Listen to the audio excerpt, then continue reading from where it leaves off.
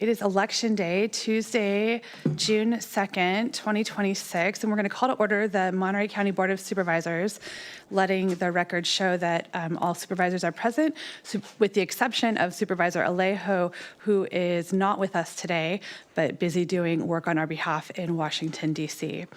Are there any additions or corrections to our closed session? No additions or corrections. Okay. We have closed session items number 1A through B this morning. Is there any public comment on our closed session this morning? I'm not seeing any hands raised, so we'll close public comment and recess the Board of Supervisors to closed session. We'll be back here and reconvene at 10:30 a.m. Thank you.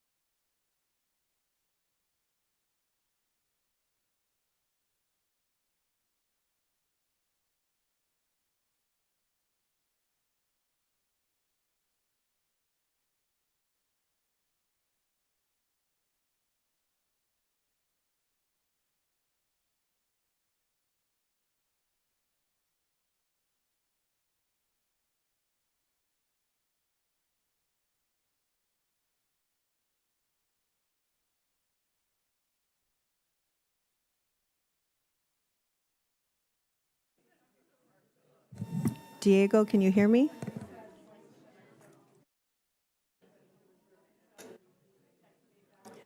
Diego? Yes, I can hear you. Okay, we can hear you loud and clear. Thank you.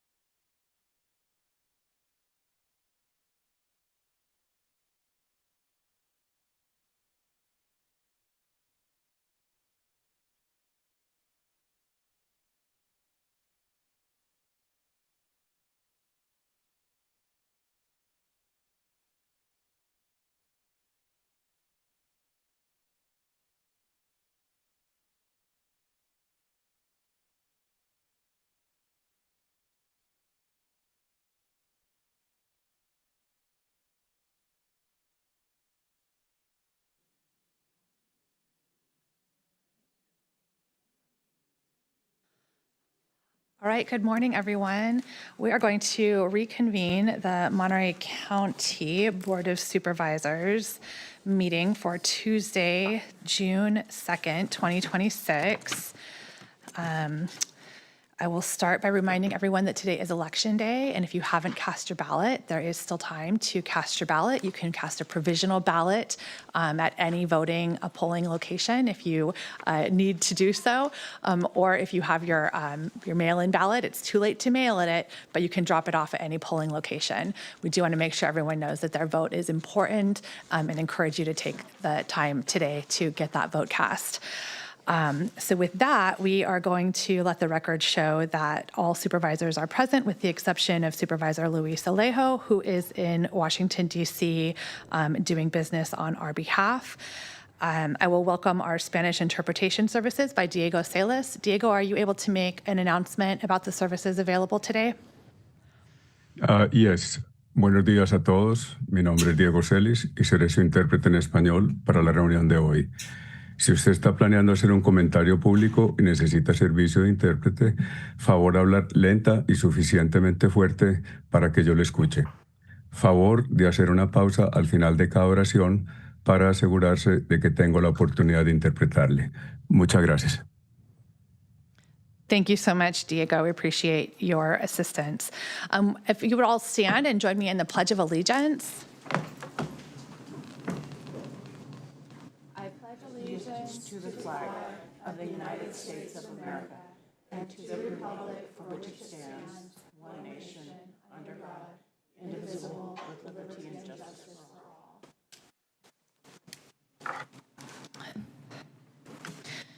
Are there any additions or corrections to our agenda this morning? There are two. And number one is to remove item number 12 under the referral responses at the department's request. And the second one is to remove item number 33 under the consent agenda, general government. The department requests that that item number 33 be removed. Great, thank you. We will move on.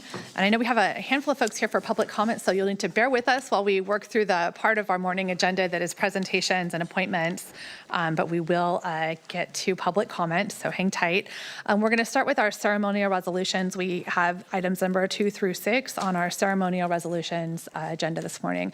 I'll open it up for public comment on ceremonial resolutions. Seeing none, we'll bring it back to the board. Oh, do you see? Thought I saw a hand go up, but no, you're good. Oh, okay, very good. Okay, we do have a comment, a public comment, phone number ending in 705. This is public comment on the ceremonial resolutions.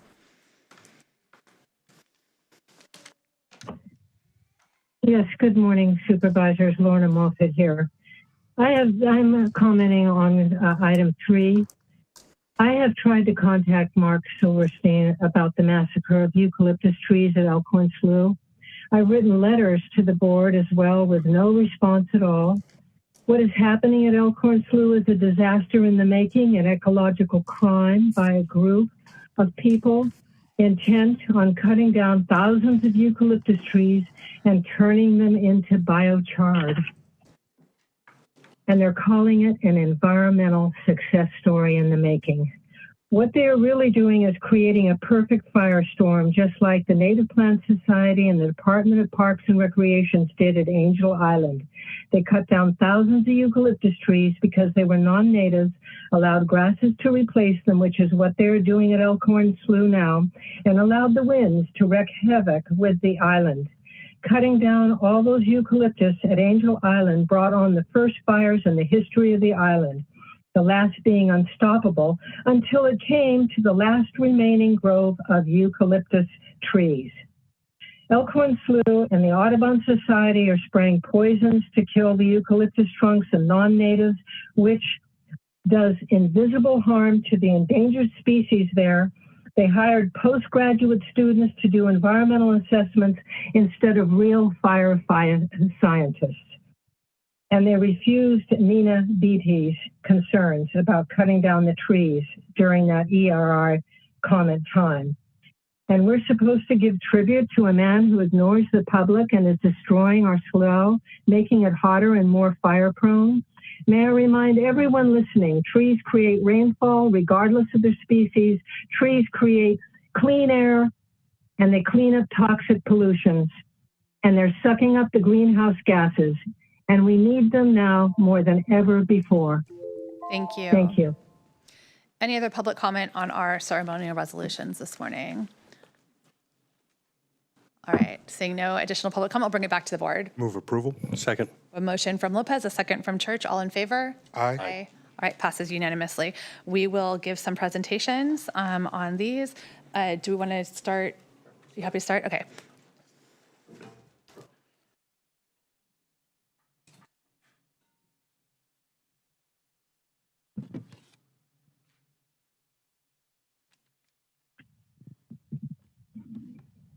All right, I'm going to hand this off to Brenda. And with us up here today, we have Brenda Granillo and Rob Seeley of Cal Water. We are recognizing Cal Water as a company for 100 years of service throughout California. They serve over 2 million customers statewide.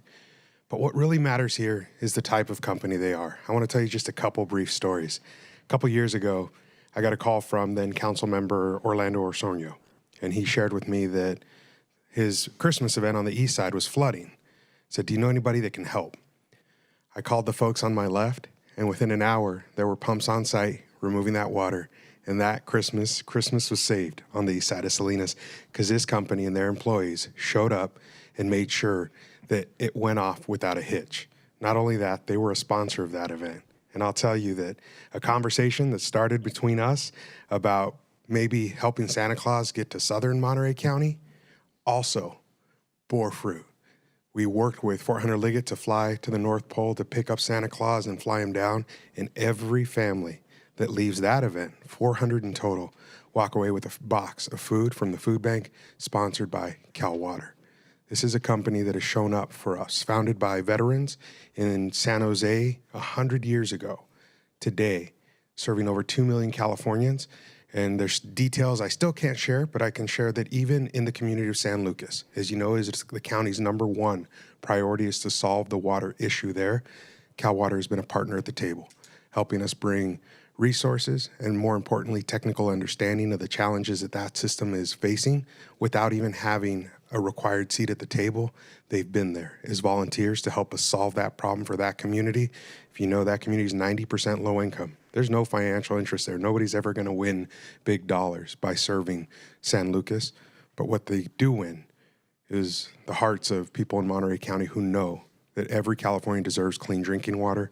Cal Water has they strive to deliver, and they have, for Monterey County and for all of California for over 100 years. So we wanted to pause today to recognize them as a company, their employees. I can tell you, I see them at every Little League field wearing their gear. They don't take it off. They're so proud to work for Cal Water because it's an important resource. And when we turn on the tap, we just expect it to be clean and safe. And it's this company who makes sure that that is true here in Salinas as well as in King City. And soon, we hope, in San Lucas as our partners at that table, helping to solve that problem. So I wanted to take a little time out today to thank them for 100 years of dedication and service to our community. Join me in giving them a round of applause, please. Brenda? Yeah, thank you. Good morning, everyone. My name is Brenda Granillo. I'm the district manager for our Salinas and King City Cal Water systems. And I want to thank Supervisor Lopez and the rest of the board for giving us this recognition and proclamation today.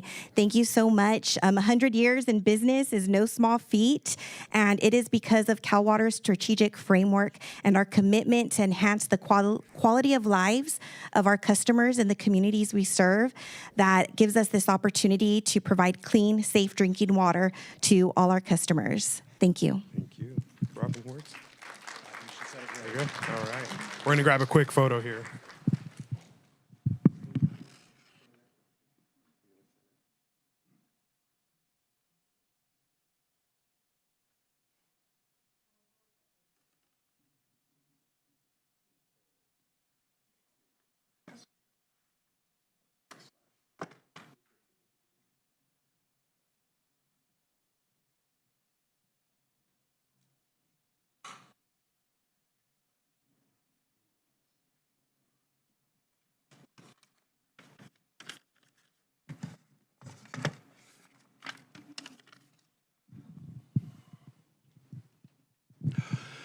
Good morning, everyone. You know, we live in a really beautiful area. There's Big Sur, which is sometimes loved a little too much. The Monterey Bay area, which its unique features. The South County, the Salinas Valley, gateway to the Pinnacles. Even though the Pinnacles aren't in this county, that people go through this county to get to them. And of course, the Elkhorn Slough. And it's really going to be an honor today to commend here to Mark Silverstein for he's on retiring after 43 years of work there with the Elkhorn Slough Foundation, or longer, I perhaps should say. But I think there's nobody that has done more to preserve this beautiful area than Mark. And my family's lived out there along the slough for about 160 years. And I remember growing up, and around about 1980, suddenly, I didn't notice any more deer. And you hardly ever, only once or twice when I was growing up, saw a bobcat, or I don't think I ever saw a raccoon or any of these animals around. But after about 1980, when Mark and his team came in there, things started to change. And now you look around at that area, and there's deer, there's raccoon, there's bobcats, there's turkeys, which I used to never see, and even mountain lions. It's preserved the area for the natural wildlife to come back, as well as the natural environment of the plants and the trees. And Mark has done more for that than anybody else by being there and being the steward and guiding this wonderful and beautiful place into being preserved perpetually.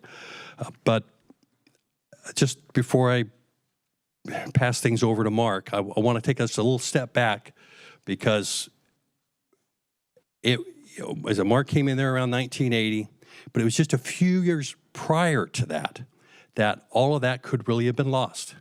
And I think people don't realize that the whole Elkhorn Slough area there, the 1950s and 60s, was really designated for an industrial development. And the highway was going to be moved, pulled inland about a mile, have a 60-foot high bridge put up over that. Why a 60-foot high bridge?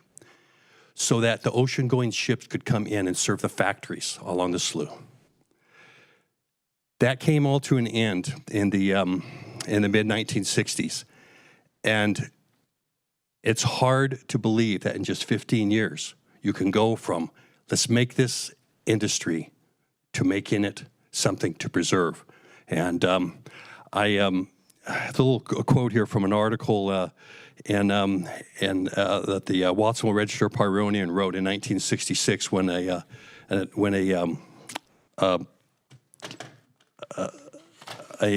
oil refinery and some other development was really stalled. And I think it just it's ironic on the sentiments of that time and how things would change. But this was in May of 1966.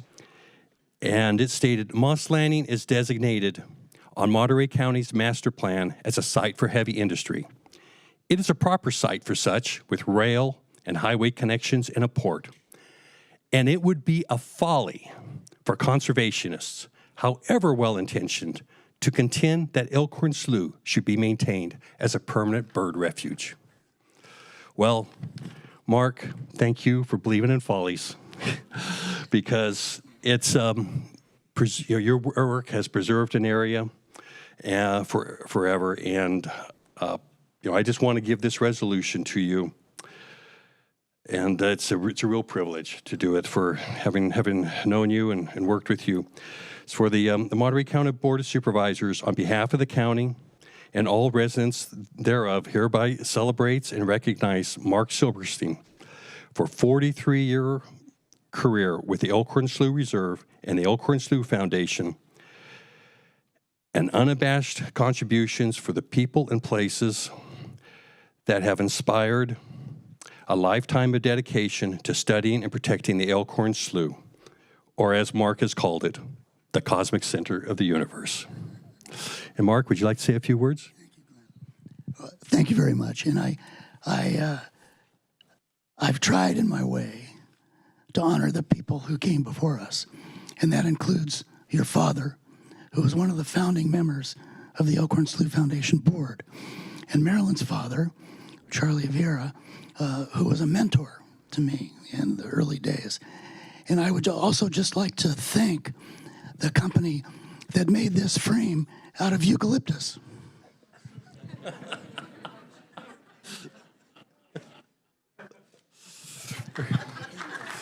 Very good. Thank you, Mark. Mark, we need a picture.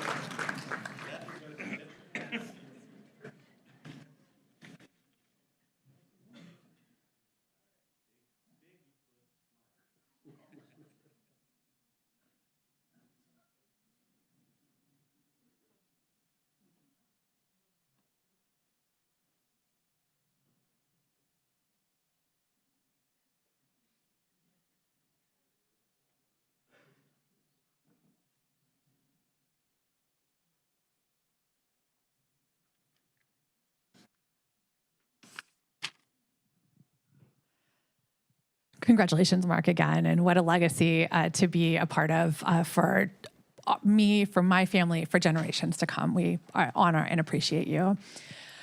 All right, it is my honor, and I'm going to invite our folks who are celebrating Pride Month with us today. If y'all want to come down and join us, we'd love to have the whole crew here standing in your dais, in your chambers.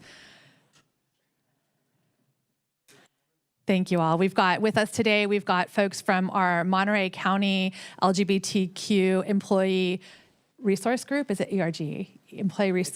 We call it the ERG. We've got folks from Salinas Valley Pride. We've got folks from Monterey Peninsula Pride. We've got folks from the Epicenter, from the Diversity Center. We've got our team from Rainbow Connections here with us. And just want to say thank you all for making the time this morning to be here to celebrate. So having said that, I will just want to start by acknowledging that Pride Month is both a celebration and a form of resistance. Our LGBTQIA+ residents across the county and the country are being threatened by the very structures that should protect all of us. Through legislation to restrict gender-affirming care, book bans, and the erasure of queer people from public life. But here in Monterey County, we resist that by insisting that Monterey County is a place where everyone is safe, where everyone is included, and everyone is deserving of care. As a community, we stand with kids trying to figure out who they are, and with adults who've spent years building lives that they're proud of. For me, this resolution is more than a proclamation. It's about Monterey County standing very clearly in our values, being really clear about who we are. We stand with our LGBTQIA+ residents, all of them, and with particular care for our transgender, non-binary, and gender fluid community members who are carrying a disproportionate share of weight right now. So our organizations who are here with us in this room, the Salinas Valley Pride, Monterey Peninsula Pride, the Epicenter, the Diversity Center, Rainbow Connections, I saw Harmony at Home over here, and our county's very own employee resource group, you are doing the work that government alone can't do.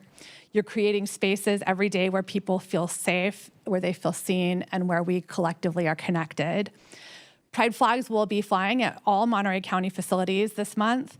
And to be clear, our commitment to this community goes well beyond June and is year-round. So I've got my colleague here, Kate Daniels, with me. Kate, did you want to make a few comments as well?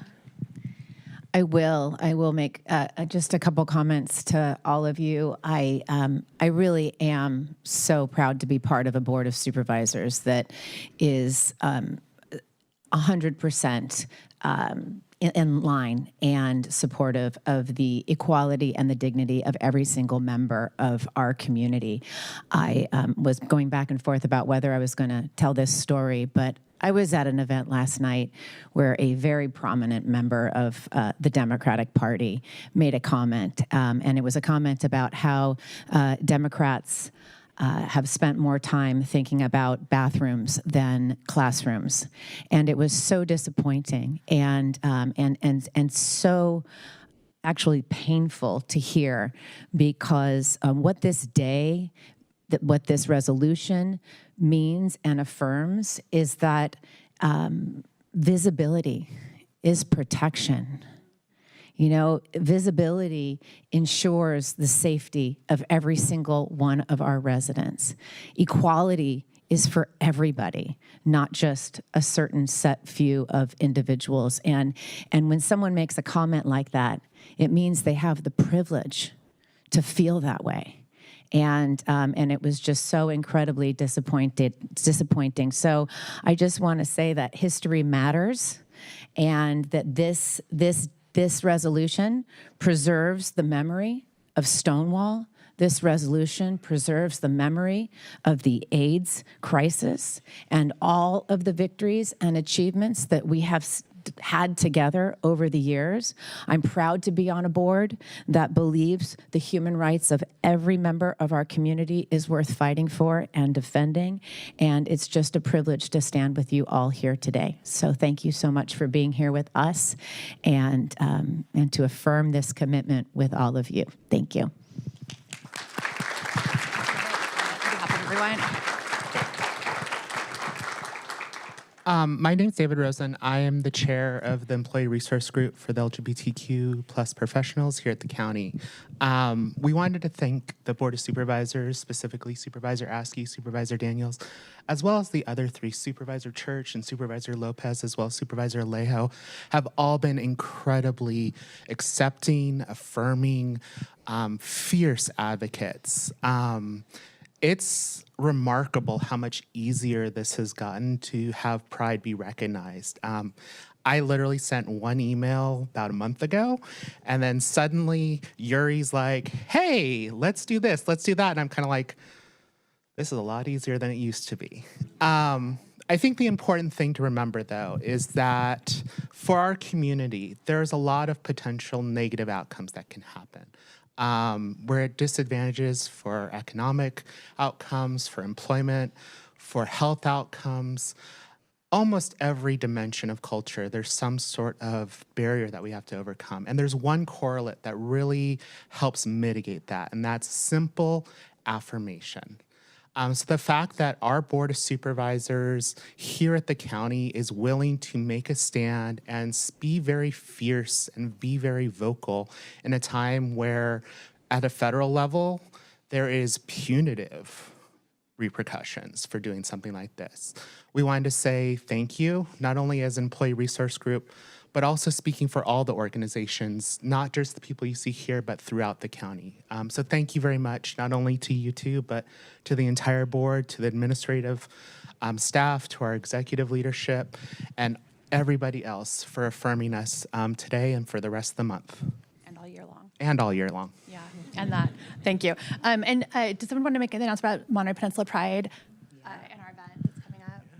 Good morning, I think it is still, everyone. My name is Nick Zafaratos. I'm Vice Chair of Monterey Peninsula Pride's Board of Directors, and I want to first and foremost thank every single one of you for being here today and taking a visible and vocal step forward into allyship. I also want to thank our previous speakers for mentioning the particular challenges that our queer and trans community is going through right now. The ground that our greater LGBTQIA2S+ community stands on to this day was built by our queer and trans community, particularly trans women of color. Monterey Peninsula Pride has a plethora of events happening this month, all culminating in our annual parade and celebration happening on Saturday, June 27th. Saturday, June 27th. In downtown Monterey. We'll start with a parade down Alvarado Street at 11 a.m. and it'll culminate in a celebration in Custom House Plaza from 12 to 3. You can follow Monterey Pride on Instagram or Facebook at Monterey Pride or visit www.peninsulapride.org to learn more about all of the happenings this month. And again, thank you all for being here and taking a step forward into allyship. Thank you.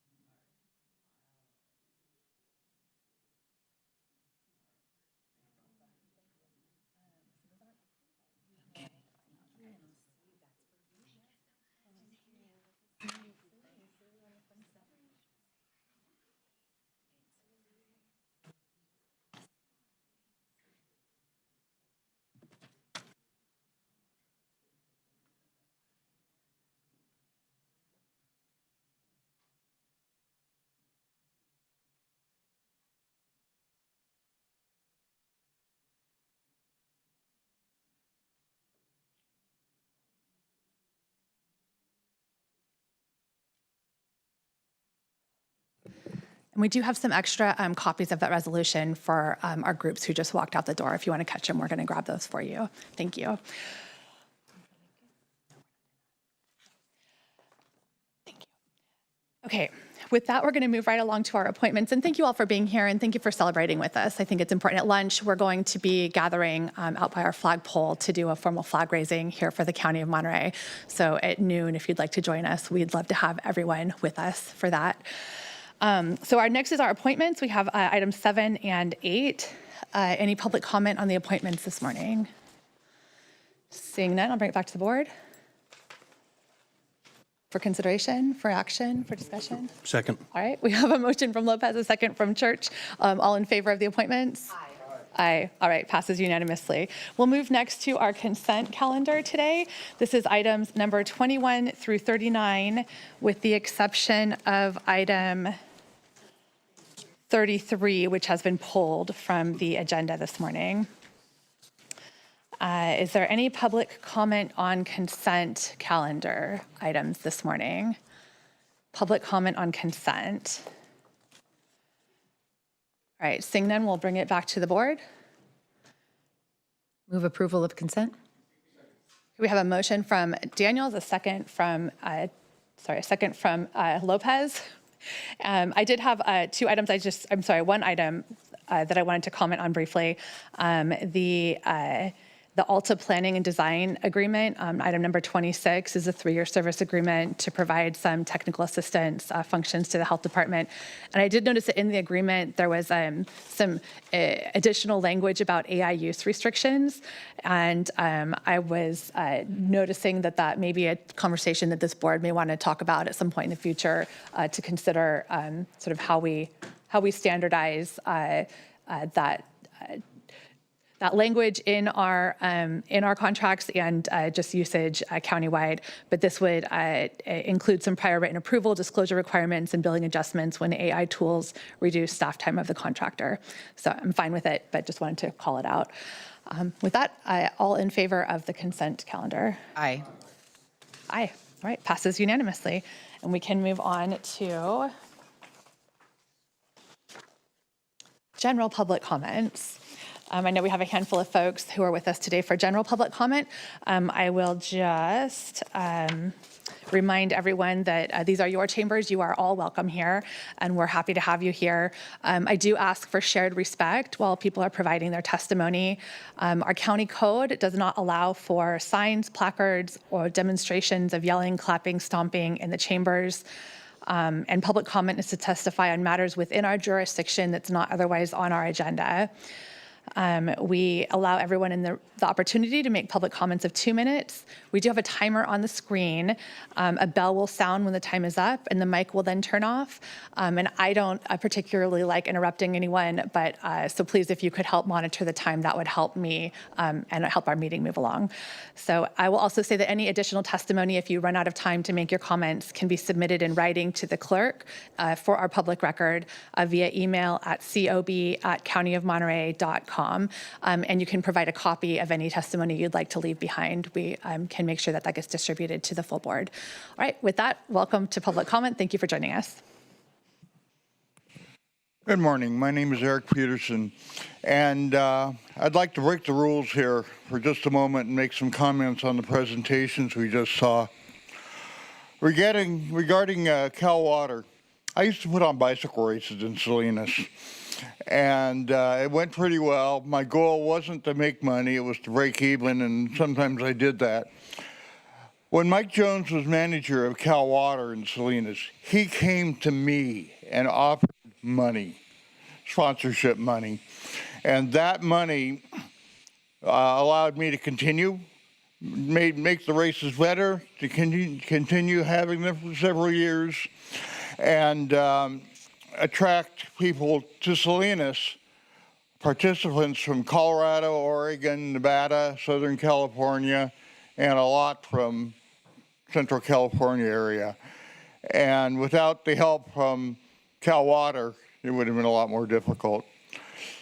And changing the subject, in my opinion, we really don't need June as Pride Month. We need every year as Pride Year. Thank you.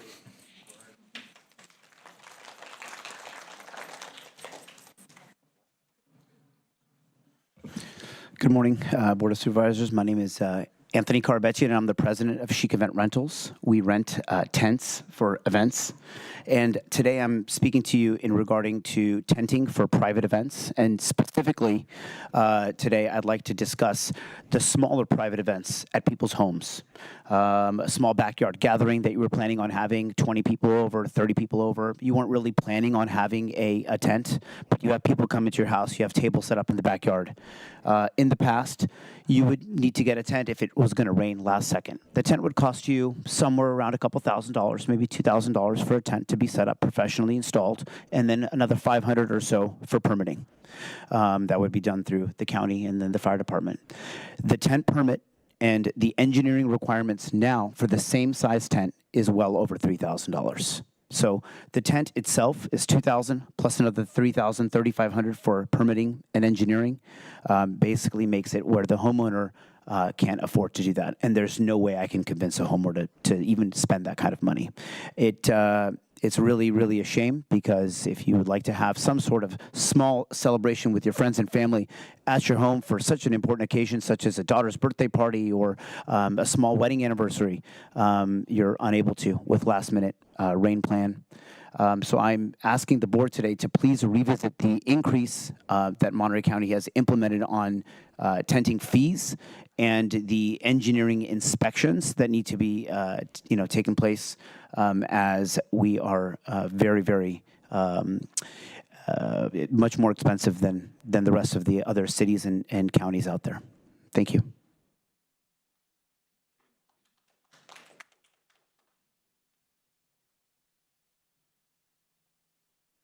Good morning, supervisors. My name is Holly Jackson, and I am the chef and owner of H. Jackson Events, a local catering company here in Monterey County. I'm here regarding the recent temporary tent permit, which have, in some cases, as Anthony mentioned, went from $500 to $3,600 overnight without a clear explanation of the cause of this increase. I spoke on this issue on the phone during a previous meeting, but I feel it's important enough to me, my business, and our hospitality community that I want to take time to come here in person with you. I support safety, permitting, and responsible oversight. What concerns me is the magnitude and timing of these increases and the impact that they're having on our hospitality community. I'm not only here representing just my company, I'm here representing the ecosystem of people who make Monterey County hospitality possible. Tourism and hospitality generate more than $3 billion annually in Monterey County and support nearly 28,000 jobs. This is not abstract numbers. These are our neighbors, our employees, our families, and local businesses just like mine. When the tent permit increased 620%, it did not simply impact just the host. It ripple effect through the entire network of local businesses and workers. Many of us learned about these changes after they were already implemented. For businesses like mine that take events months and years in advance, sudden increases in magnitude create uncertainty and make it harder to do business. What makes Monterey County special is not just our coastlines, our vineyards, and our world-class destination.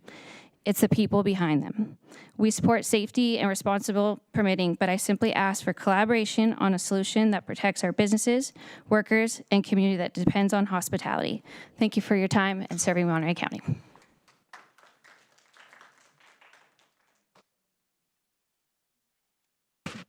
Good morning, supervisors. My name is Isabel Galindo, and I'm the president and owner of Standard Event Rentals, a certified women-owned business. I'm here today to advocate for maintaining affordable temporary use permits for special events in Monterey County. Special events are a vital driver of our local economy and a significant source of tax revenue. According to the Salinas Valley Tribune, Monterey County's visitors economy reached a record $3.3 billion in travel spending in 2025, notably exceeding Napa's approximately $2.1 billion based on the Napa Valley Register. Monterey's success generated approximately $346 million in state and local tax revenues, which support essential public services. To maintain this momentum, Monterey County must remain price competitive. Affordable permitting is essential for event organizers to continue choosing our region for large-scale gatherings. These events directly support a specialized local workforce. For instance, a single event like Car Week generates over $100,000 in local payroll for infrastructure needs such as tenting, lighting, and power for Standard Event Rentals alone. Increasing permit costs risk driving high-value events to competitor counties with more cost-effective regulatory environments. I urge you to prioritize reevaluating affordable permit fees to ensure Monterey County remains a premier destination for special events, securing continued job growth and tax revenue for our community. Thank you.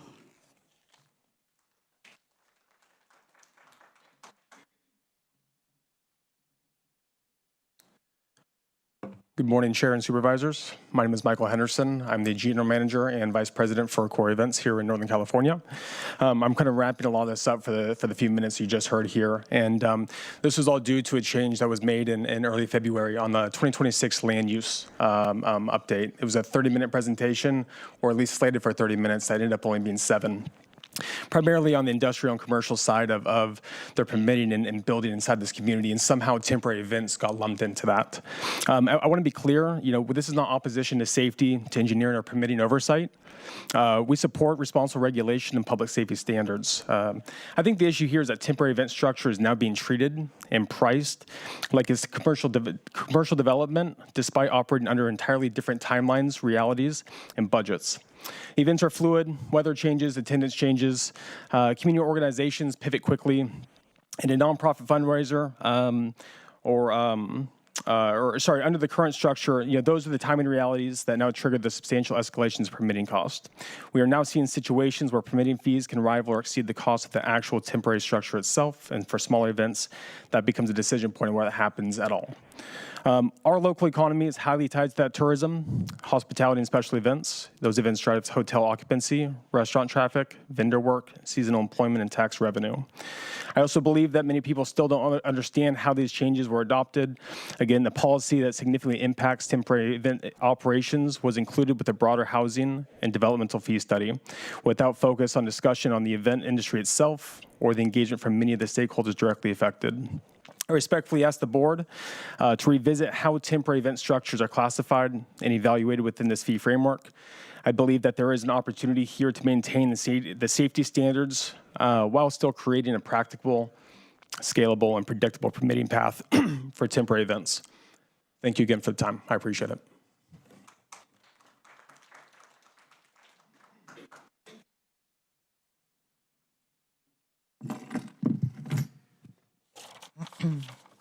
Good morning. My name is Rosie Garcia, RN BSN. I have dedicated the past 14 years of my nursing career to high-risk labor and delivery, including the last 10 years serving at Natividad in our community.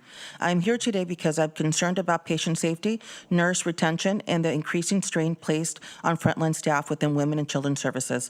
Our department has experienced significant turnover, leaving us short-staffed on nearly daily basis. At the same time, we are training new nurses, which is critical to the future of our department. However, nurses assigned to trained cannot safely carry full patient assignment, leaving charge nurses to absorb additional responsibilities while managing patient flow, staffing, and emergencies.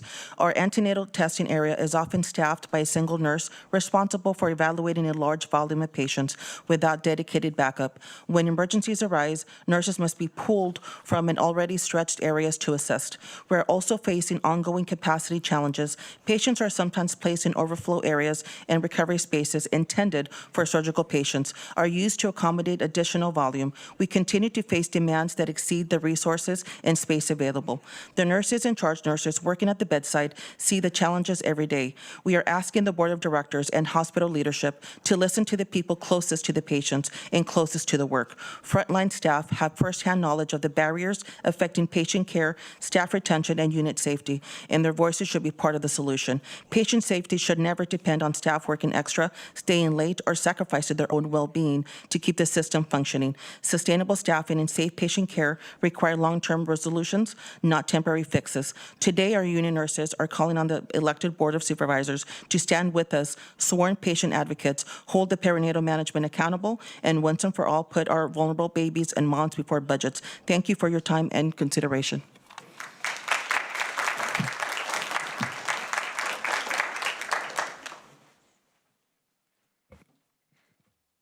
Good morning, supervisors and fellow registered nurses. I'm Yanni Cardenas, and I have been a registered nurse at Natividad Hospital for the past 9 years. I'm here today representing the nurses of the Maternal Infant Unit, also known as MIU, and speaking on behalf of the mothers, newborns, and families in our care. Over the past 2 years, the work environment at MIU has become increasingly concerning due to ongoing staffing and leadership challenges. We have witnessed dozens and dozens of experienced nurses leave, and only a handful of nurses have been hired to replace them. This has resulted in a significant loss of skilled nurses in our unit that requires mothers and newborns care during a very vulnerable time. Previously, our safe core staffing was 8 to 9 nurses per shift to safely meet the needs of our patients. Today, core staffing is set at 6 nurses per shift, and many times we are staffed with even fewer than that. This creates unsafe conditions for both patients and staff and increases the risk of delayed care, missed changes in conditions, and preventable complications. Our unit has experienced a prolonged absence of key leadership roles. We haven't had a consistent supervisor or perinatal educator for the past 2 years. The nurses of MIU and perinatal department are here today to call on our elected supervisors to stand with us as patient advocates and ensure that the families of Monterey County receive safe, high-quality care that they deserve. We need both immediate action and long-term solutions to address chronic, unsafe staffing and the lack of essential leadership support. Without these changes, our vulnerable mothers and newborns will remain at risk, increased risk, and poor outcomes, and nurses will continue to face unsafe working conditions. Our goal is simple: to protect our patients. When perinatal leadership prioritizes budgets over our babies and mothers, our patients and our community are at risk, and our nurses cannot be silent. Thank you for your time and for your support.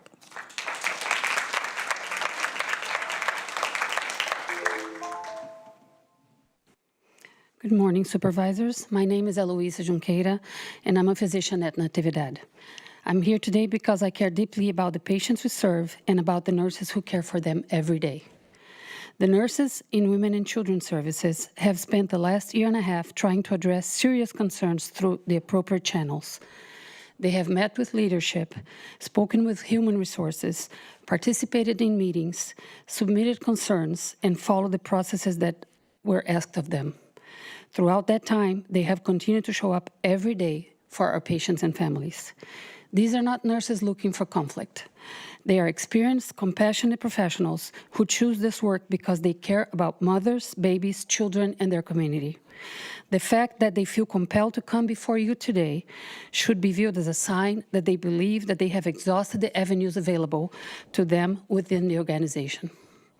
As a physician who works alongside nurses every day, I know that safe, high-quality patient care depends on a culture where frontline staff can speak honestly about problems, raise concerns without fear, and trust that those concerns will be taken seriously. When that trust is eroded, it affects not only staff morale, but ultimately the care we provide. I'm here to respectfully ask that you listen carefully to what these nurses are telling you. Their concerns deserve thoughtful review, transparency, and meaningful action. Most importantly, they deserve to know that speaking up for their patients and their profession will not come at a personal cost. The women, children, and families of Monterey County deserve the very best care we can provide. The nurses standing before you today are advocating for that goal. Please let their voices be heard.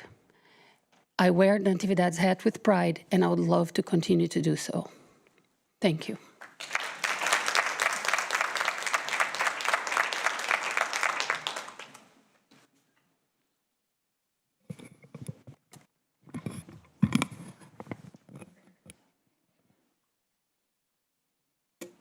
Good morning, supervisors. My name is Jana Costa. I've been a nurse for 16 years, and I work at Natividad in the maternal infant unit. Today, I'm speaking on behalf of frontline nurses across perinatal services. We're here because our concerns about staffing, leadership, and patient safety has not been meaningfully addressed by the hospital administration. Over the past 4 years, priorities have shifted away from patient safety and equitable, high-quality care and towards financial metrics and cultural transformation. Under current leadership, we have lost dozens of experienced nurses. The majority were not replaced. This has caused a serious loss of clinical experience and institutional knowledge. We have also lost nurses who led key safety and quality initiatives that helped make our service line award-winning. Those roles were not restored. Instead, responsibilities have been consolidated while bedside concerns continue to be ignored. Our postpartum core staffing has been reduced based on average census metrics, despite unpredictable volume and patient acuity. Bedside nurses' clinical judgment is too often overridden to justify unsafe assignments. Safe staffing should never be driven primarily by budgets or productivity targets. The mothers, infants, and children and families we serve are especially vulnerable. We're here asking the board to formally review whether current management practices in perinatal services align with safe, evidence-based standards of hospital leadership. At this point, inaction is also a decision. We urge the board to act now to protect our patients, our staff, and integrity of care before tragedy occurs. Thank you.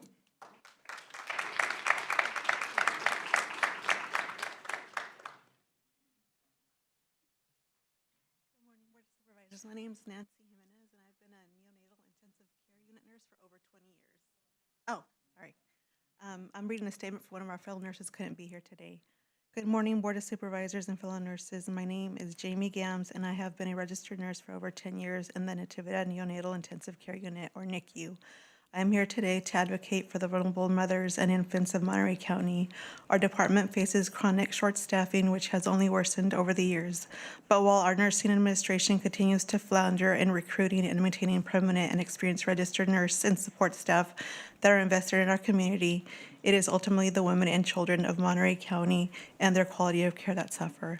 When an administration cannot maintain professional leadership standards, we end up with a director that doesn't value mutual respect and patient safety, and in turn, the entire department suffers. For example, in my unit alone, the already overburdened nursing staff has been asked to pick up yet another 2 additional nursing roles. In other words, we were directed to do more with less. When we asked for clarity and communication about these roles, we were promised a committee and discussion that included the nurses. Yet 7.5 months have come and gone, and our nurses' call for accountability has not happened. In the meantime, it's the patients that receive the inconsistent care. Our perinatal department nurses have surpassed burnout. We're all suffering from moral injury. And for the board of members who may not know, according to the Health Force Center at UCSF, healthcare workers whose jobs put them in high-risk stakes, life or death situations, and who may experience intense and prolonged work stress may be especially vulnerable to moral injury. Many of our nurses in the NICU have retired early and are retired in the next year or so. Since our unit is small, nursing skill mix is critically important. That means we must have enough experienced nurses to be able to mentor younger RNs. Yet in 3 out of the 4 units, our perinatal services department, we struggle with skills mix almost every single night shift. We are calling on our elected board to investigate and address nurses' serious concerns about current leadership practices and decisions that affect the safety of our vulnerable patients. Thank you.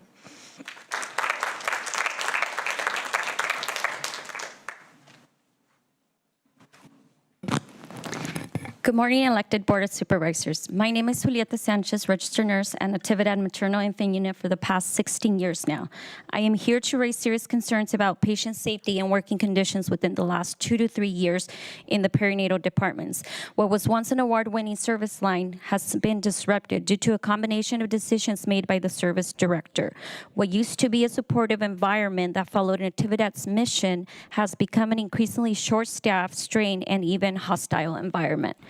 Since the new leadership came in 3 years ago, our nurses have seen a worsening decline in staff retention.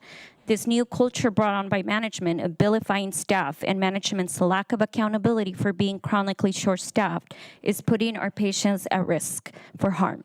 We've lost exceptional nurses with over 20 years of experience over a short period of time, all due to the same concerns. I hope all of you can notice that nurses from across our vital departments are here today. Our director came in and immediately made cuts, refused to hear the frontline nurses, refused to respond to repeated concerns, interfered with our judgment at the bedside, and created punitive culture while putting patients and our licenses at risk. Today, we call on our elected leaders to stand with us and protect our mothers and children of Monterey County. Meet with us as a group, make walkthroughs in our units, stand with us as patient advocates, and conduct a thorough and transparent investigation of our director and lack of action by our hospital administration. Help us rebuild a healthy, collaborative work environment that allows us to provide the level of care our patients deserve. I trust all of you will understand nurses will not stay silent when our patient safety is being put at risk. Natividad has a strong reputation in this community, and we want to uphold that. But we need your support to do so. Thank you for your time, your support, and your leadership.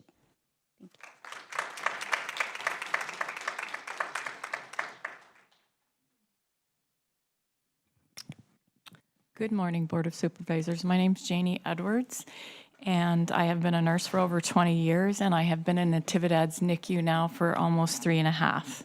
This letter is written on behalf of General Practitioner Natalie Silva. To whom it may concern, I am writing to express my strong support for the nursing staff and to advocate for increased resources and stepping within our healthcare system. During my time as a resident at NMC, I had the privilege of working closely with the nurses across multiple units.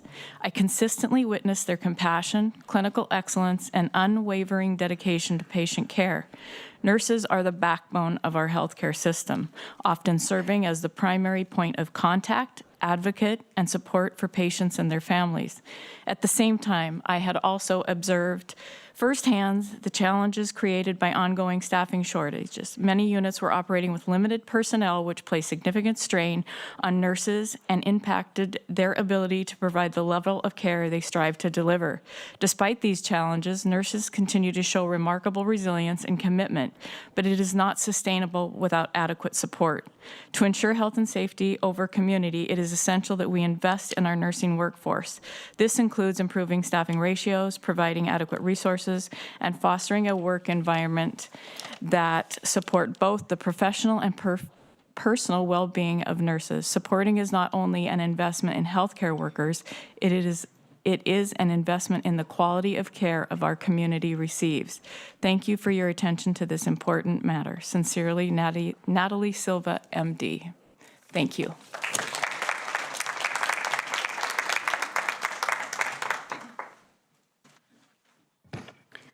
Good morning, Board of Supervisors. My name is Lucy Vigil, and I am a registered nurse in our Women and Children's Department at Natividad. Unfortunately, we are here as a department today because we have been forced to work through a multitude of patient safety concerns that have not been addressed by the current leadership. While nurses have repeatedly attempted to follow our chain of command and address the issues with our department director and nursing management, nothing has been done. And it is due to the seriousness of these concerns that we felt we had no choice but to bring these issues before you all today. First, we continue to have a never-ending problem with chronic and dangerous short staffing.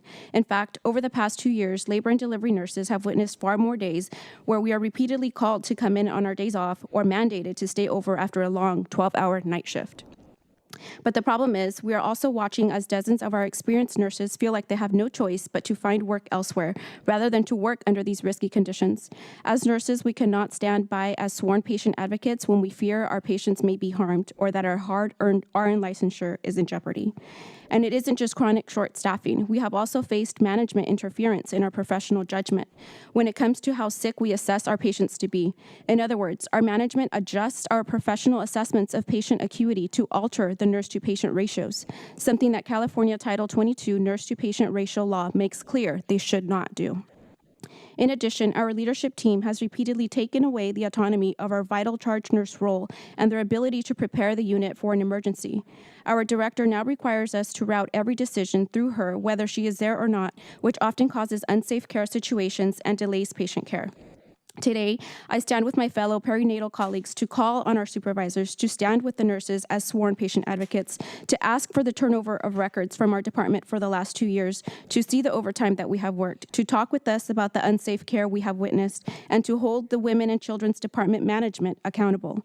As registered nurses, we would never wait to act as advocates until a serious sentinel event occurs with one of our mothers or unborn newborn infants. We now need our elected Board of Supervisors to stand with us to do the same. Thank you for your time.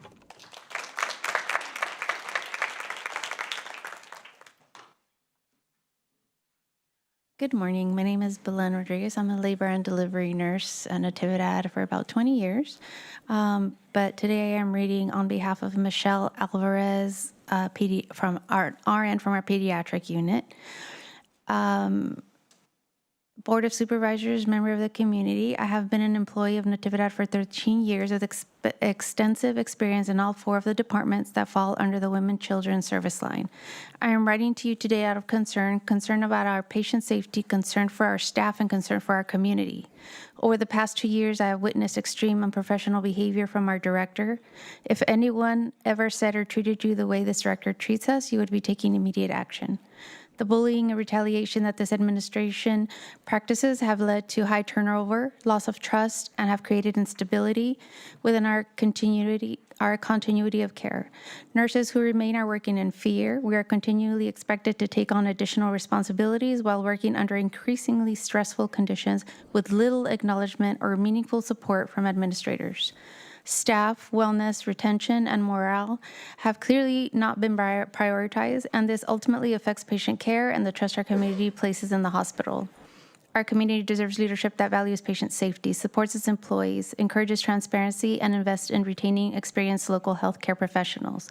Instead, many of us have witnessed decisions that prioritize favoritism, outside hiring, and administrative interests over the well-being of staff and patients. We want to continue to provide safe, quality nursing care for our patients and community, but meaningful changes and genuine support for staff are urgently needed. We are asking for your help. Thank you for your time and consideration.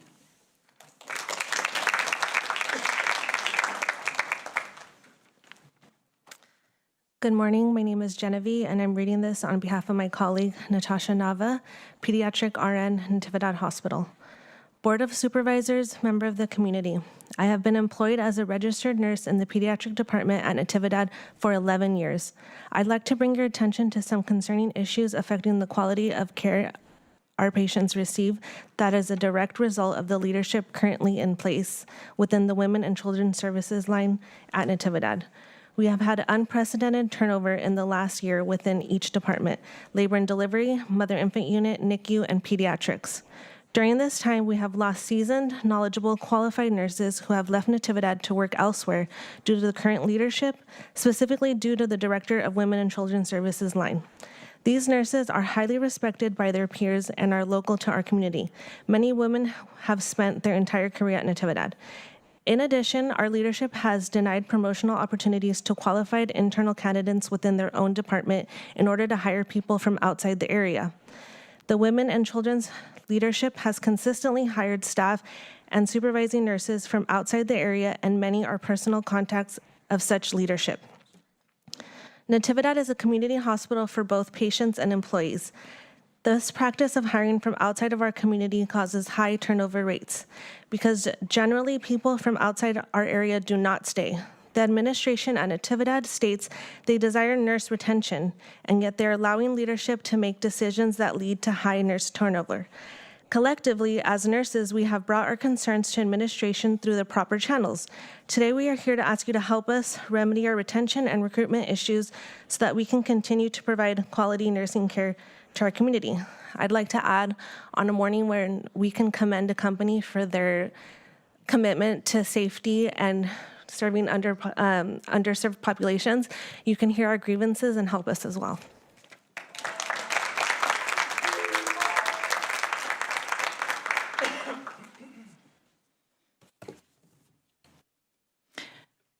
Hello, my name is Yumi Davis, and I am a master's prepared registered nurse with 8.5 years experience. At 42 years old, I've come to this profession late in my life, having worked in finance before. In all this time, I have had countless supervisors, but one takes the proverbial cake for the most unprofessional and uncouth. Karen Fiala has repeatedly shocked our pediatric team with her behavior. When we knew our team had a shift with no available nurses to cover for day shift, she asked me to stay over my 12-hour shift and take a nap on the unit so that a non-pediatric nurse could wake me and ask questions if she needed. During this same night shift, as I made preparations to transfer the 8-year-old patient because our staffing issues had not been solved, I overheard Karen tell the house supervisor nurse I should take, quote, a chill pill. The irony of all this is our team has suggested solutions like training the traveler nurse to our unit first, knowing we had this gaping hole in our schedule. In labor and delivery, she has been known to ask surgical techs to record RNs that she thought were unworthy of their positions. These surgical techs quit, of course. In fact, our service line has had an insane attrition rate since her arrival. These numbers are not readily available to me. Please investigate it for yourselves. We have had positions, like the recently filled Staff Nurse 3, filled by an outside crony of administration, a nurse with questionable bedside experience based on her first week with us. Why are we not fostering growth and development and leadership within our own team? The nurse that was denied this position had near 100% support from the rest of the team, our pediatric nurses and doctors. Again, in all my previous jobs and careers, I have never been so gaslit by a supervisor. I ask that you hear our concerns and act on them.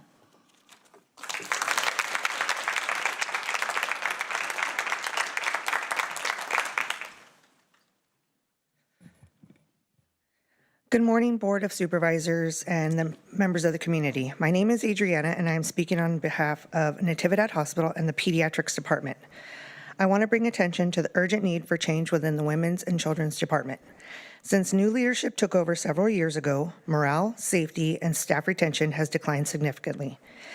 This is affecting not only nurses, but all staff within these departments, as well as our patients and their families. Evidence of these concerns can be seen in the press gaining results. It is widely known throughout the organization that there are ongoing issues within pediatrics, MIU, NICU, and L&D. Many nurses and staff members are experiencing bullying and retaliation. There are growing fear among employees, fear of losing a patient, a colleague, or even our jobs. We are here because this is our community. These are our families, friends, and neighbors that we care for every day. Yet, we continue to see nurses and supervisors hired from outside the area who have close connections to the Women and Children's Director. Numerous concerns regarding the direction of Women's and Children's Department has already been raised with upper management, including the Chief Nursing Officer, during our monthly PPC meetings. These meeting minutes can be reviewed to confirm the issues have been discussed repeatedly for the last 2 years. We are asking the Board of Supervisors to help guide these departments back onto the right path and to protect our patients, their families, and the staff who care for them. We need your support, your leadership, and your understanding. The next time your child is sick or your family member is in labor, you deserve to feel confident that they will be cared for with the compassion, dignity, and attention, not viewed simply as a bed number or acuity level. These are your loved ones, just as they are ours. Thank you.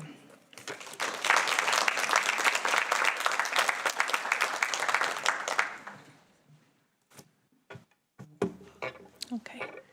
Hello, my name is Gloria Bustillos, and I worked at Natividad for 18 years. So it was an honor to serve my community, and I retired not because I'm old. I retired because I could not work under Karen Fiala anymore. That's why I stopped. Okay, but you know what? I had a prepared, but I'm going to talk about the flyer that went out to all of the county. Your names are on it, okay? You send it to all your constituents, all the constituents. Inspiring healthy lives. Let's talk about that, okay? And all its disconnect from reality. There's no question about the devotion, the Natividad Hospital, the doctors and nurses there. But it publicly boasts about how expertly skilled staff is. But internal practices talk about, so they're different. It's a matter of professional ethics that nurses should be trained a minimum of 12 hours to take care of fragile infants in the neonatal intensive care unit in the NICU. But because the hospital unit, the census is low, proper training is no longer deemed cost effective. Yes, HR, Janine has said it's not cost effective. The hospital doesn't reach a magic number, so you know what? Nurses get canceled and we do not go get our training that our patients deserve.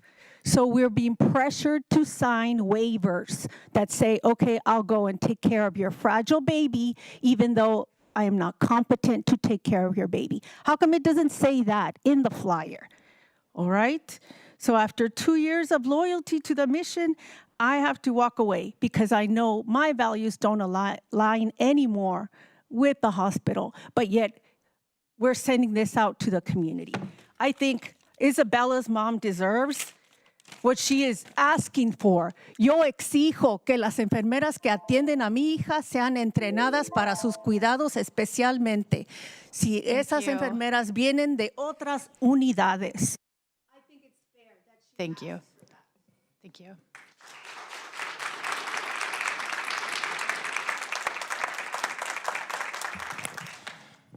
Good morning. My name is Carlos. I'm a nurse at Mental Health, and I'm here because I want to support my colleagues. And I want your attention, please, for a serious problem that is happening at the hospital right now, at Natividad. Natividad Hospital is a very important entity in Salinas for our community. And now our nurses have to come here and implore you, please, do something. It's time to stop.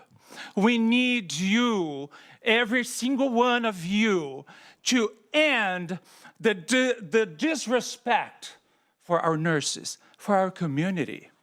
I will ask you, would you come into an airplane if you heard that the pilot was undertrained to pilot that airplane to take you to New York, to take you to a vacation? Would you do that? The answer is no. Would you take your car to a place where they would change the oil and the manager said to the employer, use less oil because we have to save? It's okay. The car can run with half of the oil. That is not okay. Why you are allowing somebody to be a director of a department with such an inconsequence? I call your attention right now that if you do not do something, the community will suffer. Do you want the community to suffer?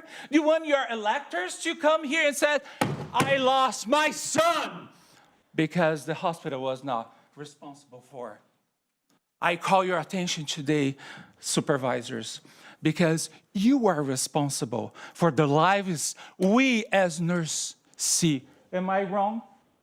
Am I wrong, nurses? No. You are responsible for the lives we see. Thank you.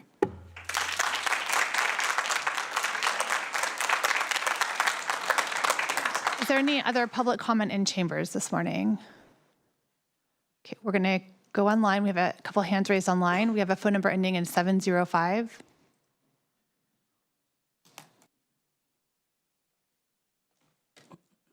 Our phone number ending in 705, it's opportunity for public comment. Yes, hello, can you hear me? We can hear you, thank you. Hello? Yes, supervisors, I hope you're listening because it seems to me you don't listen to the public.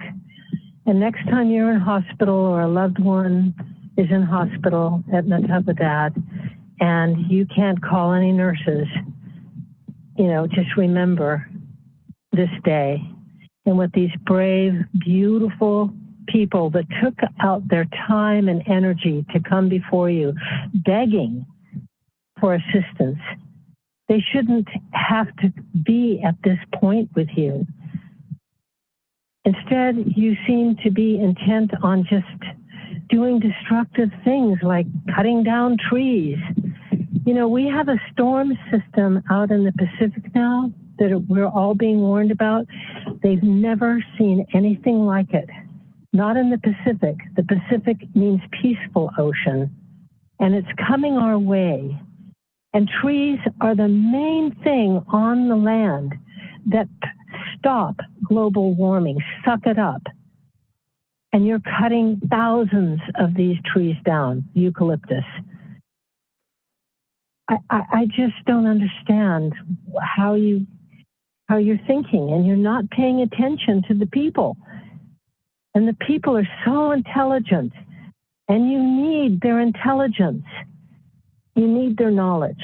So please listen and help these wonderful nurses. And listen to me talking about the eucalyptus trees. Thank you. Thank you. Our next caller is Rico Sakai, followed by iPhone 17.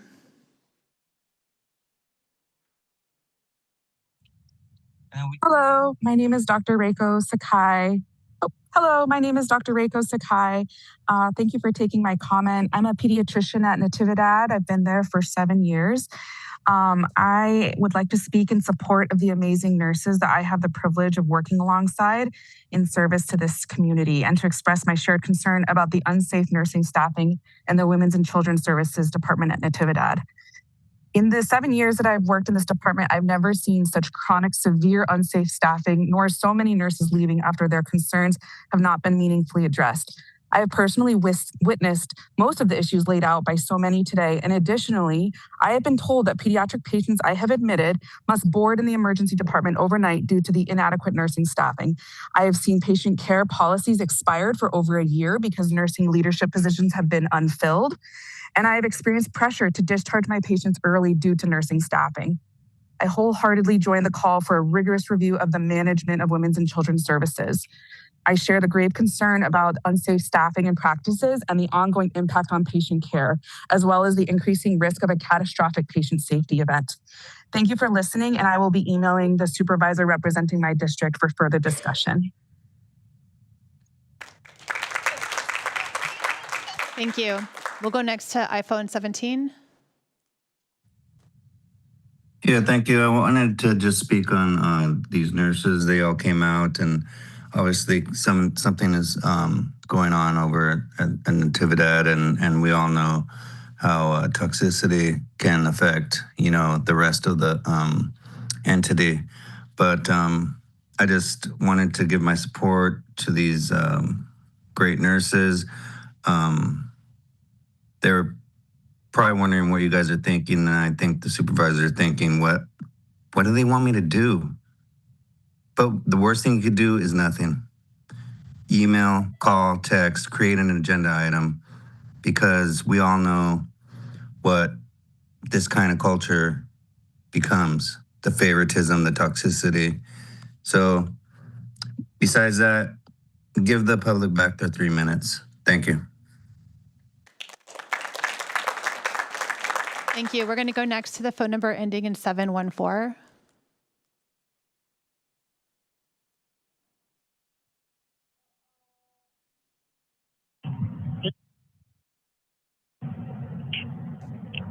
Hello, good morning. Can you hear me? We can hear you. We've got 2 minutes on the clock. Thank you. Thank you so much. Hello, my name is Juana Veronica Aragon. I am a family nurse practitioner, and I am here today to support my colleagues, the nurses of Natividad Medical Center. I too was recently a perinatal nurse, and I too echo all of their cries for need to review further and look at the current issues at hand. I unfortunately don't have much time as I am in clinic today. However, did want to make note that we need more discussions. We need to bring these topics at the table, and we need to come together, united for our community. And again, I am here representing not only the nursing community, but the indigenous communities of Monterey Peninsula or Monterey County. And so thank you again. Thank you, nurses, for what you're doing. And supervisors, please, let's have a conversation. Thank you. Thank you. I'm not seeing any further hands raised online, and I'm not seeing anyone else in chambers for public comment. So we're going to go ahead and close general public comment. I did want to give our CAO opportunity to comment on the tents. Yes, on the tents, there is guidance that is being shared. We're actually placing it onto the website as well. And the Department of Housing and Community Development is reaching out to folks. Some of the folks that were present today, they haven't reached out to, but we want to make all the information accessible online, so we will be doing that. There's two pieces. One of them has to do with Housing and Community Development Department. The other one has to do with Environmental Health Department. We'll try to get that information online so that people have access to it, and we'll try to address the questions through that department. Thank you. Thank you. And then to all of our nurses, just wanted to say, to continue working with the system. We hear you, and we'll be working with our teams as appropriate. So thank you for being here.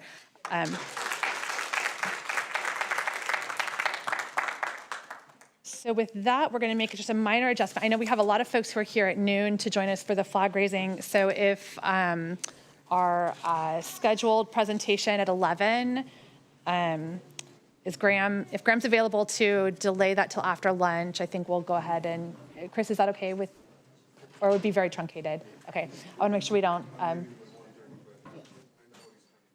Okay. All right, so with that, we're going to recess the Board of Supervisors, call to order the successor agency to the redevelopment agency of the County of Monterey, letting the record show that all supervisors are present with the exception of Supervisor Luis Alejo. Are there any additions or corrections to this agenda? There are none. All right, we have general public comments on the successor agency to the redevelopment agency. Any public comments on that? I'm seeing none. So we will close general public comment. We have one consent calendar item for the successor agency. Is there any public comment on the successor agency consent agenda item? Seeing none, we'll bring it back to this board for consideration. I'm happy to move to approve. Second. All right, we have a motion from Daniels, a second from Church. I just wanted to comment and acknowledge that this is a fire safety work that's being done adjacent to to East Garrison and Fort Ord. And we do appreciate that East Garrison sits on the edge of a high-risk wildfire area, and that maintaining this defensible space is very important. So thank you for moving forward with this and bring this forward. All right, with that, all in favor? Aye. Okay. Item is approved. We will adjourn the successor agency to the redevelopment agency of the County of Monterey, reconvene the Board of Supervisors, and we have one scheduled item that we will delay until lunch. With that, we'll recess now for lunch. We'll be back here at 1:30. And we will be convening out by the flagpole for a flag raising ceremony for anyone that would like to join us. And during lunch break, if you haven't voted, please go cast your ballot. It is Election Day. Thank you. We're recessed.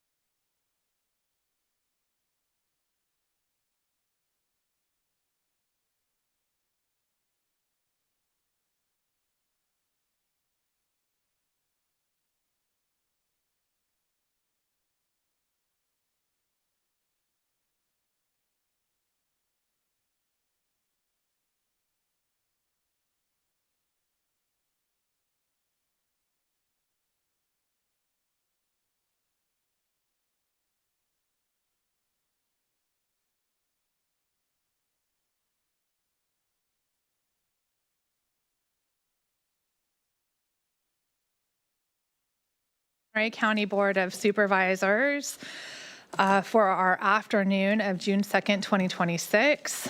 Let the record show that Supervisors Askew, Daniels, and Church remain present. We don't have with us today, or this afternoon, for the afternoon portion, Alejo or Lopez. We're going to kick it off with a presentation on county-level impacts of the HR 1 bill. We have a special guest here with us today, Graham Noss with the California State Association of Counties. And we've got our very own Roderick Franks here from Department of Social Services. So we'll pass the floor to you. Thank you so much. I think it's on. Here we go. Thank you very much, Chair Root Askew and Supervisors. Yes, we are privileged to have with us today the CEO of California State Association of Counties, Graham Noss, to talk to us about HR 1. We were to have another distinguished guest today, Carl Marquez, the Executive Director of the California Welfare Directors Association. However, he was taken away and with busy matters at the state capitol today, so advocating on our behalf. So we're very pleased that Graham has agreed to also share some of the information from CWDA today as well in his presentation. I'm here as the tech guy, so if anything goes wrong, hey, I'm from Social Services. Madam Chair and members of the board, delighted to be here today. Graham Noss, the CEO of the California State Association of Counties. And I think what I'll do, I'm just going to look in your direction when slides should advance. And if anything goes wrong, it's because I messed it up. So it's not you, it's me. There's no question about it. First, it's election day, so I want to celebrate that. That's a really important day for democracy. And so hopefully folks are out or have already voted on the many things that are on the ballot here in the primary. I will share some things related to where we are currently related to the state budget in terms of HR 1. So I will talk about that, but I want to first talk about what it does to the state and to counties and what we've been doing collectively in response to that. And you can move a slide and the next one. So before I get into this depth, I just want to thank this board because this board has been very engaged on behalf of your community at the state level, at the federal level, and that's exactly what is necessary in a space where counties are being asked to do things that the federal and state government either have already said they won't fund or are in the midst of figuring out to what degree they will mitigate your responsibilities that they are placing upon you. And so that takes a lot of leadership and reach out, and this board has been very active in doing so. I also want to celebrate your CAO because she's been a marvelous resource to us. So she makes us better on your behalf and also serves as one of the leaders of her colleagues across the state. And so we have the great opportunity to connect with her on a variety of issues given her role. So really appreciate that. Supervisor Alejo, who is not here today, is our first vice president. So he will be our incoming president in December on behalf of all counties in the state of California. And he's currently in D.C. doing some advocacy and other work on behalf of the county and on behalf of us. So miss him here. All right. So let me turn to HR 1. HR 1, we go back to last year, significant changes. In fact, no changes to the healthcare system and to CalFresh, the food support system, in the last 2+ decades come remotely close to the impacts that come from HR 1. It is massive in terms of the impacts on communities, and so that's why we've been investing so much time and energy into trying to mitigate what those impacts would be, mitigate the harm that is going to occur to communities. And so I'm going to hit on what that means relative to the Medi-Cal program, which is the state's public health coverage program, and the CalFresh program, which is the food support programs. All right, and so those span a few different areas. As we've been looking at where the impacts are going to be relative to HR1, they hit county indigent care programs, and I'll talk a little bit more about what those are and why that's relevant. Impacts to hospitals, and particularly public hospital systems, of which Monterey is certainly one of the counties that has a public hospital here in California. The county eligibility workforce, and those are the folks that actually determine eligibility for the programs, both federal and state programs. And so without them, we can't determine who should be on and eligible for programs, public support, which are primarily children from low-income families. And then behavioral health. There are some impacts that are indirect from HR1 that touch on behavioral health in the state of California and some of the responsibilities that counties have. All right, so since the beginning of this year, we have been working as part of a broad coalition, and we refer to it as an all-county family coalition. And that coalition includes the 3 organizations that represent county supervisors, and that is us representing all 58, the Regional Council of Rural Counties representing 40 of the most rural counties in the state, and the urban counties of California that represent the urbans in California. So it's the 3 of us, plus it is what I would refer to as the policy affiliates. And so these are the associations representing the department heads that are running public hospitals and social services and the indigent care programs and behavioral health and the public health directors. And so we've all been working together to analyze what the impacts are related to HR1 and then develop solutions for the state to consider. All right, so in February of this year, after months of analysis, what we learned was that HR1 has an impact on counties of shifting costs of up to $9.5 billion each year. And so that is a massive number, and it impacts indigent care, where north of 1 million people may be impacted in terms of losing access to health care and then becoming a county responsibility on what effectively is a catastrophic care program. And there's some significant costs obviously associated with that. Public hospitals have a $3.4 billion annual loss of revenue, which then puts a significant strain on the hospital's ability to deliver services and to maintain specialty services that often do not pay for themselves. The workforce, and these are the eligibility workers, many hundreds of millions of dollars in terms of impact in the budget year beginning July 1 and then moving forward as well. And then just referencing that there are other impacts that are occurring that includes behavioral health as we have been looking at this. And so what we've done is we took that and then we looked to the May revision in the governor's May revision, which came out just almost 3 weeks ago, and what solutions might be found in there to help mitigate some of the harm. And regretfully, not very much at that time. And so for indigent care programs, answer 0. For public health hospitals and the health systems, answer 0. For the eligibility work, there is some one-time funding.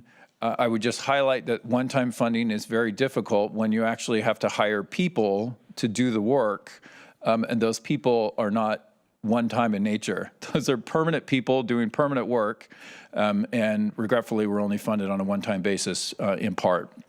And there was not recognition of the behavioral health components to it as well. And so where I'm going to spend a little bit of time on this particular chart because what we have put together is an overall budget request of the state. And so this is that all-county family coalition developing solutions which are about trying to mitigate the most harm. So this is not solving the whole problem.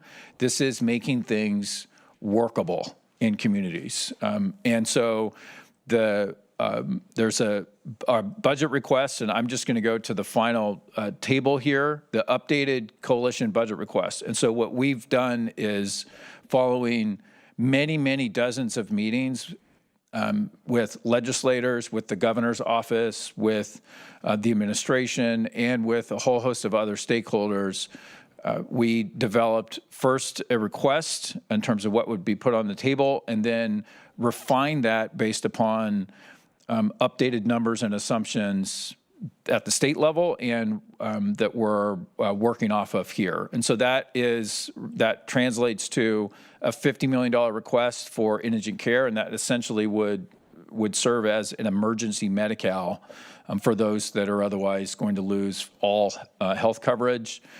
A $500 million request to support the public hospitals who are losing a substantial amount of revenue. The county eligibility work is $300 million, and that allows the workforce that is necessary to accommodate what is a more than doubling of the amount of work that counties have to do in order to do eligibility. So it's happening twice as often, and it is happening in a far more complex way, and where the rules for those on Medi-Cal are different than those that are on CalFresh, but we're often talking about the same population. So this is almost an intentional complexity that translates into eligible children and families being kicked off of Medi-Cal and CalFresh when we know that they are absolutely eligible for it. So that's hugely unfortunate, and where this request comes from. And then finally, on the behavioral health front, as folks lose health coverage, they lose access to the early behavioral health interventions that occur. And when you lose access to early behavioral health,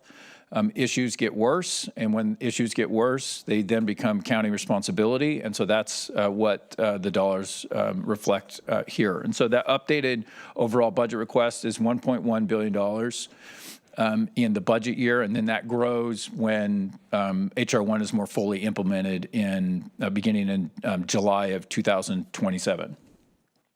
Okay, so what I'm going to do is I'm going to talk a little specifically about each of the different areas, and then I'm going to bring in where we are relative to the budget, because there's some material progress that has been made, and there's more that needs to be made as we navigate through the next few weeks. First is what the indigent care alternative is that we refer to as the PATH program. It essentially creates an emergency Medi-Cal program for those who otherwise are going to lose all coverage. And so that is north of 1 million people here in the state of California, and this would preserve some potential when an emergency would occur.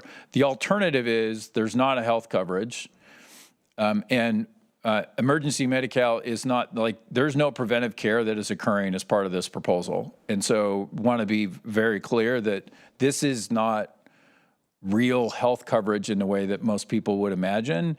This is how do we mitigate the most harm in a way that also stabilizes public hospitals and stabilizes people and their families. That's all it does. It's a minimum level of care associated with it. Okay, let's move to the next one. Indigent care in California goes way back to 1933 with what we refer to as Welfare and Institutions Code Section 17,000. And so that just means in state law, counties are the provider of last resort.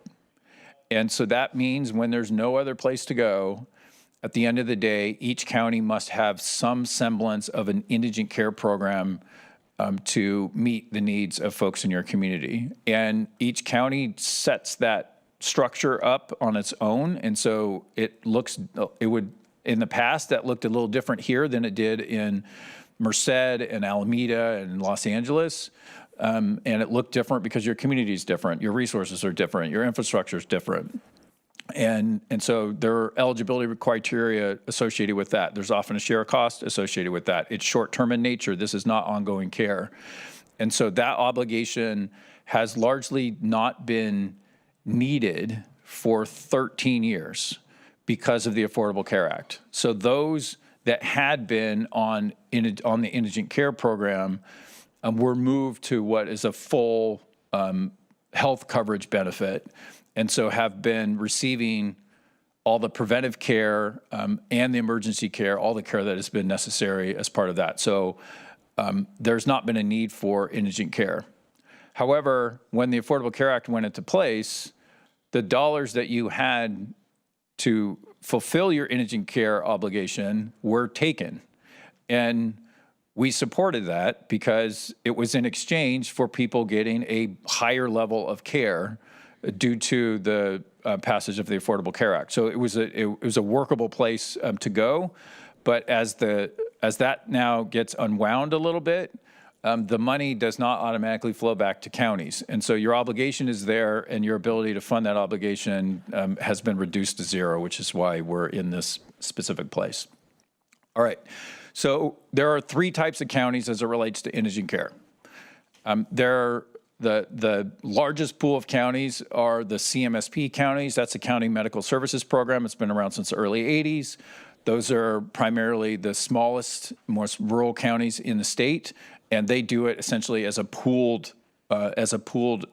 insurance of sorts, emergency insurance of sorts. There are the public hospital counties, of which you are one. The public hospital counties are by and large the most urban, largest counties of the state, and there are a couple of exceptions to that, and you're one of them because you have the smallest population of counties that operate a public hospital, and so it's a great asset in your community, but it is, as you very well know, not free and very difficult to ensure that public hospital remains open and the care continues. And then there are the Article 13 counties, which are sort of the tweeners. And these are counties that they're not part of this bigger pool of CMSP. They don't operate a public hospital system. And in the past, they had some semblance of a county clinic system that was utilized to meet the needs of their community. In most cases, those clinics are gone. They don't exist anymore. And so for those Article 13 counties, they would need to recreate a whole clinic system that hasn't existed for more than 12 years as part of the implementation of HR 1.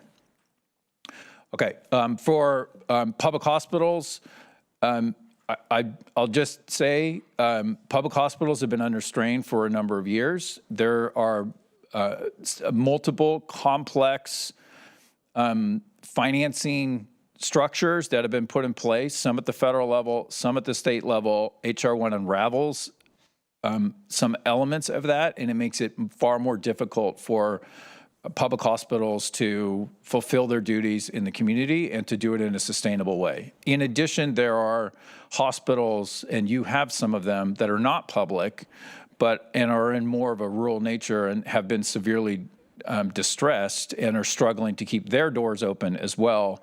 And so that's a critical place to go, or that's a critical place that needs some support as well.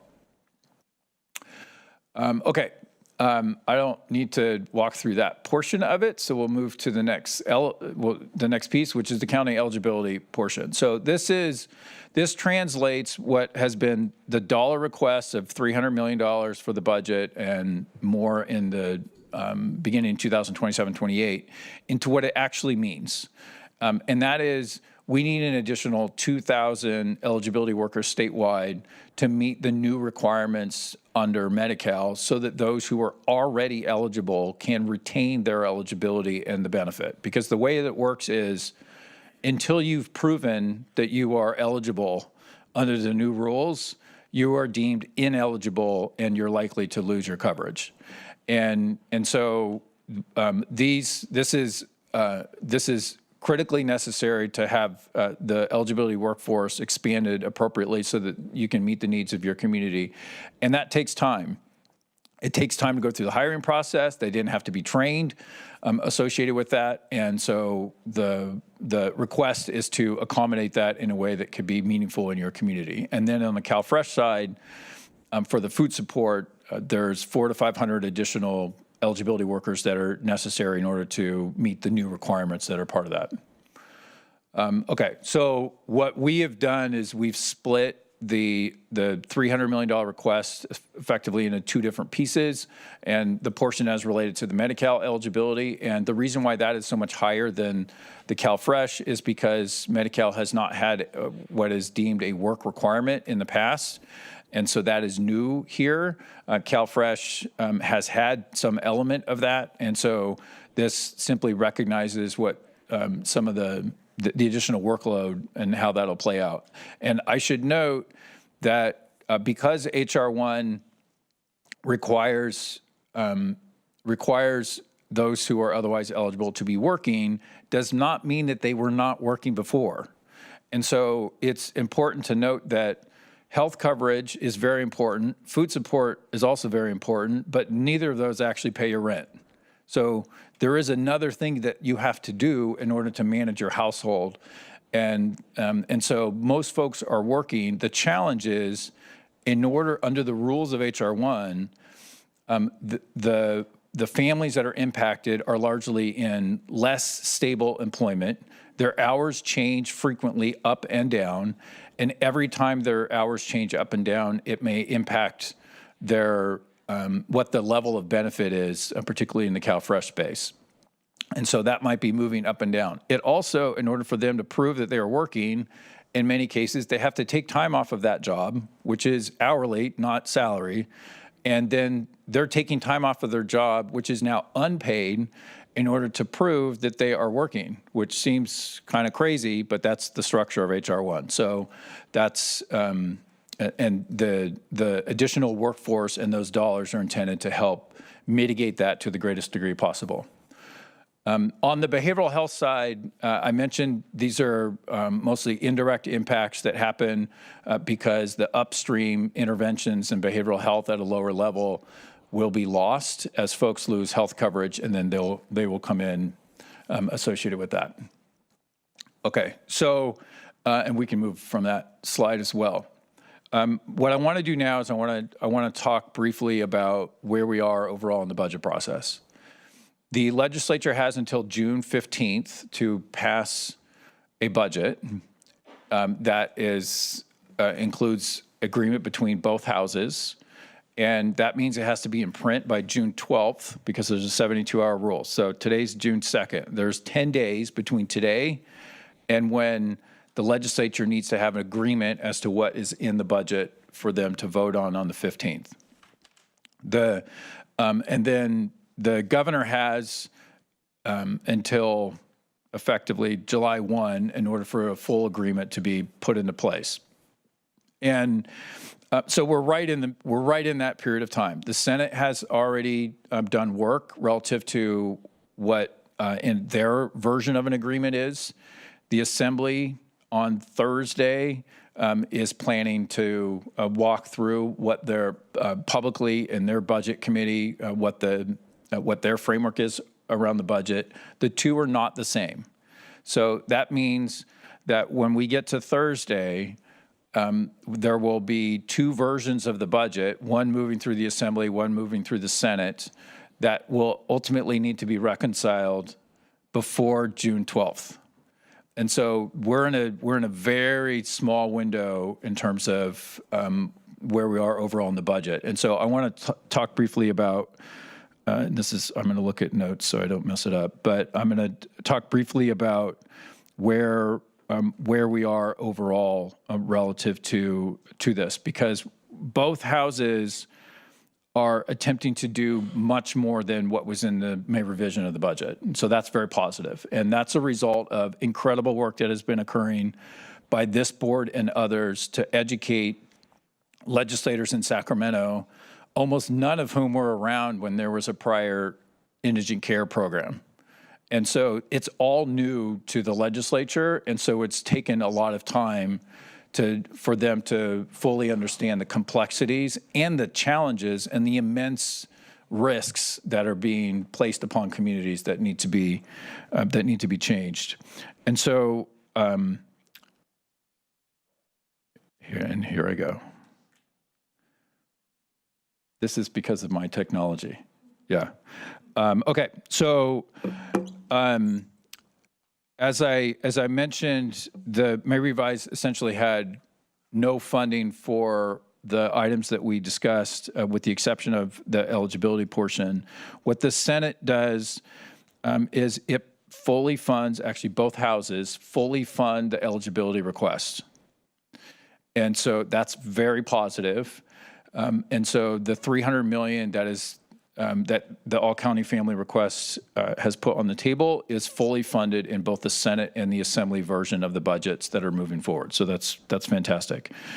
On the public hospital front, the Senate does not have an investment in public hospitals. They do have an investment in distressed hospitals of $200 million, and that is critically important in this region and in a number of other regions of the state.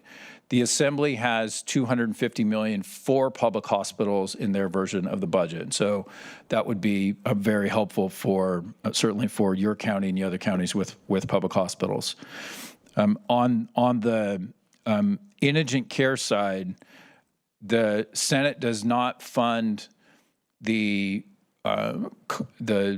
budget, the request of counties associated with that. The Assembly provides $250 million that could be spent over a 2-year period, not knowing what the flow is going to be in terms of how quickly individuals and families are disenrolled. So it's not totally clear how much of that is going to happen in January to June of next year versus July 1 next year going forward. And so there's some flexibility in the way that those dollars could be used. And there is not funding for behavioral health in either version of the plan. But so on the whole, particularly in the Assembly version, it's near $800 million of what is a $1.1 billion all county family request. And so it's not all divvied up in exactly the same way, but it goes a very long way to try to mitigate the most. Let's take a look here for today's visit. All right, so looks like you've been dealing with some neck pain. Yes. Okay, thank you. Okay, so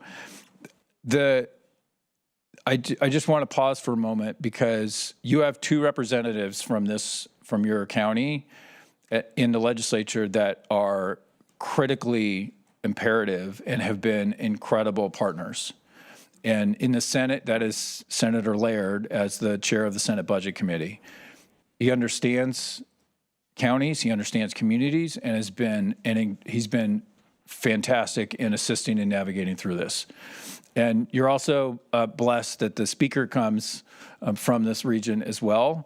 And Speaker Rivas has done a really incredible job leading his caucus in the Assembly to a place where most of what has been requested is on the table in what at a state level is thought to be a very difficult budget year. So there is a deficit that they've been solving at the same time that counties as a whole have been asking for a substantial amount of funding so that you could serve as the conduit in your community to deliver services. And so just great appreciation for both Senator Laird and for Speaker Rivas for the incredible work that they have done to try to get us to this point. It's not done overall, though. And so there is a long way that we still have to go in an incredibly short period of time to keep the positive investments in the Assembly, which build off of the work that the Senate did, and to have what is a 3-party agreement between the governor, the Assembly, and the Senate. And so we are in a way better position than we were just a few weeks ago, and a few months ago, it looked incredibly bleak, and there's still a long way to go, but there's much greater promise now than there was before. And so we're thankful for that, and the leadership of this county and for those that represent you has been instrumental in making that happen. There's no chance that these investments would have occurred without Senator Laird and Speaker Rivas. So just want to be crystal clear about that. And at the same time, work continues in DC as much as possible to see what opportunities there might be to ease the transition to the degree that folks really are working, because they are, and to not have such a steep cliff that occurs where folks get knocked off of Medi-Cal and off of CalFresh so quickly, with the assumption that the working assumption under HR1 is everyone is not working. That's how it's structured.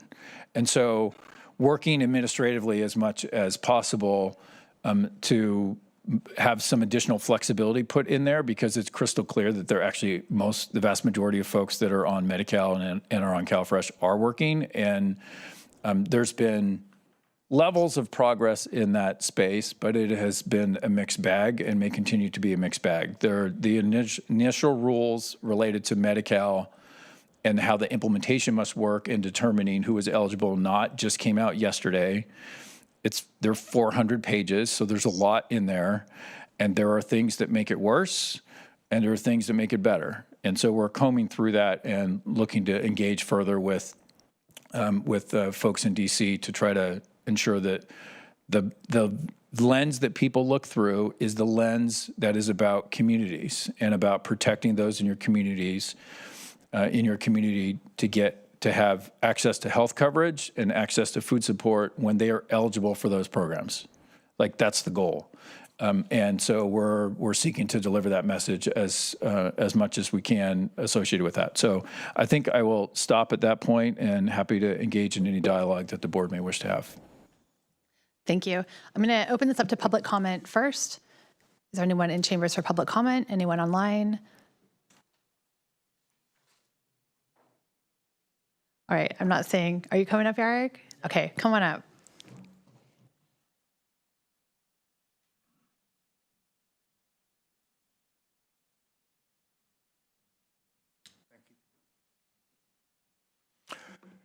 Good afternoon. Name is Eric Peterson, and I'm just wondering how much of this is going to benefit our friends, neighbors, family members who are forced to live on streets, in bushes, in parks when they can get away with it, and places like that, because we have a really serious need. Thank you. Right, thank you for that comment. We're going to close public comment and bring it back to the board for questions. Discussion, Glenn. Thanks for the presentation, Graham. The range, we had numbers of people losing their care was like 417,000 to 1.3 million. That's a pretty broad range. I'm just kind of curious what why that range is. What is your what's the what drives the lower number? What drives the higher number? And when people go through documentation, get proper documentation, are some of them going to be able to be pulled back in? So for purposes of this conversation, HR1, those that are not documented are not eligible. Yeah. And so they're not eligible federally. They could be eligible if the state created its own program, and there are conversations to do exactly that, at least for the next year. So that's part of the final state budget negotiations. That is an area that is being discussed. It's actively on the table. So unclear where that lands, but there is some legislative interest in trying to solve that for at least for some period of time. For the others, in terms of the range, part of it is a function of what the rules end up being, and so the range occurred before we had a sense for what the rules are going to be, and we just got part one of the rules yesterday, and we're going through them as a host of other folks. And there are some additional rules that are necessary for the implementation. And let me give you an example. Because the question often comes down to, is someone exempt from working because they have an underlying condition that prevents them from working? And so if someone, for example, has severe diabetes or they have cancer that they're working through, historically, they would be exempt from meeting the work requirements and would remain covered. Under the rules that we saw yesterday, that is not the case. And so which would get us closer to the 1.3 million rather than the 417,000 folks that lose coverage. So, which is to say, if you have severe diabetes or you have cancer or any number of things, you are not considered exempt from meeting the work requirements for that fact. You may be considered exempt with some series of proof that you're unable to do the work, and I don't know what that is, because we're combing through what some of the requirements are, but it's not abundantly clear. But the rule is very different than how federal rules have been structured before, where there were underlying conditions that would grant an exemption for someone to work because they are simply trying to survive. And so that's not the case as we understand the rules that came out yesterday. So, which probably means we're closer to the higher number losing coverage rather than the lower number. Okay. Yeah, thanks for that explanation. The other thing, and I mean, this is probably more of a rhetorical question. It's not even a question, probably more of a comment. But you know, I've seen over decades how state, the federal government, both just tend to be imposing more control regulations on what the counties can do at the local level, and a lot of times it's gone through providing more funds, but for programs, but turning us more into administrative agencies instead of designing our own rules a lot of times. But this is one where it seems like we're actually getting cut back, and yet the burdens and the requirements are not lessening; they're actually increasing onto that, which just makes it all the more difficult and prevents us from trying to structure things locally, because every county, every community is different and needs different massaging. And is that a correct observation? 100%, Supervisor Church. That's not limited to California. That is happening across the country. There is a resurgence of the federal government's attempt to try to, in some cases, require more and fund less, and have rules that are very restrictive, and so your local flexibility goes away. So that is occurring at the federal level. It is also occurring at the state level, and in both places, it has been ramped up pretty severely over the course of the last 5 to 10 years, and even more so in the last, say, 2 years. So that's very difficult. What we seek to do is to ensure that every community has the resources, the authority, and the flexibility to do things in a way that makes sense to them. Because ultimately, that's what communities are looking for. And the county is the critical leader in the community to help effectuate that. And so that where your policies might be a little different than they are in another county, but there's a reason for that, and that's why the board sets it in that particular fashion. And we're losing the ability to do that because of the encroachment into that authority from both the federal and state government. And at the same time, the level of funding is going down. And so that obviously doesn't work. And there's a point at which you can no longer deliver services that your community expects and that the state and the federal government are demanding of you when you don't have the resources to do the work. And we are very, very close to that point on a growing number of programmatic areas. And so HR 1 is the big one right now, but elements of that are true on homelessness. Elements of that are true in a variety of health and human services areas, and in land use, and in public works, and related to housing. So it's not limited in one sphere. But in California, counties have the most complex and broad set of responsibilities of any state in the country. It's not close. So there are 10 other states that are, or there are 9 other states that are considered county administered, which effectively means the health and human services, or some portion of them, are delivered at the local level. And so that's true in California, and it's true in a number of those other states, North Carolina and Ohio and Colorado and New Jersey, and there are a variety of them. And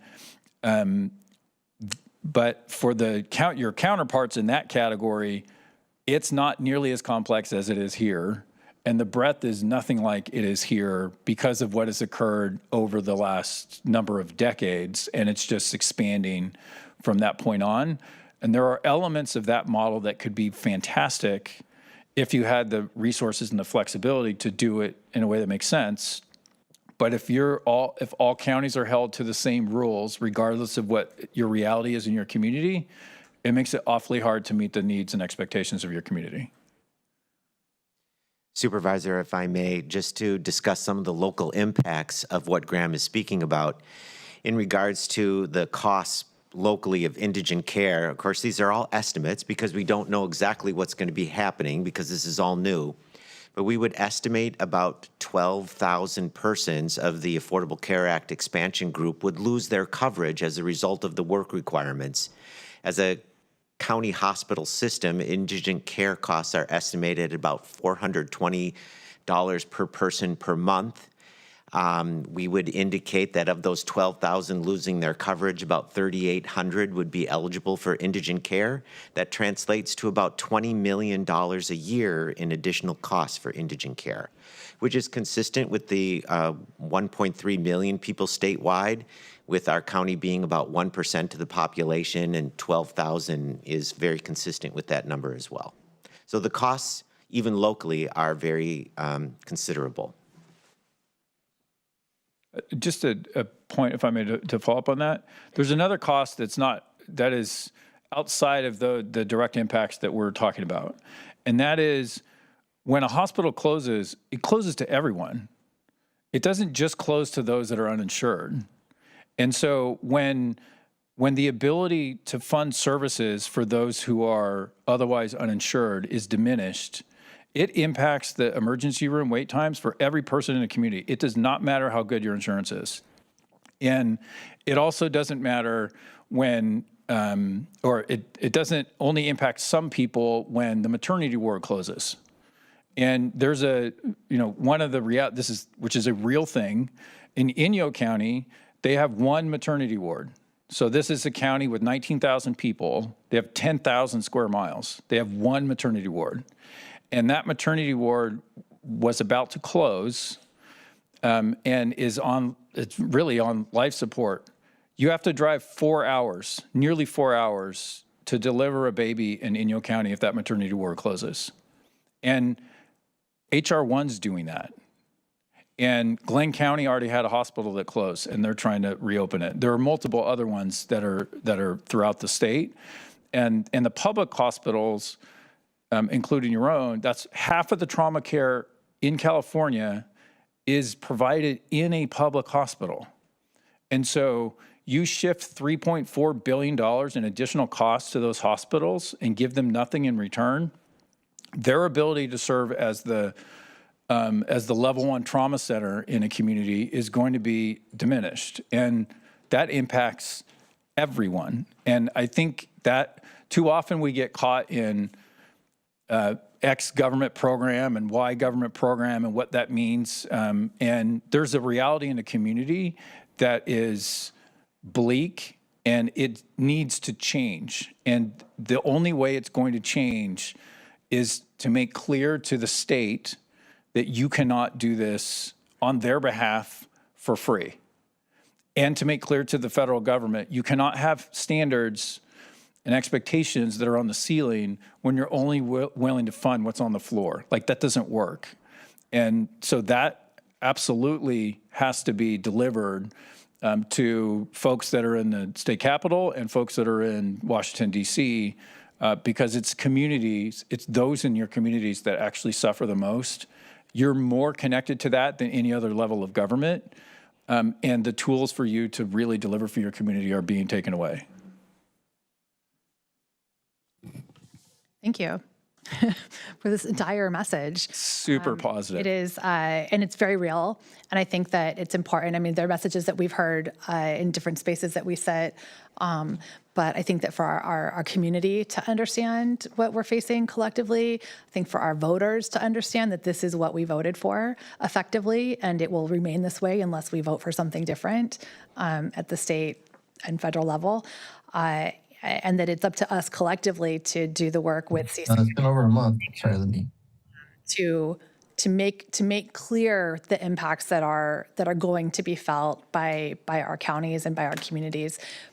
Because we have folks who do represent us who, if they don't know exactly what the impact will be there, they're not able to make those changes. So thank you for making the trek here, Graham, to present this. Thank you for the work that CSAC is leading with our county partners in Sacramento and DC to advocate on these issues.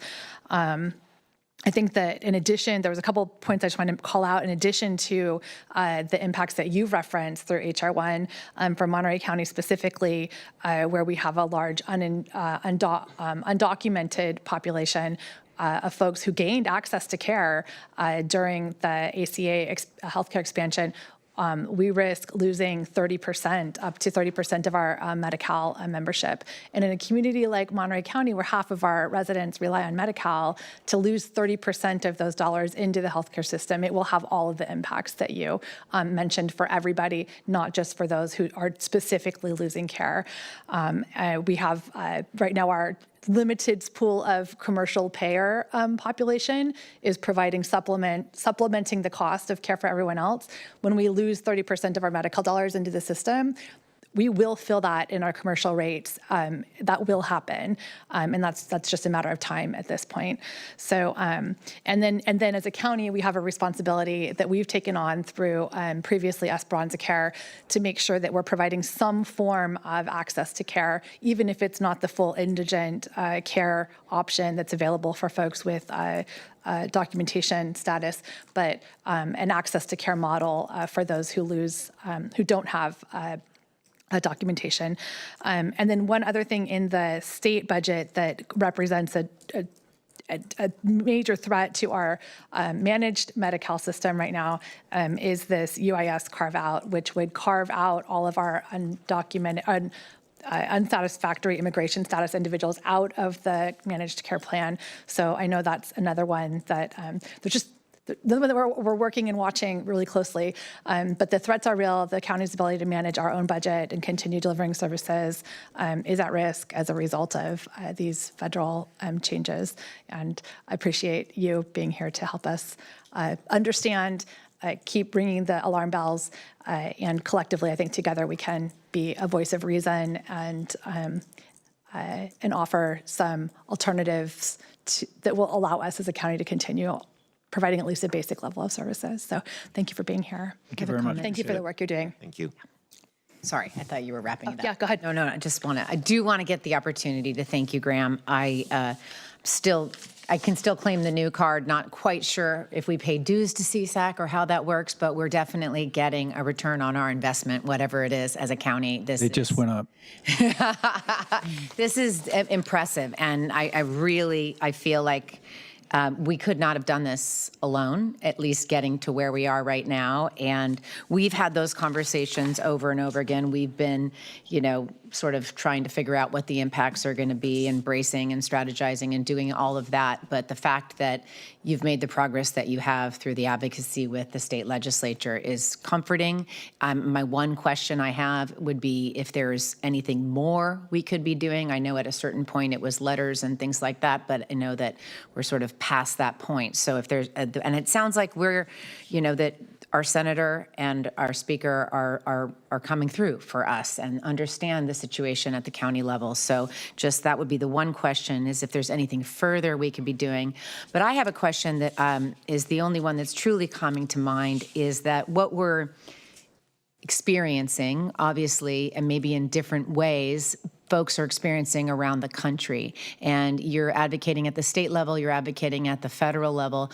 I don't know if there's any progress that you feel like you've had. Is any message resonating with the federal government in regards to the level of cruelty that we are experiencing in regards to these cuts? I mean, this is, I think I've understood over the decades budget cuts, and then we see something like this, and it's so beyond budget cuts, right? It doesn't make financial sense at all. It's actually going to be budgetary increases. And the only way that I seem to be able to characterize it is cruelty.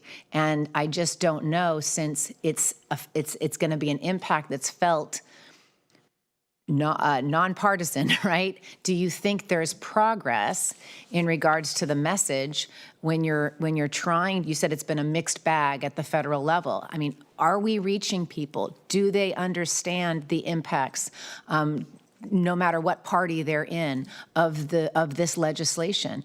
And do you think that there will be any success reversing some of its impacts? That's a really good question. The climate in Washington, D.C. is incredibly challenging. And so messaging has gotten through in a number of spaces.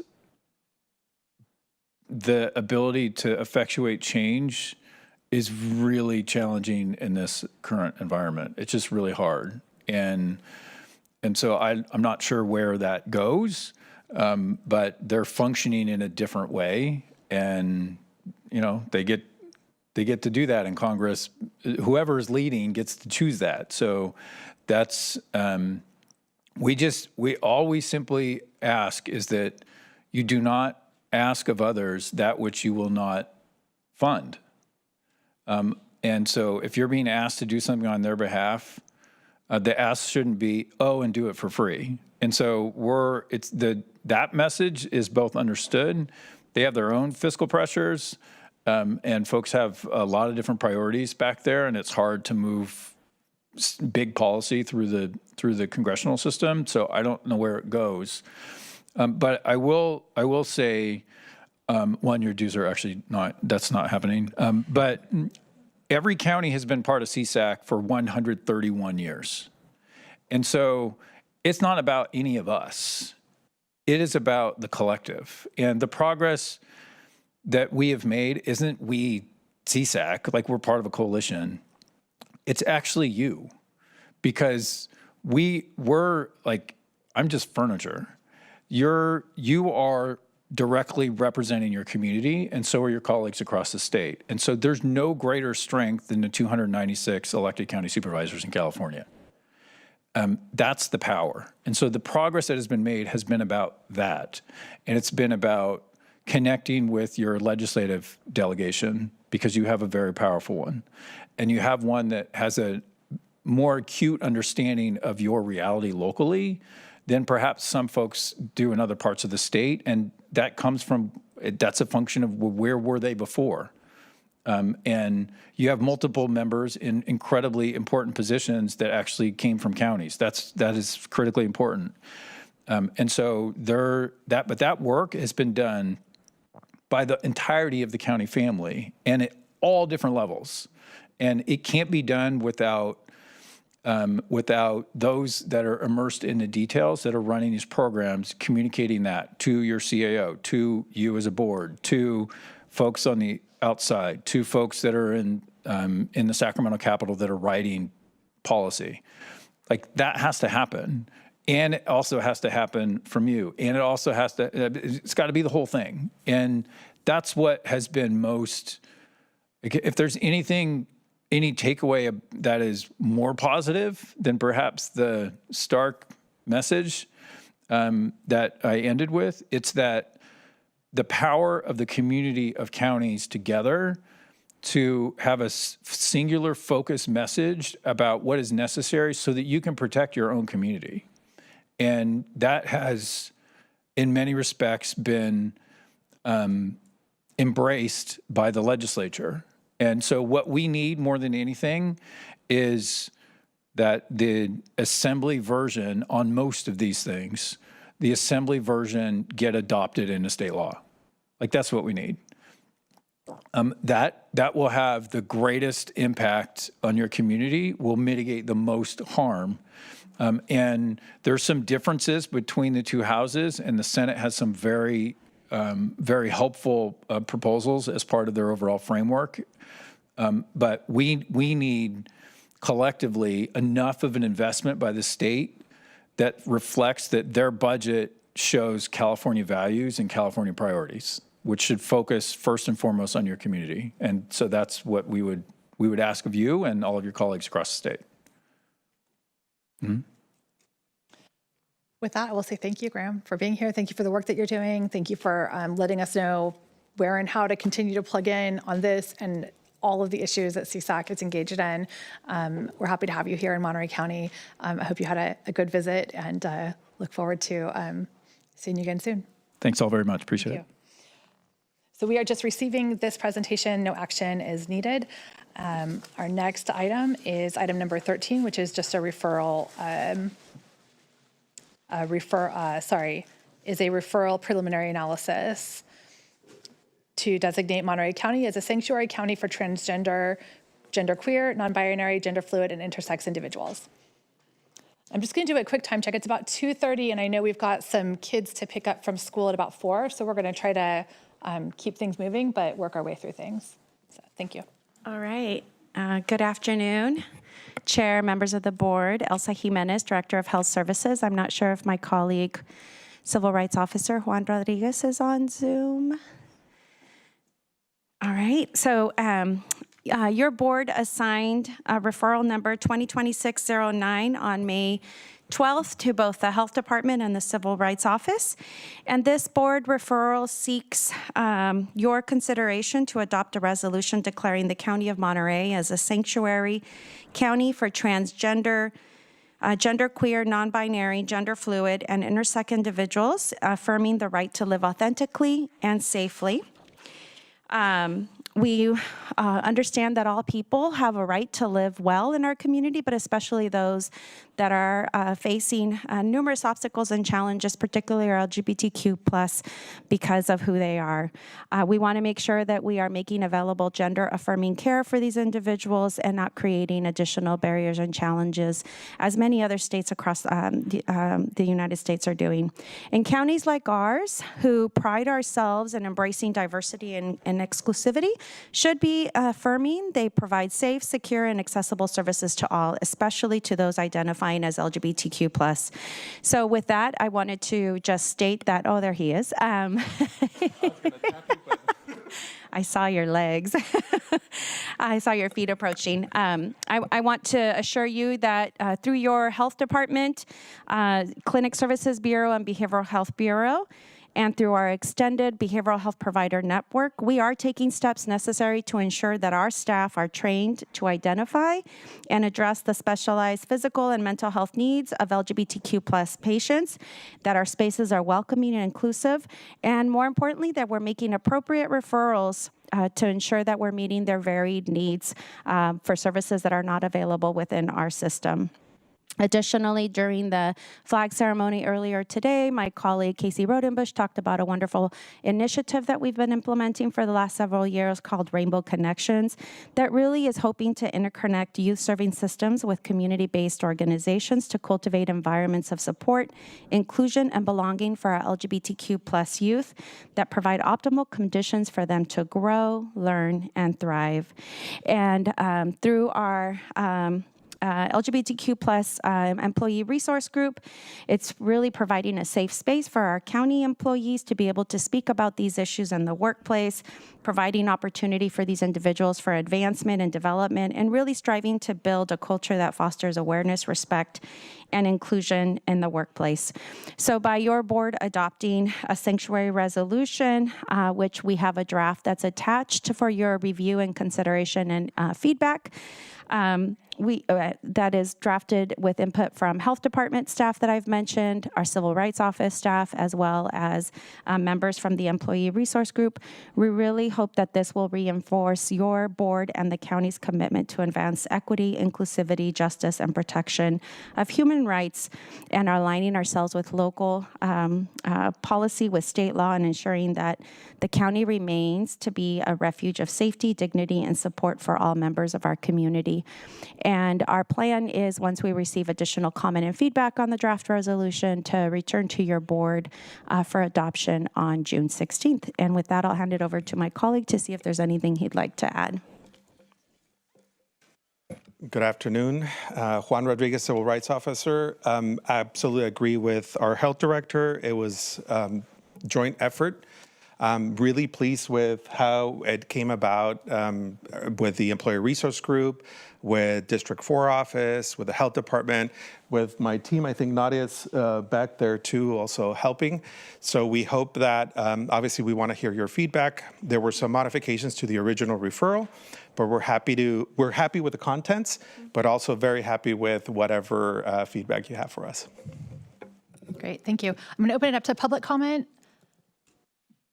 Seeing no public comment, we'll bring it back to this board. And as a maker of the referral, I want to thank the Monterey County ERG for bringing this forward to us so that we could bring it forward to the board. And as far as we're concerned, we feel comfortable with the draft resolution that's in the packet here and would love to see that move forward for adoption. So unless there's additional comment, thumbs up.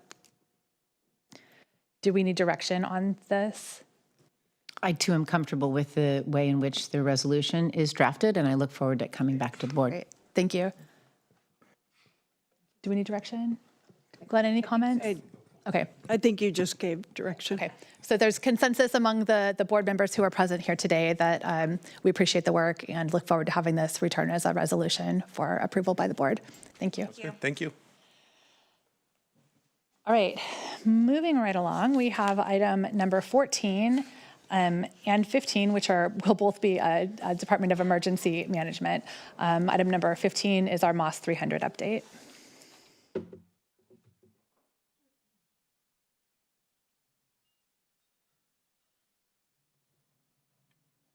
Good afternoon. My name is Kelsey Scanlon. I'm the Director of Emergency Management for Monterey County. I am here to provide a brief update regarding United States Environmental Protection Agency activities at the MOS 300 site as a result of the incident that occurred at Moss Landing in January 2025.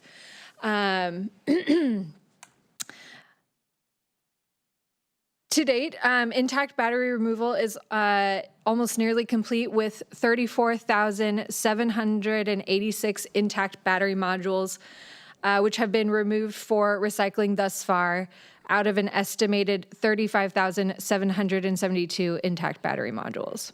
Over 32,000 of those removed and de-energized batteries have been transported off-site for recycling. Phase 1 of the demolition and removal, de-energization and recycling of intact battery modules is expected to conclude this month. No flare-ups have occurred during battery removal work thus far. Recently, crews have been entering the accessible parts of the fire-impacted building, moving empty battery racks to gain access to additional batteries closer to the damaged east side of the building. The U.S. EPA continues to closely coordinate with the U.S. Fish and Wildlife Service and California Department of Fish and Wildlife to ensure that work on-site complies with all applicable or relevant and appropriate requirements. The US EPA and Vistra are currently in a planning period for Phase 2 demolition, which will address the heavily burned sections of the building, and for the Phase 2 removal, treatment, and disposal of any batteries that are not intact or are more significantly damaged than the batteries removed in Phase 1. The US EPA anticipates that the following activities and conditions will occur during Phase 2. Increased truck traffic on Highway 1 and Dolan Road, bringing heavy equipment to site. Potential smoke while removing the most damaged batteries from the Moss Landing 300 building, and additional water spraying for control of dust and or smoke as the Moss Landing 300 building is demolished in phases. The US EPA's top priority is ensuring the safety of contractors, facility workers, and the surrounding community, especially throughout this complicated next phase of the battery removal process. Vistra, under the US EPA's oversight, continues to implement the following safety measures: dust control measures, including street sweeping, encapsulant spray, and decontamination of equipment, air monitoring and air sampling as needed, 24/7 firefighting crew on site, battery temperature monitoring with thermal imaging and or infrared cameras, Brine tanks, water sprayers, and battery isolation boxes will be used to control smoke or thermal runaway from the unstable batteries. And work may be temporarily suspended if safety measures need to be reevaluated. If emergency situations arise during Phase 2, Vistra is responsible for implementing the emergency response plan for the site and notifying the US EPA and local emergency services. In the event the emergency response plan is activated, the US EPA intends to inform the county as soon as possible and provide an explanation of what occurred so that the county can share the information with the community. The batteries removed in Phase 2 are anticipated to be more significantly impacted than the batteries removed in Phase 1. Certain battery materials are expected to be unsuitable for recycling. Before any battery debris that cannot be recycled is removed from the site, it will be sampled for waste characterization in order to select the appropriate facilities for final disposal. The US EPA intends that the waste characterization sampling results will be made publicly available. Phase 2 battery work and building demolition are expected to continue at least into winter 2026, based on the current understanding of site conditions. And with that, that concludes my update regarding battery and debris removal at the Moss Landing site at this juncture. Thank you. Is there any public comment on this item?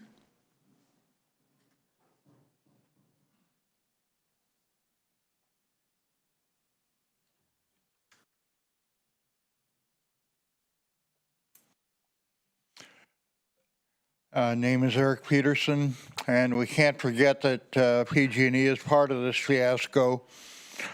As a stockholder of PG&E, I wrote Patty Poppy, president of PG&E, about it, and I didn't get a response. I think there's a message there. PG&E doesn't care and doesn't deserve any favors. Thank you. Thank you. Any board comments? Kelsey, I want to make sure I got everything there at the end. You're saying the cleanup will continue into the winter. Do we? Yes. Does it look like it'll spill into next year? And how many batteries, do we know how many batteries are still charged and what progress they're making towards, what do you call it, decharging, uncharging? I don't know. Discharging, that's it. It's discharging. I'll have to get back to you with further clarification on the remaining batteries for Phase 2. But from the talking points that US EPA has sent to us, it looks like it's about 1,000 intact battery modules left. Sorry, 2,000, about 2,000 batteries left. I don't know if that includes the batteries that were there but are mostly ash, and if that's considered a battery in this count. But I do believe that they're entering into the more unstable portion of the debris removal, in which we'll be more actively monitoring activities on site. And whether or not it goes beyond December 2026, it's hard to say at this juncture. But they have been pretty consistent in their timelines in terms of when they anticipate to be entering each of the phases. So I don't have any indication that it should go beyond 2026 at this juncture. Okay, all right, because I thought I'd actually had heard some ranges. One time I thought I heard they said it might continue. I thought when they were in here doing a presentation, they said next spring at one time when they were in here earlier this year. But then I had somebody else on the site who was saying, oh, it should be done by the fall. So that's where I'm just getting to, not quite sure what and then I've heard you're talking about December, and anyway, I'm not sure what where things are at and what we're looking at. It's a pretty broad range of 6 months in there. Yeah, when we had begun discussions about debris removal this time last year, my understanding was that it could be anywhere from a year to 2 years. And so we've been communicating an anticipated 2-year timeline, which would get us to January 2027. Spring 2027, because they began about 6 months after the incident occurred. Yeah. And so I've always been under the impression that this would go on until spring 2027. So a shorter time frame from the US EPA is very hopeful, but I fully anticipate that it'll likely go over December. Yeah, I don't know too often when they've finished ahead of schedule. So My experience with debris removal in general post-disaster, given this is the most complex debris removal that I've had the opportunity to witness, it always goes over the anticipated time frame. Yeah. Any other questions, comments? All right, thank you. Oh, yep. If you could just clarify, Kelsey, when you say 2,000 batteries, are you talking 2,000 modules or are you talking the actual batteries? 2,000 intact battery modules. Okay. So this says 34,786 intact battery modules have been removed of a total estimated 35,772 intact battery modules. Yep. All right, thank you. Excellent. Okay, still got Kelsey for item number 15, which is to receive a presentation regarding the Department of Emergency Management's progress planning, priorities, project scope of work, deliverables, and anticipated impact as a result of the California Fire Safety Council 2025, California Department of Forestry and Fire Protection. Excellent. Thank you so much for having me on this item and for making our items back to back. Much appreciated for logistical purposes. I'm here today to present an update regarding our activities funded by the Wildfire County Coordinator Grant Program to date. So this item had been trailed from a intended board presentation in April of this year, following a variety of other board items related to grant applications. But the board essentially authorized the Department of Emergency Management to pursue state grant funds with the intention of funding a wildfire county coordinator position and activities related to wildfire resilience and risk reduction. Leading into this, we wanted to acknowledge the long history of the fire prevention community within Monterey County, both within our fire protection districts, but as well as our independent special districts, nonprofits, community groups. There are a significant number of agencies conducting very important work around this topic within the County of Monterey, most notably the Fire Safe Council of Monterey County, the Resource Conservation District for Monterey County, Housing and Community Development, et cetera. And so before I get into my presentation, I just wanted to take a moment to acknowledge them and the significant work that they have done prior to us getting involved in and participating in any strategies to increase capability and capacity to reduce wildfire risk. Some of our vision in terms of where the county can play a greater role, specifically through the Department of Emergency Management, is focused solely around strategic planning, coordination of the variety of agencies engaged in wildfire risk reduction, and providing a common operating picture on the threat profile that informs our strategic planning efforts and any capability or capacity development that the board may be interested in conducting in the foreseeable future. As I had mentioned, we did receive approval to apply for and was awarded a first 6-month period of the Wildfire County Coordinator Grant Program funded by the California Fire Safe Council through CAL FIRE. This allocated one position for a Wildfire County Coordinator for 6 months at $151,000. We also received approval from the board to apply for an additional 14-month performance period extension with an additional $151,000 to continue funding the one Wildfire County Coordinator position.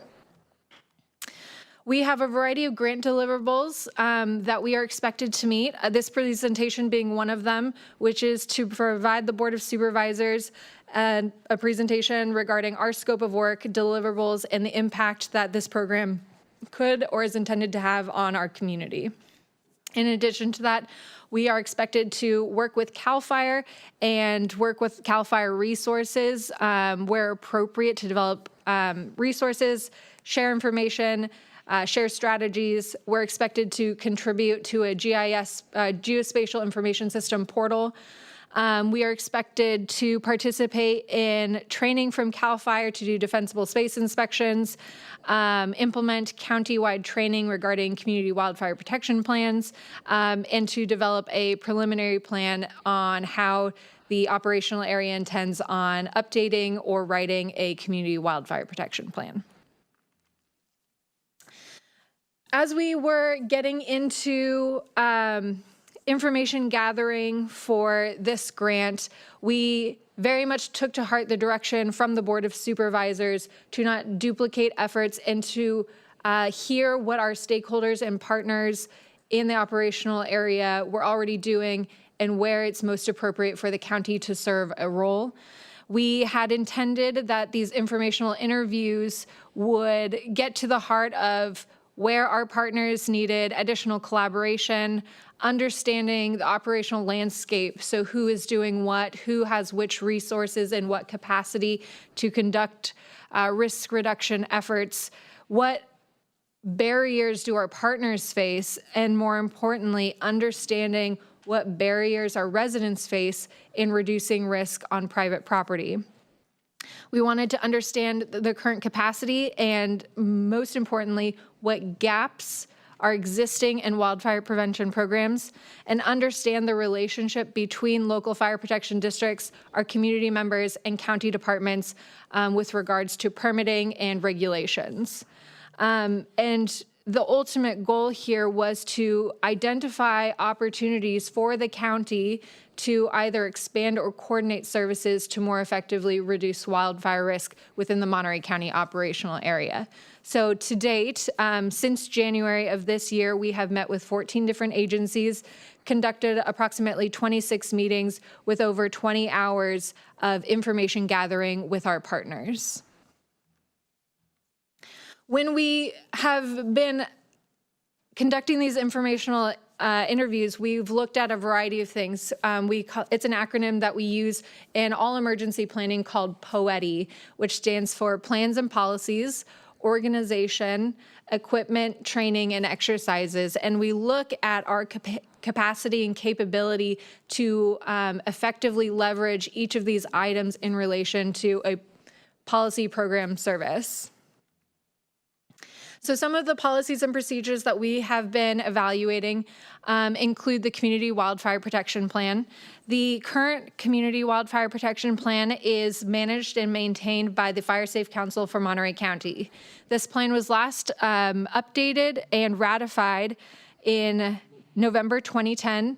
It was ratified by the Monterey County Board of Supervisors as well as the Fire Chiefs Association for Monterey County. That plan expired in November 2020. Though elements of this document have been updated, I don't believe it was re-ratified by the Board of Supervisors since 2010.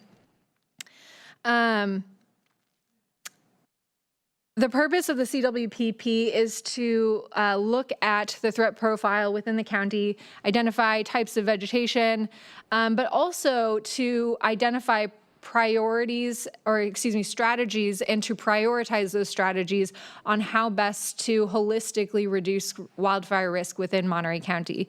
This document really rests heavily on the Federal Healthy Forest Restoration Act and the interpretation of that act.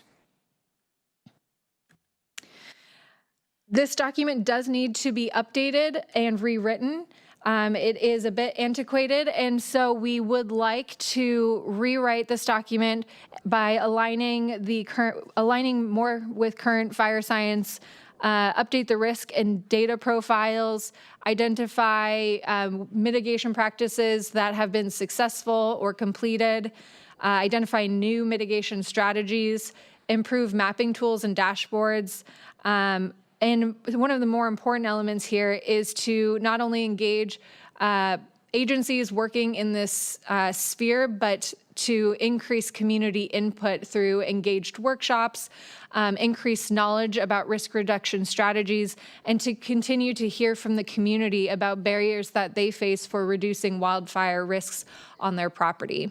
And so This item came before the board earlier this month for approval to apply to the 2026 State Fire Capacity Grant Program with the intention of updating the CWPP through a prolonged 24-month performance period with approximately $200,000 in awards. So we did submit this application after we received approval from the board and are currently waiting for an update regarding whether or not we were awarded. We anticipate that upon award, we will be conducting a year-long planning process, which would include research and data gathering, stakeholder engagement, community engagement, plan development, and then resulting in adoption and ratification. We also have been talking with Housing and Community Development regarding ordinances and permitting for reducing vegetation and conducting home hardening. We've found that there are a variety of topics and programs that HCD is planning and looking at implementing that would significantly increase homeowners' ability to reduce risk on private property. Some of these programs that we intend on supporting or actively participating in include building permit and home hardening alignment, biological and tree policy and defensible space alignment, homeowner wildfire resilience certificate programs, and property owner implementation and permit navigation resources. We're very excited about the work that Josh Bowling's team is conducting within this realm, and look forward to continued engagement with our partners at HCD to navigate barriers that property owners may experience. We've also come to learn that there are fire risk reduction community designations. In Monterey County, there are only 2 communities who have been approved since 2024. And essentially what this program is, it qualifies you based on best practices for essentially being prioritized for grant applications, meaning your application goes to the top of the pile because you've demonstrated that you are meeting best practices for local fire planning.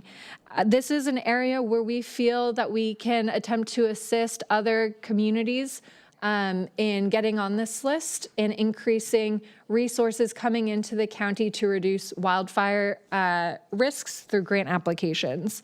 I won't stay on this slide too long, but you can see the variety of criteria required to becoming a fire risk reduction community designation. So they're not insurmountable, they're not impossible. It's just a greater opportunity to increase resources within the county.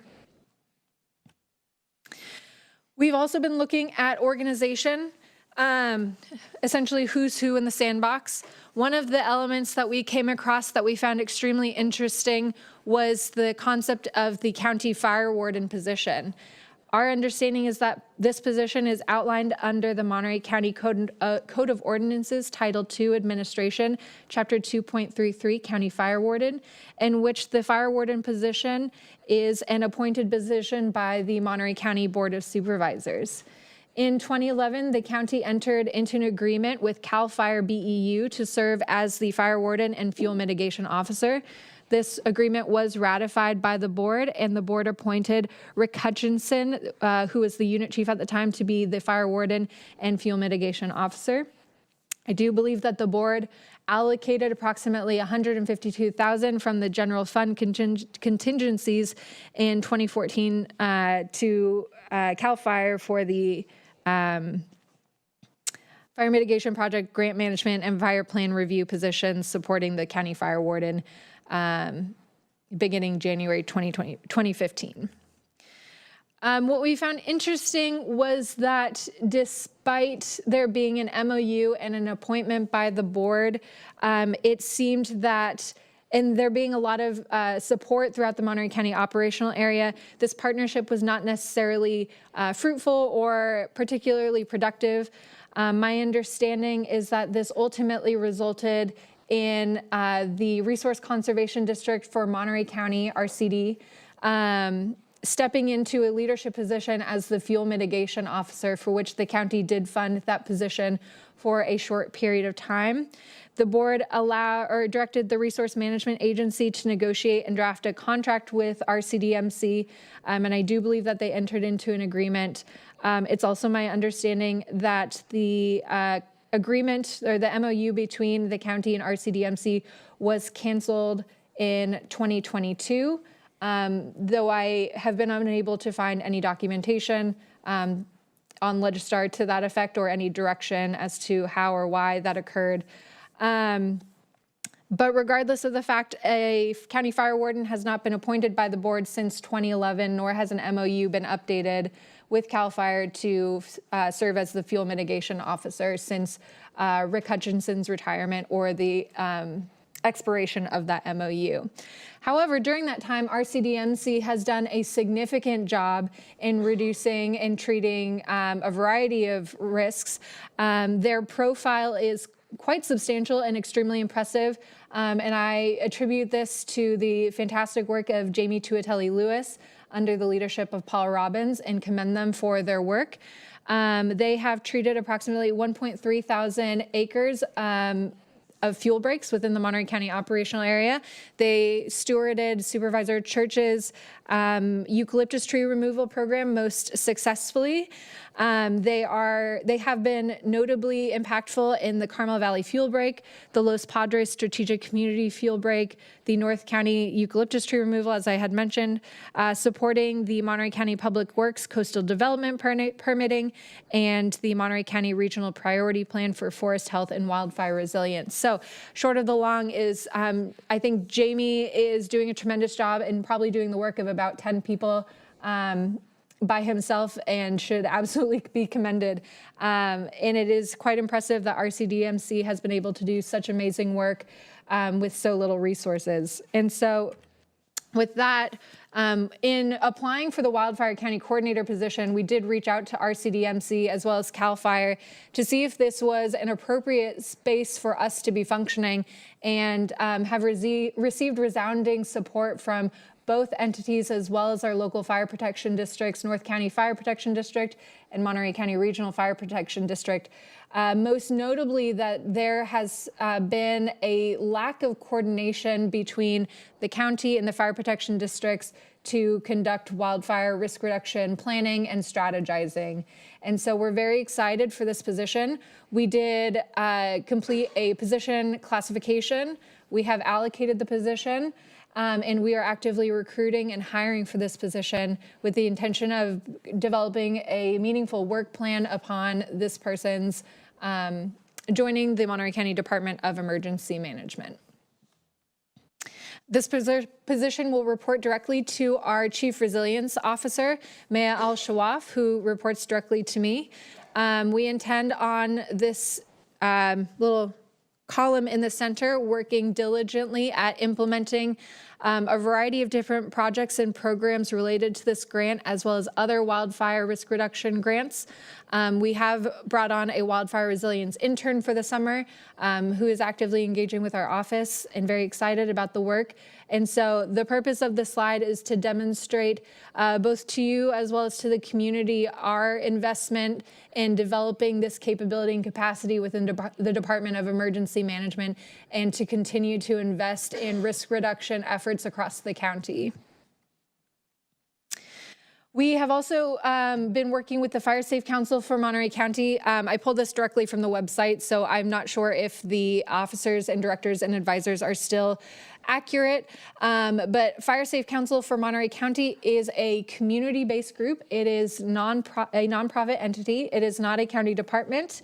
It is not a special district. It is very much a grassroots community-led organization that has been around for a very long time. They fall within the California Fire Safe Council family, essentially, and are ultimately responsible for increasing community capability and capacity through developing fire-wise communities. So I gave you a little example of the different agencies and where they fall within kind of that chain of command. They only have one paid position, and I believe it is part-time. but they do have very much an active board, and they do meet monthly.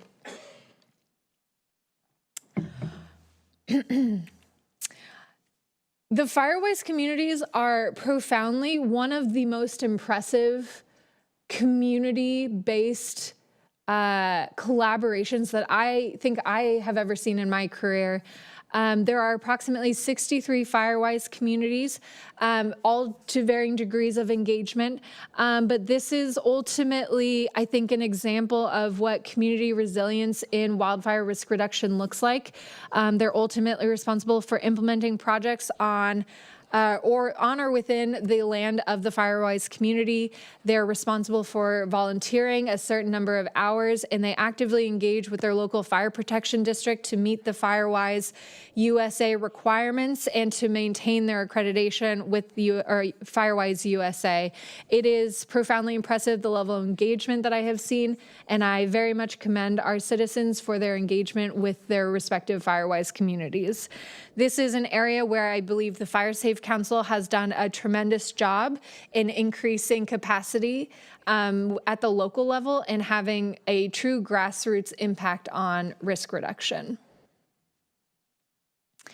Information and resources. So one of the things that we would like to do is create a central hub of information for our community members, specifically homeowners, on how to navigate home hardening in defensible space.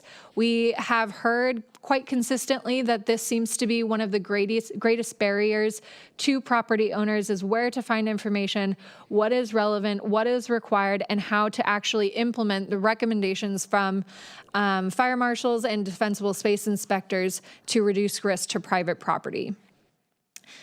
Each of the fire protection districts has their own website.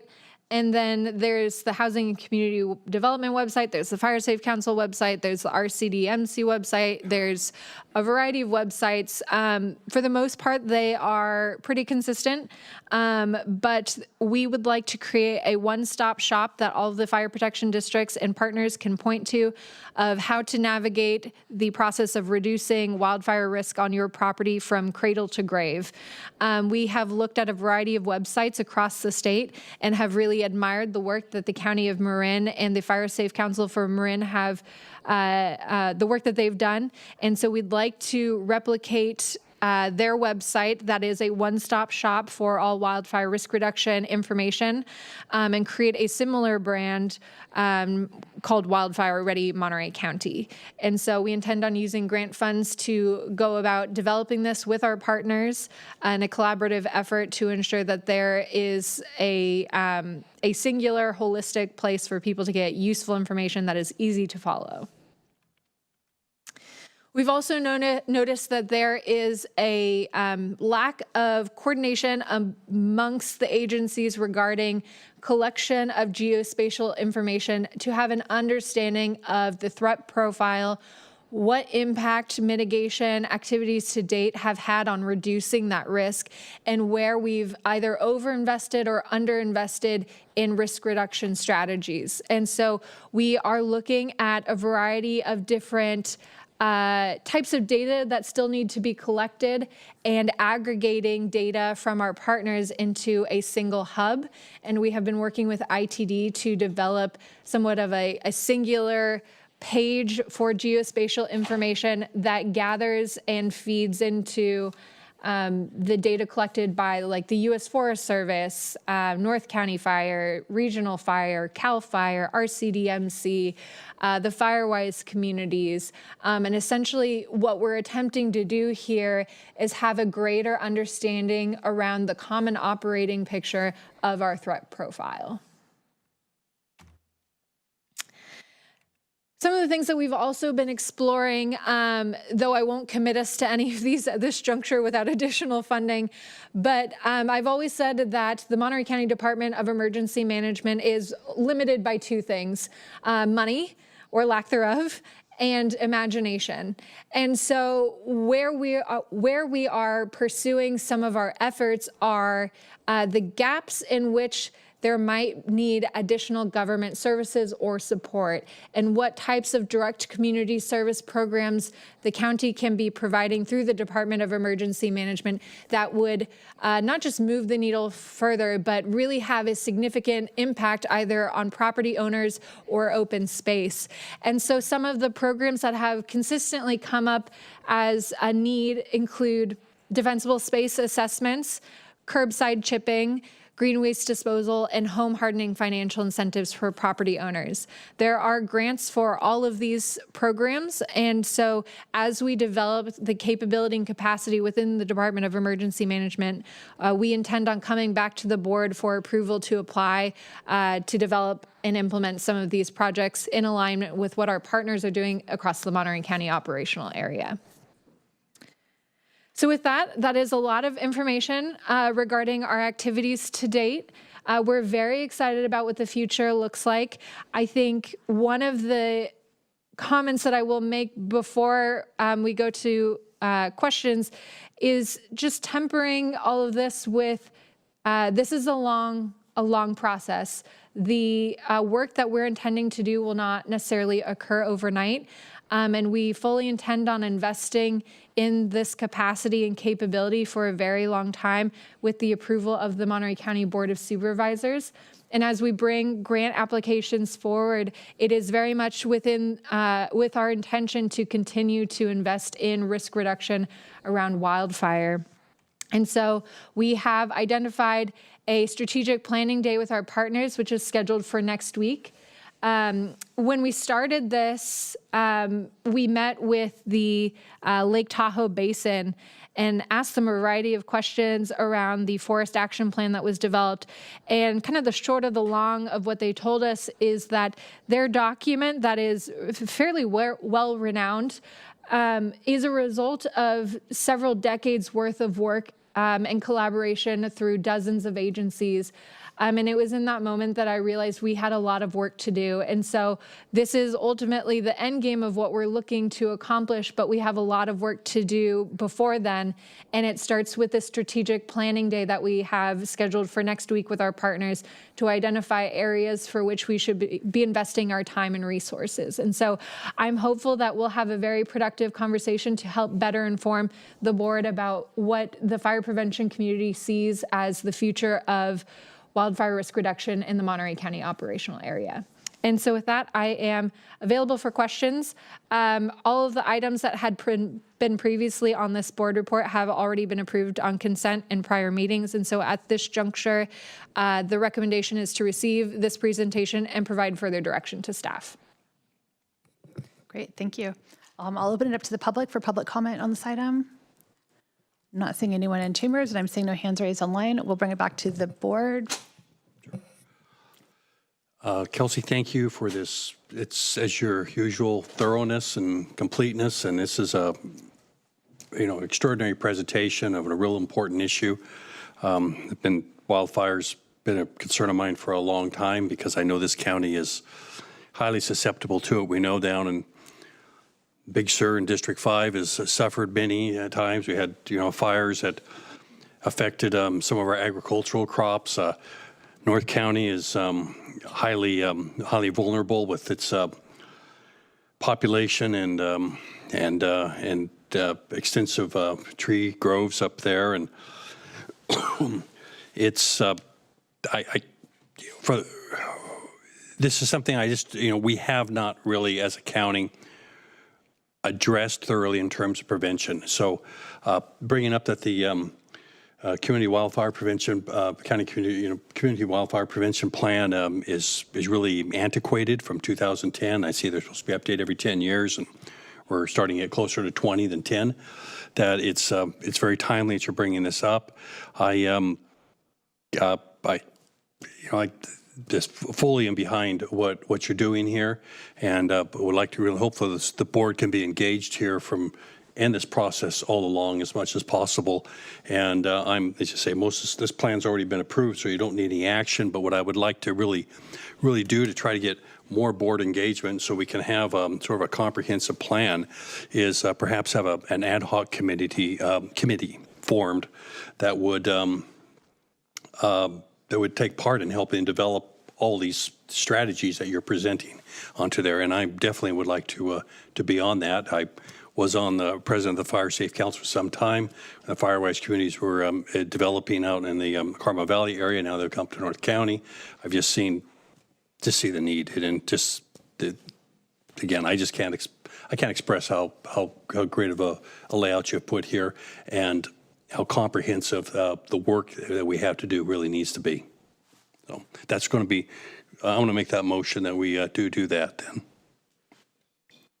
I would definitely second that motion. I do want to say, I have lots of questions, but I know we're going to have a lot of time to engage in all of those questions. I had some thoughts on the public engagement, on the next steps, and on some of the policy alignment with some of the plans that we already have in place. How does this intersect with the current work of the Fire Safe Council, things like that. But I don't know that we need to get into all of that today. I am going to go to the Wildfire Resilience Strategic Planning Day, and I plan to be there. And I'd love to serve on such an ad hoc, because I feel like the more successful we are working together, the safer our constituents are going to be, and it is a top priority for all of our constituents. The concern is real, and so the more successful we can be executing this plan and doing this work, the more successful we're going to be as a county, and the safer our residents are going to be. So, Supervisor Church, I'd love to sit on an ad hoc, and if to the extent you would like us, really let us help move forward along this path, and maybe we can do those several decades worth of work that was done in the Tahoe area in a much shorter period of time. All right, we've got a motion and a second. And I'll just add, someone posted a reminder of the fire in Pebble Beach that was almost 40 years ago, and it brought back for me just so many very vivid memories of being afraid, and looking at what we know now, and where we were. We should have left where we were. Where we were wasn't a safe place to stay, and the conditions have continued to change so dramatically that this is something that we need to be on top of. I will support the motion that's in front of us, and just comment that I think we oftentimes think about the wildfire risk in our urban interface communities. And yet, some of the conversations we've had with folks in Marina are really thinking about, okay, in those events where we do have the need for large-scale evacuations, where are people going within our community? And that has been Marina in many cases because of just the location. So I would just encourage us to think broadly about the coalition of stakeholders that we're convening, and a whole series of thoughts that came up for me that sort of there's a wildfire piece, but then there's everything around it, which is disaster planning and management. And having spent that little bit of time with elected leaders in Lahaina, talking about their experience with that fire, the issues of not having any cell phone or Wi-Fi or power for extended periods of time, and that complete lack of communication that occurred as a result, is something I can't stop thinking about. The issues of what does large-scale care and shelter look like if we were to have something like an earthquake that resulted in fires, or the need for large-scale care and shelter of populations that I don't think we've had to consider caring for previously.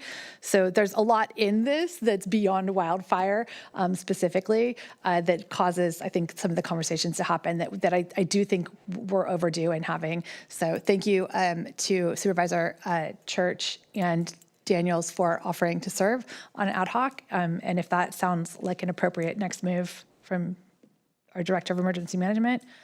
Sounds like a great idea, and I'm extremely appreciative of the engagement with the board to date and continued in the future. And we very much hope and expect a very engaged ad hoc committee, and I'm very excited to work with you both.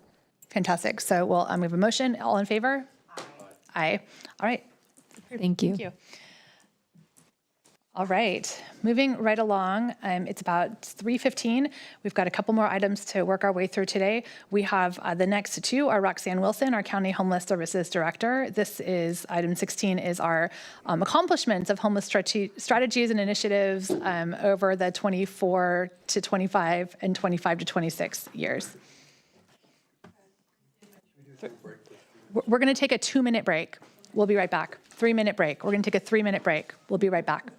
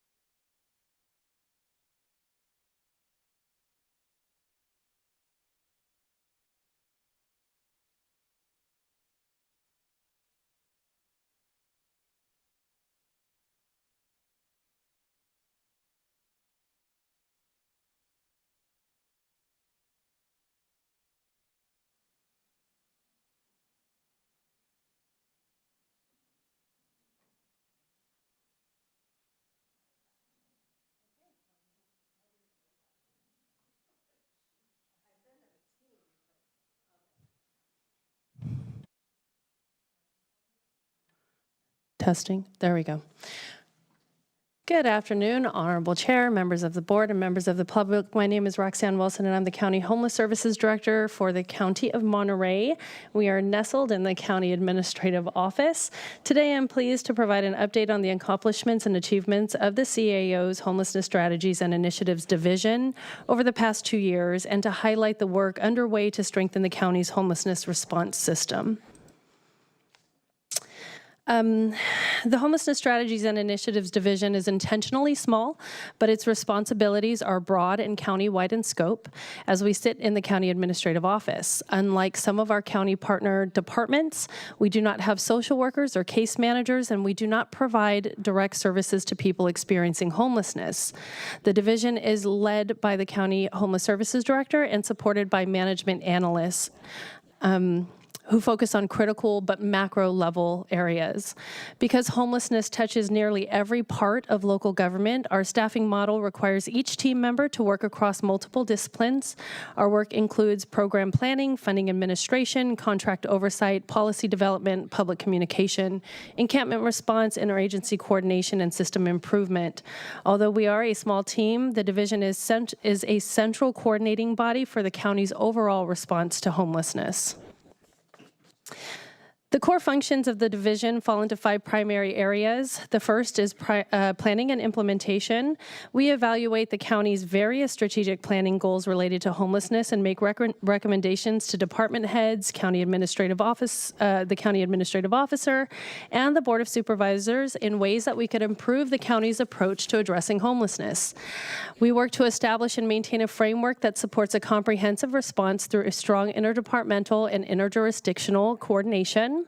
We promote, manage, and evaluate systems integration.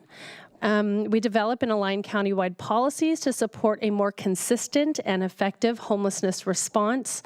And last, but one of the most important easily, is that we actively work to establish partnerships and alliances with various internal and external stakeholders, including other county departments, the Housing Authority of the County of Monterey, community-based organizations, the Managed Care Plan, other jurisdictions, including state and federal partners. One of the things that I do want to talk about briefly is that our system in Monterey County, not just the County of Monterey, but our entire region, is highly decentralized. There is no one single agency that controls most or all of the funding, programs, housing resources, data systems, the policy levers needed to address the policy levers needed to address homelessness. This is not necessarily a bad thing, but it does mean that we have to be incredibly intentional on how we approach the issue. The County Administrative Office, the Housing Authority, the Department of Social Services, the Coalition of Homeless Services Providers, Department of Health Services, Behavioral Health, the City of Salinas, we all have very important but different roles in the system. And the role of our division is not to replace any of these partners, but to help us align the work, identify gaps, improve coordination, and support a more strategic and accountable response. There's a lot of stakeholders on this screen. In addition to the core partners shown on the previous slide, homelessness requires coordination with a much broader network of stakeholders beyond our efforts with nearly all of the county's departments. We also partner with hospitals, medical managed care plans, street medicine providers, education partners, faith-based organizations. And at the state and federal level, our work intersects with state HCD, the Department of Healthcare Services, California Department of Social Services, Cal-ICH, Caltrans, HUD, and VA. This broad network demonstrates why homelessness cannot be solved by one department, one jurisdiction, or one funding source. It requires a coordinated system response and constant evaluation and course correction. The 2024 point in time count identified 2,436 individuals experiencing homelessness in Monterey County. That equates to approximately 56 people per 10,000 residents. By comparison, the state of California has approximately 46 people per 10,000. The data reinforces the need to continue investing in shelter, interim housing, permanent housing, outreach, healthcare connections, behavioral health supports, and prevention strategies. The division has put a lot of effort into into reducing homelessness over the past few years, and preliminary numbers for 2026 appear to be in our favor. A formal presentation to the board will be scheduled upon your return in around August or September. One of the division's most significant accomplishments has been the development of a more strategic encampment response framework. This includes the development of a board-adopted encampment resolution policy, which provides a more consistent and human-centered approach to addressing encampments within the county's jurisdiction. We do not, I just feel like I have to say this, we do not have authority of what happens in areas that are not within our jurisdiction. We have established an encampment response team to support coordination across multiple departments and partners, and we do meet every other week. We work to establish and maintain, that's what I get for this.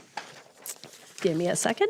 The division launched a public-facing encampment concern forum to create a more transparent and organized way for the public to report encampments.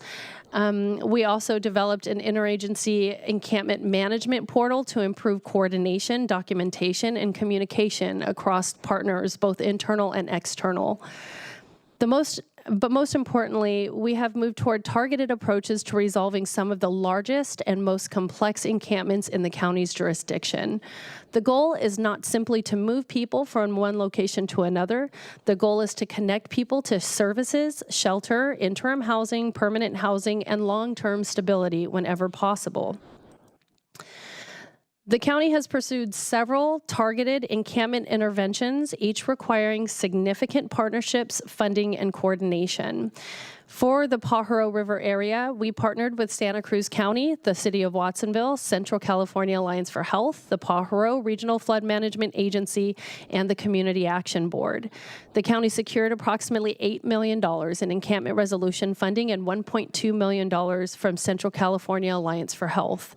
These resources supported the development of a 34-bed low-barrier navigation center in the City of Watsonville, which is now fully occupied.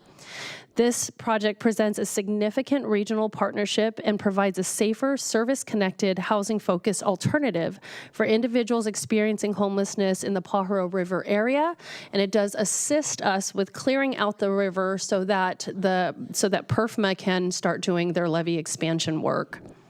And in King City, the county partnered with the City of King, the Housing Authority, the Coalition of Homeless Services Providers, the Health Department, Central California Alliance for Health, Social Services, State HCD, and Step Up. The county secured $6.4 million in encampment resolution funding, which represents approximately 37% of the total project budget. This effort includes temporary shelter at a local motel and the development of a 45-bed permanent supportive housing project in King City. Lease-up is currently in progress and the project is partially occupied. This is a major achievement because it connects encampment residents directly into permanent supportive housing outcomes. These individuals will no longer be counted in our homeless point in time count. They are considered housed, and that encampment has been cleared. And of course, in Soledad, the county partnered with the City of Soledad and Step Up on Second. The county secured $4.7 million in ERF funding. This effort resulted in the removal of approximately 380 tons of trash and debris from the Salinas River. 15 people, have been permanently housed, and the permanent closure of the encampment, which had severe impacts to the environment. As part of a multi-pronged strategy, we created a 16-unit non-congregate interim housing facility, which is now occupied. This is an example of what is possible when encampment response is paired with housing and strong services, because it was not just the ERF funding or office that had done this. Public Defenders has a Prop 47 project, Prop 47 grant that has also assisted with this project. All of the clients, except for I believe one, was enrolled in CalAIM, and behavioral health has helped substantially with this project. Excuse me. So to date, King City and the Soledad encampment, which has been around for as long as I have been working on homelessness, really, has been completely resolved, and individuals have all received services. The Pajaro River, it's a very large encampment, but we are constantly working through it. And so far, 5 people have been housed, and there are 4 people that are currently in queue for permanent housing. That's just with the Low Barrier Navigation Center. We started working to house people long before the LBNC was, or Hope Village was opened. Let's see, sorry. Notes. In addition to direct project implementation, the division has focused heavily on improving system performance and accountability. We developed a countywide Housing First homeless management information system and coordinated entry contract exhibits. These exhibits help ensure that county-funded programs are aligned with federal and state requirements as well as local expectations. The board adopted a Housing First resolution reinforcing the county's commitment to evidence-based practices. The board also adopted a shelter crisis declaration, which supports the county's ability to respond to urgent shelter needs. We developed standardized benchmarks and outcome goals, which I will be presenting to you at our very next item on today's agenda. And of course, you've seen that we've increased accountability through even the Share Center MOU with the City of Salinas.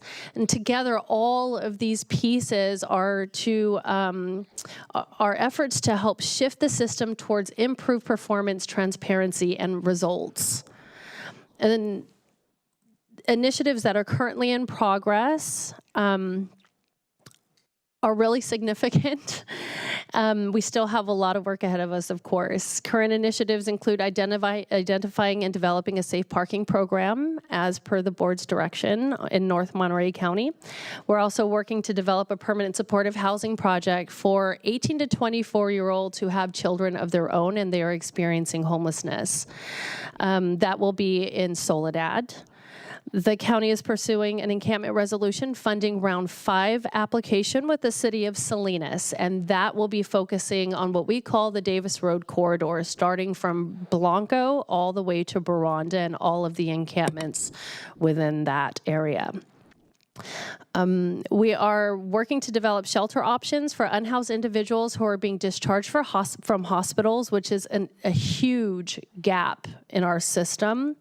Oftentimes, individuals they get discharged from hospitals, they just need a place to recover and recuperate.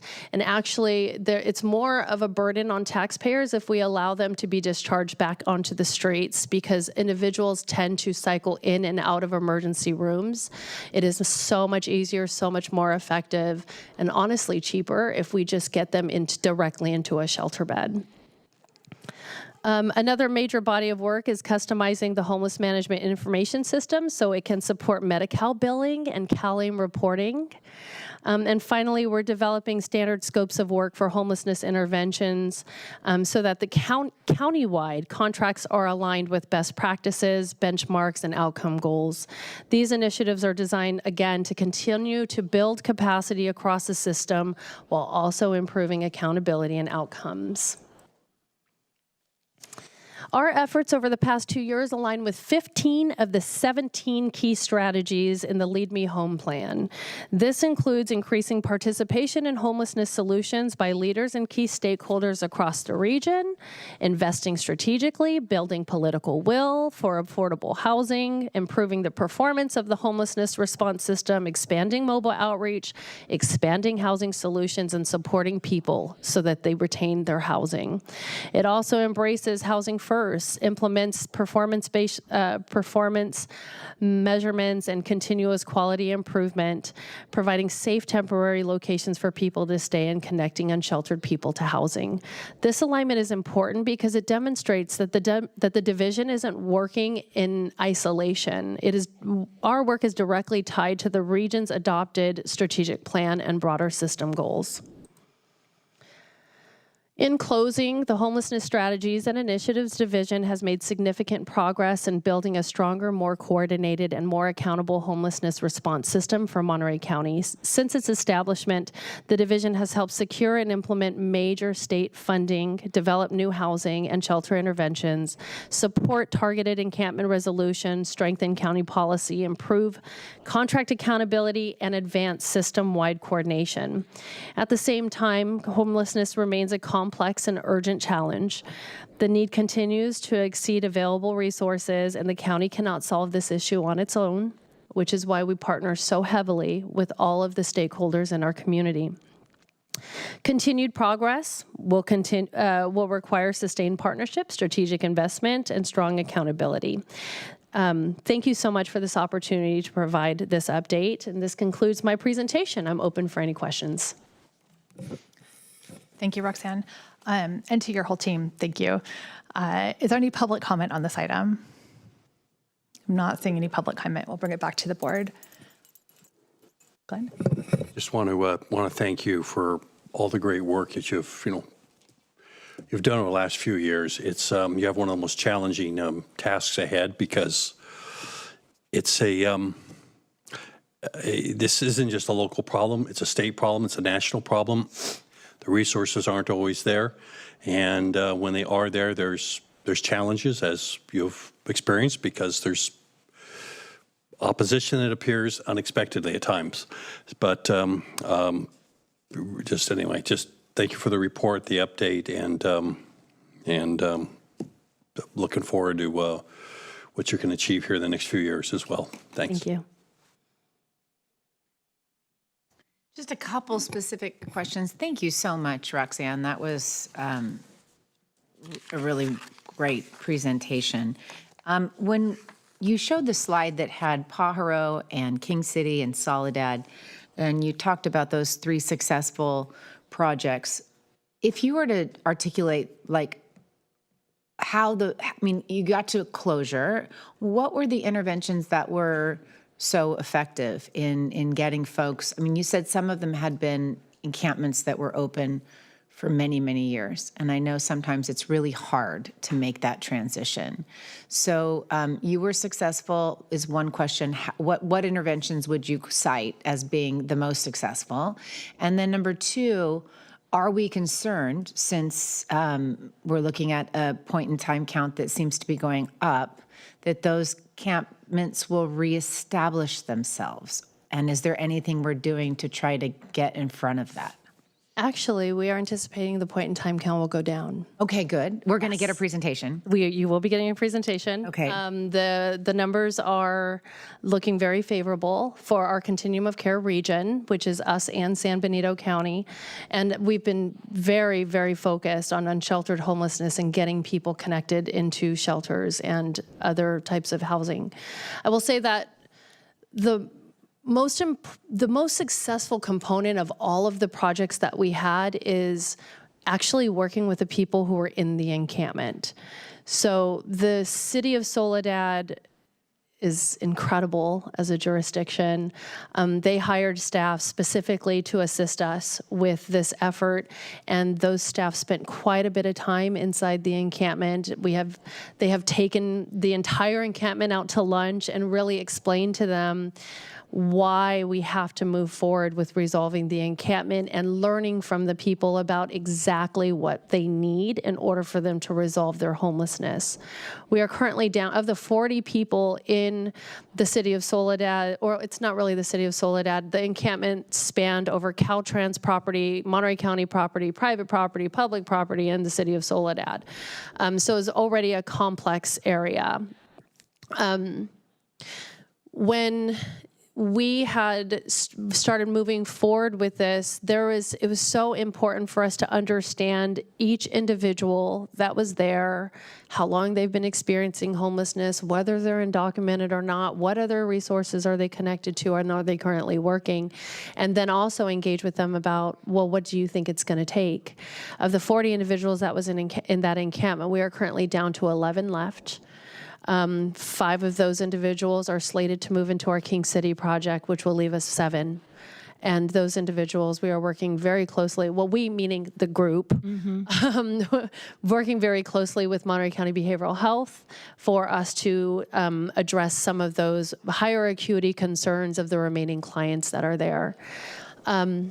Communication is important. Treating people like they're human, really important. And listening to them and all of their concerns of how they feel like they got there, and again, what it's going to take. In the presentation that I have for you later on, we'll get to really explore which interventions are the most successful and also the most successful at keeping people housed. But the end game should always be permanent housing, always. We should not just open a shelter and allow people to stay in perpetuity.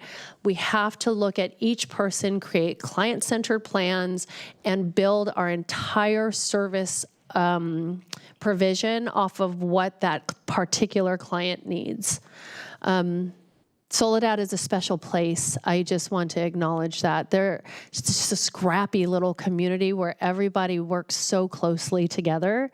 And I think that was one of the benefits. We meet with the city manager every week. And, in larger jurisdictions, you don't get that proximity to the city manager. So South County's cool. One more question then on, each of those encampment interventions had either a permanent or an interim housing component. So much of what you talked about, the success was in that interagency and regional collaboration. In terms of interagency collaboration, and I think, in terms of when there is not an accompanying either permanent or interim housing solution, how can we strengthen the collaboration with other agencies and partners, like, say, the Housing Authority? Is there more that you could elaborate on what we could be prioritizing or supporting as a board to help this placement into permanent housing where it exists when there isn't a corresponding program like we had in these three examples? What I've learned since I've started working on addressing homelessness in this community is no is never really no. It's oftentimes not right now. So I tend to not give up on a lot of things that I just recognize as a major gap in our system. I think what the Housing Authority specifically, without speaking on behalf of them, but what they're going through right now is a lot of turbulence. There's so much uncertainty with the federal government and how much funding is going to come down. There's also a lot of uncertainty on whether or not the federal government is going to continue to allow mixed households. So right now, I feel like that is probably a focus that if I was the executive director, that's all I would be caring about, is how are we going to manage the possibility of easily thousands of people not being able to live inside of the housing that they're currently being placed in. I remember when I first came to this county 4 years ago now, I remember talking to our former social services director and also our current health services director, and we talked about things like recuperative care, and we were just kind of lightly talking about it, and now the state has really bought into it, and that need still exists. So again, it wasn't a no, we didn't have the resources then, but now the resources are available. So there's so many things to do when it comes to homelessness that, again, if it's not right now, that's fine, because there's 10 other things that we could focus on. But I do recognize that it is important for us to possibly explore formal MOUs with organizations like the Housing Authority, for us to explore where their priorities are, just to make sure that we are constantly in front of them and reminding them of this particular population so that they're not left behind. Great answer. Thank you. Yeah, thank you. I'm really glad that you brought this forward. I know this was like on our agenda for some time and it got, bounced around.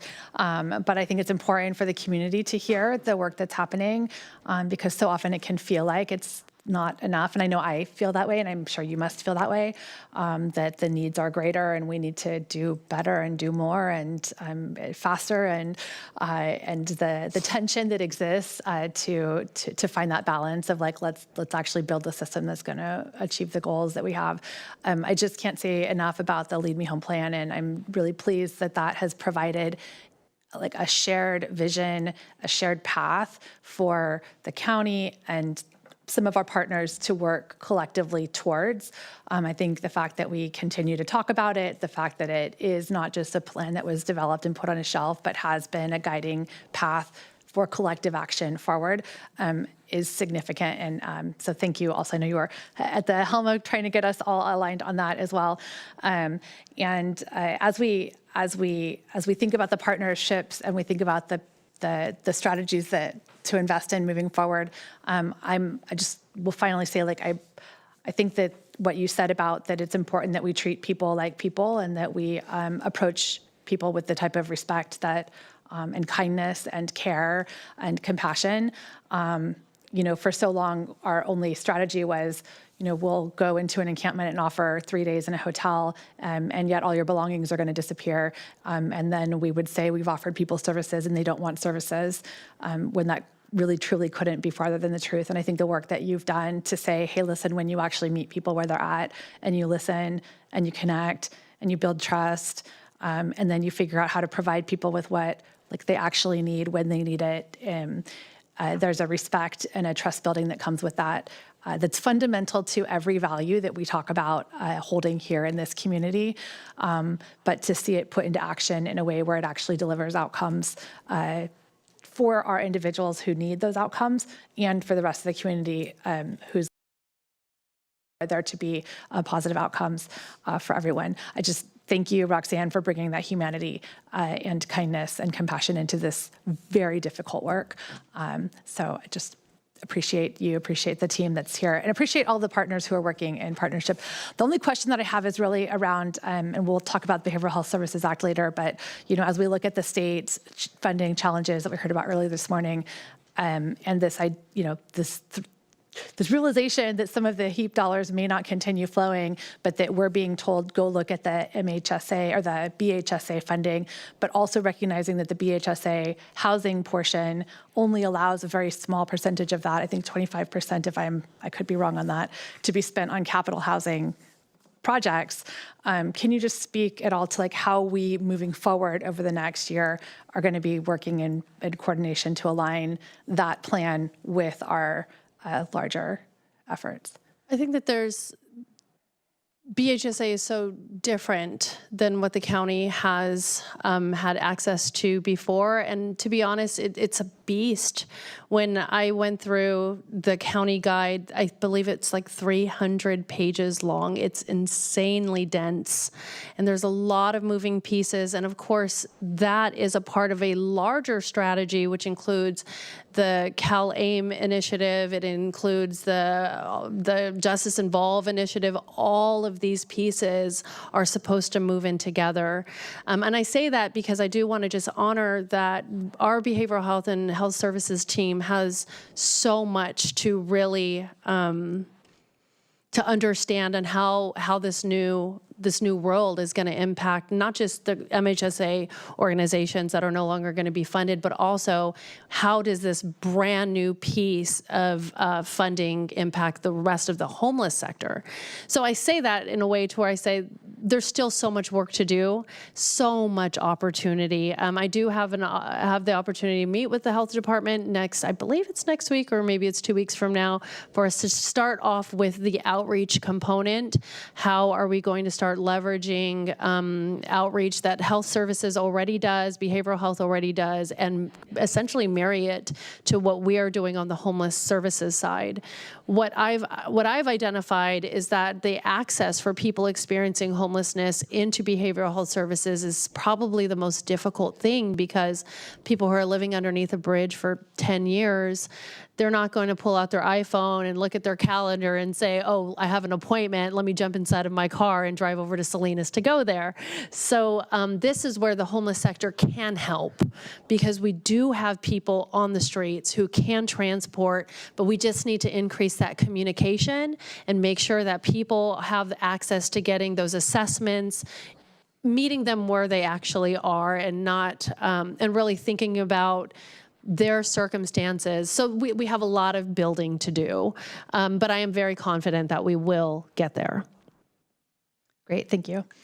I think we're just receiving this report. So unless there's other feedback, I think we're good. And we can move on to item number 17, which is to receive a presentation on proposed standardized homelessness response system performance benchmarks and outcome goals. Hi, it's me again. So again, I am Roxanne Wilson. I'm the Homeless Services Director for the County of Monterey. Today, I'm proposing that the county adopt standardized system performance measures and outcome goals. The purpose of this presentation is to provide an overview of why these measures are needed, how they align with existing state, federal, regional, and local frameworks, and make recommendations accordingly for your before your board today. So I know you just heard so much of this language, but must repeat. The role of our division is to develop, plan, administer, direct, evaluate, and coordinate the county's initiatives to address homelessness. A core part of that role is monitoring and evaluating the efficiency and effectiveness of homelessness initiatives, policies, programs, and contracts. This includes developing qualitative and quantitative measures that allow us to understand whether programs are meeting expectations, whether public investments are producing the intended outcomes, and where improvements may be needed. Over the past several years, our office has worked closely with partners to better understand the county's current homelessness response system, the data available to us, and the areas where stronger alignment is needed. This included reviewing HUD system performance measures, California system performance measures, the Lead Me Home plan, goals, grant application goals, local contract requirements, and data from the Homelessness Management Information System. We've also engaged with key partners, including the Department of Social Services, City of Salinas, County of San Benito, because again, we are a part of a two-county continuum. And also people with lived experience, direct service providers. In 2025, we hired a E-Decolony, I can never say that correctly, E-Decolony Consulting, who assisted us with the development of contract monitoring tools. Excuse me. Through this initial assessment with the consulting team, we identified several issues. First, the homeless service programs currently operate under different reporting requirements, different definitions of success, and outcome expectations. This creates inconsistent performance standards across all of the county's departments, programs, and funding sources. Second, these inconsistencies limit accountability and transparency. Without a unified framework, it is difficult for us to measure program effectiveness, compare outcome goals across interventions, and clearly analyze the return on public investment. Third, the lack of standardization makes data-driven decision-making more challenging. When programs are not measured against shared goals, it becomes harder to prioritize resources and invest in interventions that produce the strongest housing outcomes. Ultimately, we identified the need for system-wide alignment. Standardized performance measures will create a unified accountability framework that strengthens coordination, improves transparency, and aligns programs with regional goals and long-term objectives. The first framework we reviewed is the HUD system performance measures. These measures are reported by our Continuum of Care, which is led by the Coalition of Homeless Services Providers. And again, for our community, that the COC is Monterey and San Benito counties. Please note that Measure 6 does not pertain to Monterey County, and therefore it has been left out of this report. Measure 1 looks at the length of time people experience homelessness. This is important because reducing the amount of time someone remains homeless is one of the clearest indicators of whether or not a system is functioning effectively. The longer someone remains homeless, the more difficult it can become to stabilize their health, their income, and housing outcomes. The measure only looks at those who had positive housing outcomes. So essentially, this data is pulled from the Homeless Management Information System, which is mandated by the state and federal government, that all homeless service providers put data on clients in there. And the way HMIS reads data is interesting, but it is incredibly robust. And in this particular case, it's only looking at of all of the interventions that are inside of that system, how many people were exited to permanent housing, and how long did it take for those organizations to house them. What we can tell by this particular measure is that if, of course there are outliers, but if we are going to have a permanent housing outcome, it's going to happen within the first 6 months. That's what this data tells us. Measure 2 looks at exits to permanent housing and the rates of returns to homelessness over a 2-year look back. This one is really difficult to read because it does go back in time, but essentially this tells us not only whether people are being housed, but whether or not those housing placements are stable over time. This measure looks at all housing interventions, including street outreach, rapid rehousing, transitional housing. So it is kind of like a all-in-one measure assessment. Measure 3 looks at the number of people experiencing homelessness. This is almost like a region's report card, oftentimes referred to as the point-in-time count. There's 2 different ways this measure looks at data. The first one is the biennial unsheltered count. It's the unsheltered count and then the annual sheltered count. So the big one that we always hear, the 2,436, that's the biennial every other year count. It also looks at the unique number of people who accessed our system. So there's just 2 different ways for us to look at data. Measure 4 is employment and income growth. Again, this is the way HUD likes to measure our system, our community.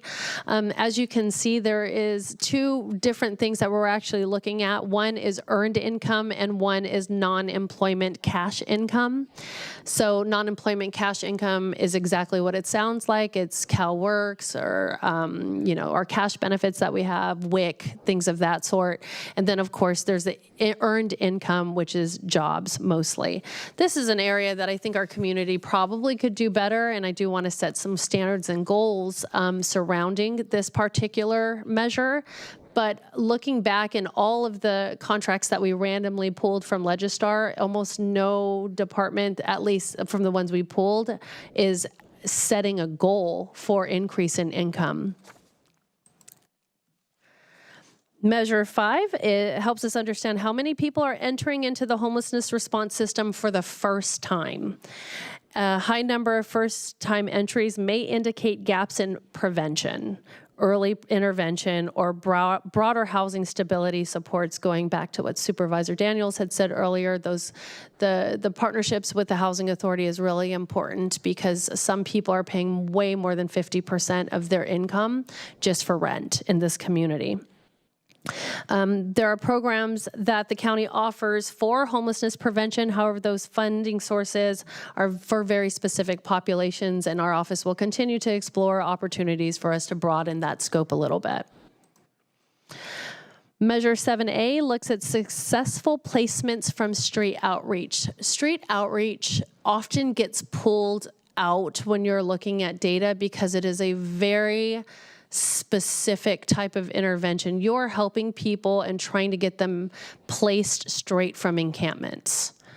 The way HUD and the state of California looks at street outreach is they definitely pull the information out. As it stands right now, there's about 31% of people who touch street outreach that do get connected to some sort of interim housing project or a permanent housing project. And Measure 7B looks at the successful placement in permanent housing and retention. This measure applies across all housing interventions and helps us understand how well programs are supporting people to either exit or retain their permanent housing. The interesting thing is that when you look at the green bar at the top, that is our retention rate for rapid rehousing and permanent supportive housing. What this data tells us is that rapid rehousing and permanent supportive housing are the most effective ways to get people out of homelessness and permanently housed. And I think that there's a lot to say about that, because there's nothing more effective than addressing homelessness than giving someone housing. So moving on, the State of California also has their own performance measures, which are almost identical, but kind of out of order as HUDs. The one thing that's different with the California measures and HUDs is that California also looks at breakout data for specific populations. They also look at gender, race, serious mental illness, substance use disorder, veteran status, and victims of domestic violence and age. So the state of California is very much interested in looking at the disparities of certain populations who are being impacted by homelessness and the likelihood of those specific populations being permanently housed. And of course, the Lead Me Home plan, which is near and dear in my heart, as has been alluded to earlier today. There are really 5 specific measures in the Lead Me Home plan that we need to be focusing on. The homelessness reduction targets, entries from literal homelessness, length of stay, which also are in the other 2 system performance measures, the exit rates to permanent housing. The big difference with the Lead Me Home plan is there's also the development of permanent supportive housing and extremely low affordable housing. So after all of that analysis that we had done over the past year and a half, we have come up with recommended local measures. Again, our office did not do this in a silo. We worked with the continuum of care, and as such, the Leadership Council did approve these local measures. So the COC has already started rolling this out. We have worked with the City of Salinas, who, because their homelessness programs are only under one office, they don't necessarily have to do what we're doing here, which is asking for a county-wide direction. But here we are today working with our board to see if this is something that we would be interested in adopting ourselves. And actually, that concludes my presentation. So I'm here to answer any other questions you may have. I'm going to take it out to public comment first. Any public comment on this item? I am not seeing any. We'll close public comment on this item and bring it back to the board. I'll just say that I do support the adoption of this recommendation. I think it's a really good idea and necessary. So thank you for your presentation. Thank you. So I'm going to one question here, and I'll play a little bit of a devil's advocate. On these metrics and evaluations here, I'm wondering how more difficult cases will be evaluated or more easier placement. It seems to me it's going to be maybe encouraging placement of the easy ones to meet these standards, while more difficult ones may get less attention and shoved to the side. Is there a way, or was that addressed, was that discussed, and is there a way we can try to balance this off, maybe even having 2 paths, realizing, well, these are the easy ones, and I don't know if it's that easy to identify them, that, for this set of metrics, but these are the harder cases. I don't want to neglect those harder cases and that's what my concern is by having, somewhat of a standardization and metrics in there. Sure. Well, I think that there's two parts to my answer. The first one is that we already we did look at how the system is currently performing, and we didn't want to set goals that were completely unattainable. I think that that's important, is you don't want to be unrealistic about what you're asking our service providers to do, especially in an environment where there are essentially no housing vouchers. We don't know if HUD is going to move forward with deprioritizing permanent housing over transitional housing. There's a lot of factors at play, but it was important that we looked at how the way the system is performing now, and also looked at are these goals actually achievable? Again, that's a long way for me to say the same thing. The second thing is that we are bound by Housing First. It is California law. That means that we cannot discriminate against individuals for their criminal backgrounds unless they're around children. It's very specific types of crimes that we can actually decline somebody for in our services. We can't discriminate against people based off of their immigration status or their substance use history, their eviction record. The state does not allow us to disqualify people, and as funders, which our office and many departments, we are stewards of state and federal funding. So if the state says that we're not allowed to decline individuals or deny individuals, and we found out that one of our service providers is, it is really incumbent upon us for us to ensure that that organization is not essentially breaking the law. So I do think that I don't want to. It doesn't mean that we should stop serving these individuals that are more difficult to serve.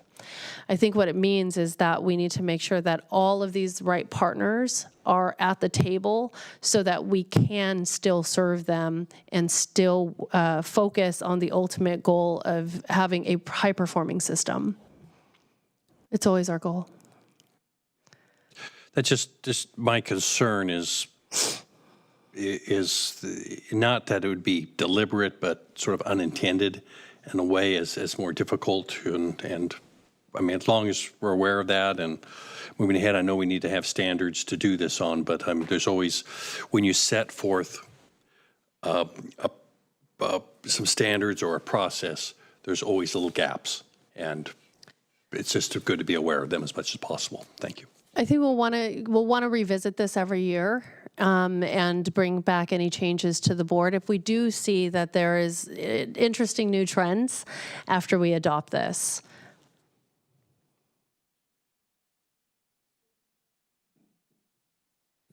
I'm fully supportive. I think it's important that we're really clear about our expectations and then the reporting that we do, it can get cleaner and cleaner over time. I think, it was one of the questions as we looked at the data, was like, how clean is the data that we're looking at? And I don't know that we have a, clear answer on that, but like, as we continue to use the system and know that it's going to be used for accountability purposes, I think we'll get cleaner data over time. And going back to the BHSA conversation, one of the big factors for that space is sort of the ability to track data across systems. We have, I think, a multitude of different electronic health records that are used by different systems, and the CARS, the HMIS system that doesn't necessarily track diagnoses codes that would show who's eligible and how that all crosses, how those systems cross function. So I think we're moving in the right direction, and I would even go so far as to say that I think we also need to look at all of the different county funding. The county funding mechanisms that we have available to us, both in terms of, the 4-H committee looked at all of our contracted agencies a year ago, and we have a number of different contracted programs that we funnel state and federal money through the county to, whether it's a community action partnership, the CDBG funding. They each have their own federal and state requirements that we have to follow, but I also think that there's an opportunity for us to align those local funding systems with these bigger picture goals that we're trying to achieve. We could touch we could touch and impact a greater number of individuals who have the greatest need if we could better align those funding mechanisms to be really clear about within the systems that exist for those plans, how do we include and cross-reference between the two? Because in that collective impact model, you can have a pretty significant impact if we get really clear about what our goals are. So just want to say thank you for the work on this, and I'm fully supportive. You do need action on this today? Yes. I'll happy to move the recommendations. Second. All right, we have a motion from Church, a second from Daniels. All in favor? Aye. Aye. All right, approved. you. Thank you again for the work, you guys. Okay, it's about 4:15, and we have a presentation from about a 60-day follow-up for the Santa Rita Creek drainage study through Bosa Knolls. And we have a presentation from Miranda Ishii, Director of Public Works, Facilities, and Parks.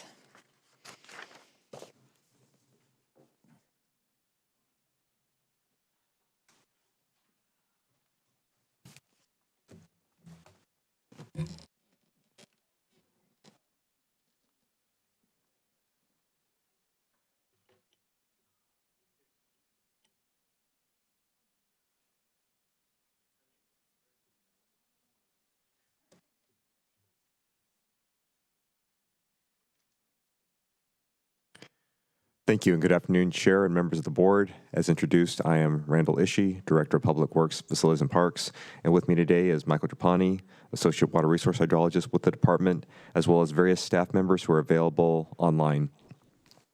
And as introduced, the item before you today is the 60-day follow-up through Bosa Knolls, specifically regarding the Santa Rita Creek drainage study, and for staff to bring back additional information, detailed more so in terms of cost estimates, plans, as well as special district options. For the conversation today, the presentation's overview will be a very, very brief background information by way of an update for the general public in terms of the study and its results. And in the interest of time, staff will be very brief on that. We'll then review the updated cost estimates in terms of the projects, both the near-term ones and the long-term ones, and then the combination of near-term and long-term plans to be combined together, known as the alternatives. And then we'll briefly discuss the special district options and then open it up for questions and comments. By way of background and as a refresher, this is an aerial base map representing the north part of the North Salinas area, and the thick line work represents the watershed of the Santa Rita Creek. The red line work is circling the community of Bosa Knolls, and so it's a small part representing the much larger watershed itself. This has been discussed at the previous meeting. Monterey County has a floodplain management plan from 2002 and identifies repetitive lost properties, one of those communities of which is Bosa Knolls. And there's been repetitive flooding in Bosa Knolls. Some of the historic record indicates that there's been flooding dating back to when the subdivision were first developed, and these are some more recent photos dating back to 2014, 2017, all the way through 2025. As directed by the board, the county hired the consulting firm known as Denise Duffy & Associates, who subcontracted with Balance Hydrologics to perform the flood study to finally establish the flow carrying capacity of the Santa Rita Creek, and to develop and evaluate a set of feasible project alternatives to reduce the flood risk in Bosa Knolls. These are hydrographs that the study had studied and determined, and they show various flooding events that have occurred and the magnitude of those flooding events. What the study did find is that when the creek reaches 100 cubic feet per second of flow, that is the maximum capacity the creek can hold before the creek's banks are overtopped with floodwaters. And as seen in these hydrographs, the 100 CFS flow is exceeded during most years and multiple times during wet winter events. This is a sample of the modeling performed by Balance Hydrologics that was included in the last board meeting's packets. And this simulates the modeled 10-year flood depths, or a 10-year recurrence cycle of a particular storm. So the consultant came up with project recommendations that were presented at the last meeting. They range from culvert upsizing at Paul Avenue and Rogie Road. They also arranged for removal of sediment at the culvert crossings. They also recommended selective vegetation management within key channel segments. They also came up with the idea of construction of upstream sediment retention basins or stormwater and sediment retention basins. And then they also studied the alternative and project of restoring the creek itself back to the conditions of the late 1970s when the original FEMA flood insurance study were conducted, i.e. removal of sediments and vegetation, restoring it back to how it was in the 1970s. In brief, project number 1, as mentioned, was culvert upsizing. These are just some of the parameters of what the concept would do, and there's more details later on in the presentation. Just as a note, this is a fairly standard culvert replacement project as determined by staff. This is similar to other past work staff has done at other locations in the county historically. And with almost all of our culvert replacements, there's permits that still need to be acquired. Project 2, as mentioned, was the removal of sediment at the culvert crossings. This is an ongoing activity that the county service area number 9 in the area already performs. And project number 3 was the selected vegetation management. And this involves the removal of vegetation along targeted channel reaches, which currently are causing a reduction in the conveyance of the creek and thus are bottlenecks along the steady reach. This is a much better detailed map than what was shown at our previous board meeting. What this map shows are various parcels. The yellow background colored parcel represents the parcel that is in the county's name. And the rest of the parcels that you see that are highlighted with the circled red area represent those targeted areas for that targeted vegetation management. So here again, the yellow parcel represents the parcel that's in the county's name, and the rest of the parcels are private property. And so there's roughly 3 different segments there where selective vegetation management is recommended. Project 4 in brief are various sized detention basins that either serve solely as sediment retention or the larger ones of which are both sediment retention and detention. And then we've talked about the 5th project, which is also its own alternative, and that's restoring the creek back to the 1970s conditions. This slide is an extract of the table that's included in the board report attachments. These are the more updated costs of which staff have performed. And as a note, many different sections within the department and other departments were engaged with in order to produce these various near-term and long-term options with the detail of which you see today. The real property section was engaged to do a real estate comps analysis of the agricultural lands and a commensurate price per acre that needed to be determined. The engineering staff were asked to produce various cost estimates using either past bid canvases or past publicly bid projects the county had, or job order contracting from our JOC catalogs. And we also sought quotes from the Resource Conservation District of Monterey County, asking them for similar projects of which they've conducted, and provided a quote for county staff. So in brief, projects 3A through 3C at the very top represent the targeted vegetation management. The top option represents if the county were to conduct it using county forces and county contractors, and that would be meant for the targeted county parcel itself. That the cost estimate there is approximately $175,000, and a more refined timeline would need to be developed for how and what would be involved with the timeline for that project. But the duration is estimated to be around 9 days. Similarly, a targeted vegetation management of the private property parcels, which is option 3B, has a cost estimate of approximately $40,000 if using the Resource Conservation District of Monterey County and using the quota which they provided to county staff for similar purposes. And then the remaining one, Project 3C, represents targeted vegetation management of both the county-owned parcel and then the private property parcels that were shown in Project 3. And using the quote from the Resource Conservation District, that's approximately $100,000. And as a note, the Resource Conservation District felt that there would be some level of permitting that would be necessary even to do the targeted vegetation management. So that is noted here in the timeline to begin project column. The culvert upsizing at Paul Avenue and Rogie Road is somewhat of a near-term project. That's one, as staff has mentioned, is one that has been done by Public Works staff in years past.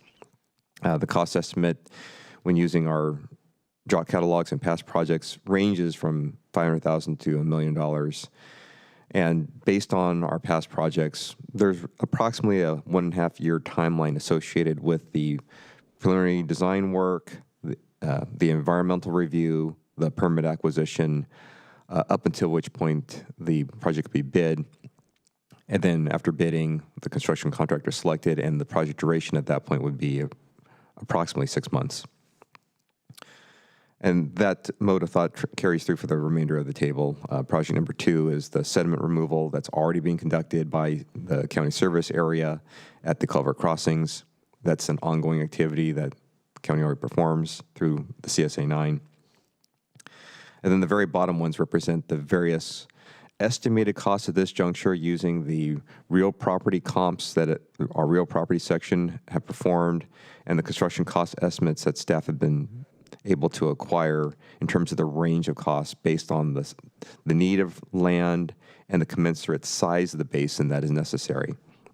And so in brief, the range of those 3 different options ranges from approximately $2.8 million to $8 million for just the sediment retention basin. And that's the basin as noted in alternative number 1. That's the area where that project shows up. And 4B and 4C represent the sediment detention and stormwater detention basins and their approximate range of costs. These are the long-term options.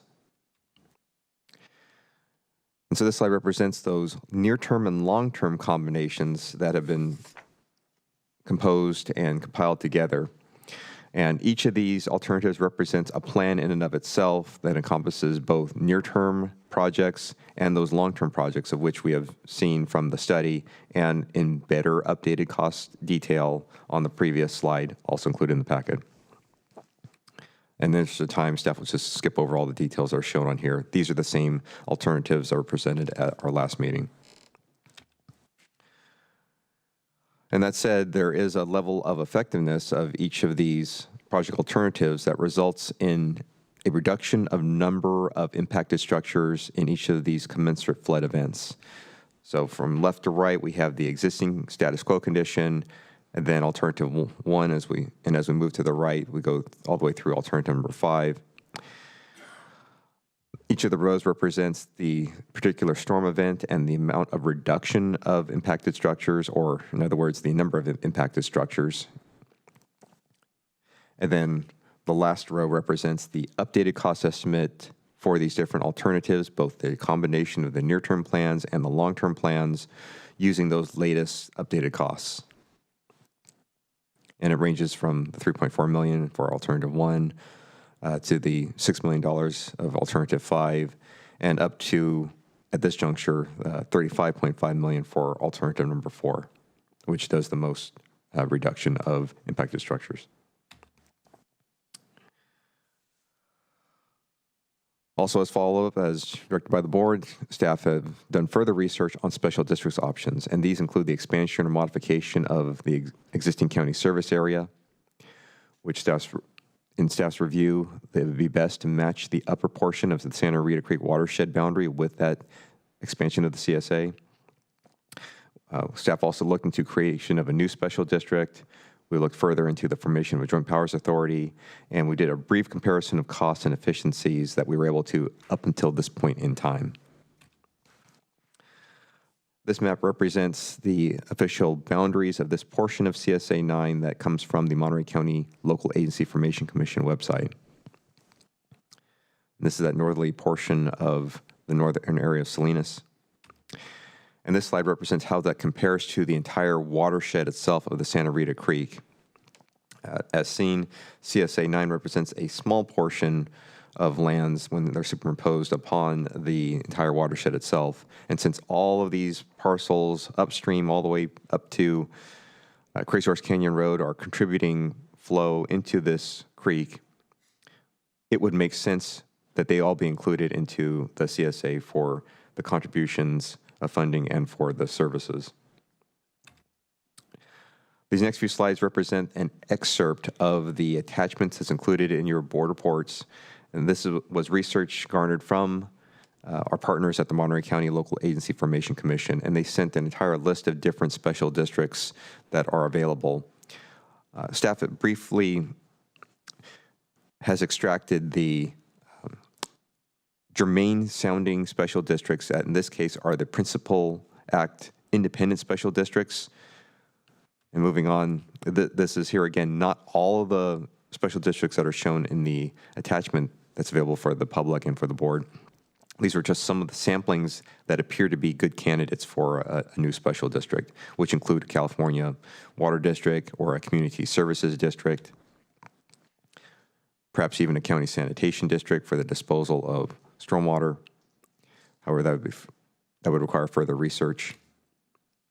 And then this is that small sampling here again of the entire attachment that's in the packets.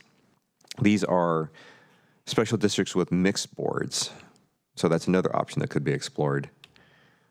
And these include things such as county drainage districts. And there's others that are also include those in the packet. And then another option is for the creation of a special district by virtue of special legislation. And that's if none of the options identified in the attachment are the right fit. So it's another option that's available. And there's some examples at the bottom that Seth had mentioned at our previous meeting. In terms of formation for either for the creation of a new special district, there is an application process and an official process that is involved. There is more detail in it in the attachment that's included with the board report, which was provided to us by Monterey County LAFCO staff. And in terms of an update, our board report says that the LAFCO applications could range from $5,000 to $10,000. In speaking with Monterey County LAFCO, their fee is going to be $4,675 as the application fee starting on 1 July 26, or the beginning of the new fiscal year. And there's other work that's associated with the creation of a new special district. There's the need for a feasibility study whose costs range from $20,000 to $40,000. There's also the need for a map and legal description that needs to be created, and that ranges from a few $1,000s to $10,000 or more. Then there's the interaction with the Board of Equalization that could be a few $100s to a few $1,000s. And then because there is an environmental impact of sorts that does become triggered when a CSA is created, there is the California Environmental Quality Act requirement that must be satisfied. And so there's a CEQA analysis that is required, and that could range up to $150,000 or more, just a rough estimate. And then there's a need for interaction by the county assessor's office, for there is a fee associated per parcel, and it depends on each particular county. So at the bottom of this slide represents in brief what the petition and resolution process would look like, all the way through LAFCO hearings, and the study process, and protest proceedings, and then finally the vote for the property owners who are affected by the creation of this new special district.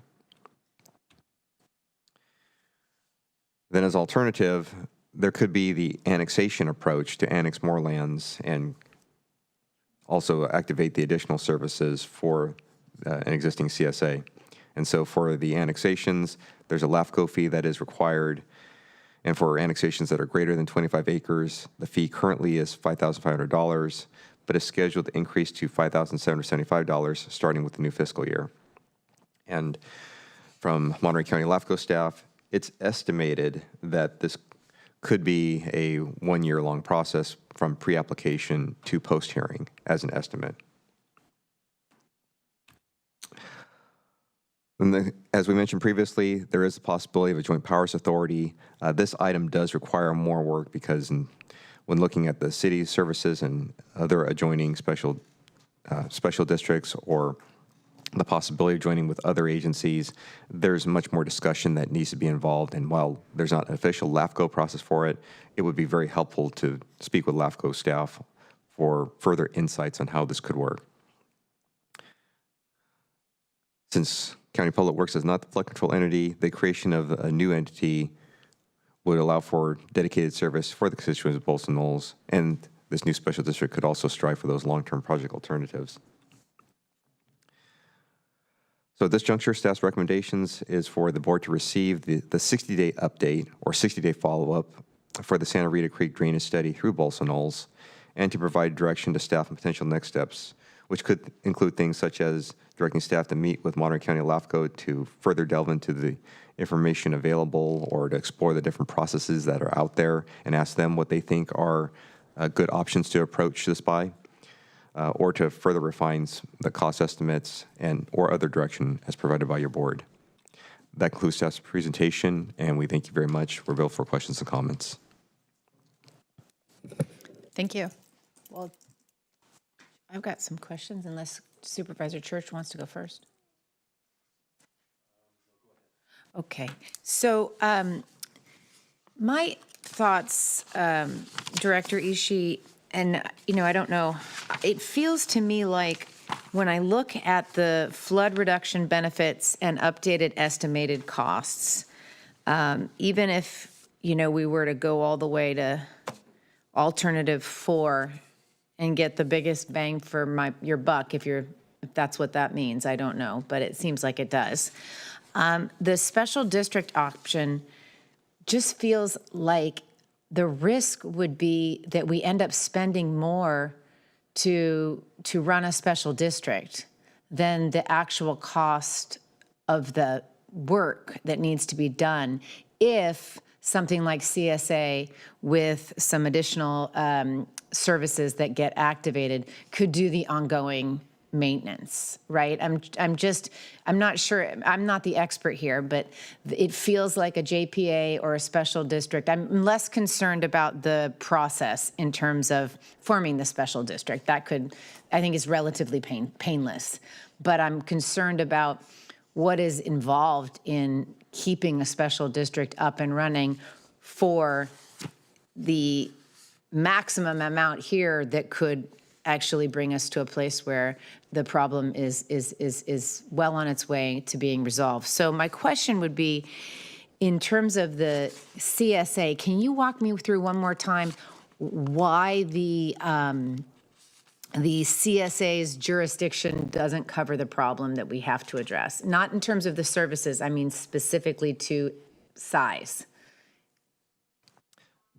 Excellent question, Supervisor Daniels. So in terms of the existing county service area number 9, Oak Park, their boundaries are limited to that yellow line work that was shown in that slide showing the entire watershed itself. Yeah. Or going back to the Monterey County LAFCO official boundary map, it shows the limitations of the existing CSA's boundaries, and that's what the CSA was created and has as of today.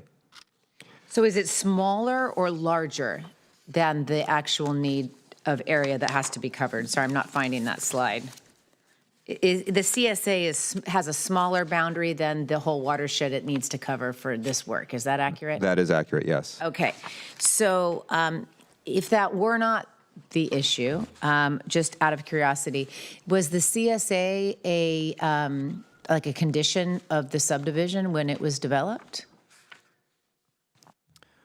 Staff would need to ask our special district staff for the particular history of that. But in general, that's usually the way that the CSAs were created, is that they were created during the same time as the maps being created. Okay. And in regards to CSA 9, and in looking at, you had a slide that had projects listed by their number 3A, 3B, 3C. Huh? 15. Page 15, thank you very much. Yeah, this page. Could 3A, 3B, 3C, 1, 2, and 5 be interpreted as under the CSA's current services, or are those outside of the services? Looking at the projects here that staff mentioned on slide number 15, project number 2 is an activated ongoing service that the CSA 9 already performs and can continue to perform. Project number 1 is something that the CSA, with the help of public works staff, could do, albeit they do not have the funding to be able to do this at this time. And then project number 5, that one goes outside of the boundaries of the entire CSA itself. Okay.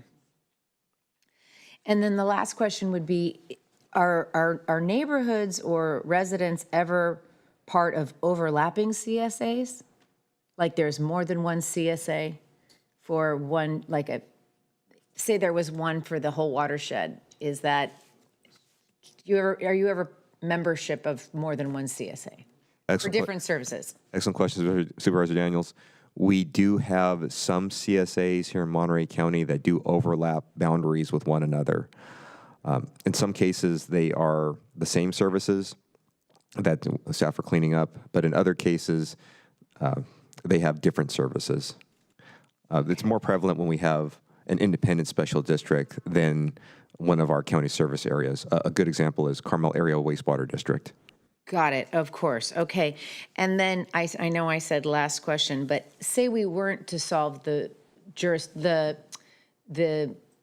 mechanism for addressing and funding the challenges, would we be able to move forward with 3A, 3B, and 3C on its outside of solving that larger challenge of who owns and pays for the problem? Like, you need a CSA or a special district, or could the county move forward on the targeted vegetation clearing where it's needed? Or is that difficult?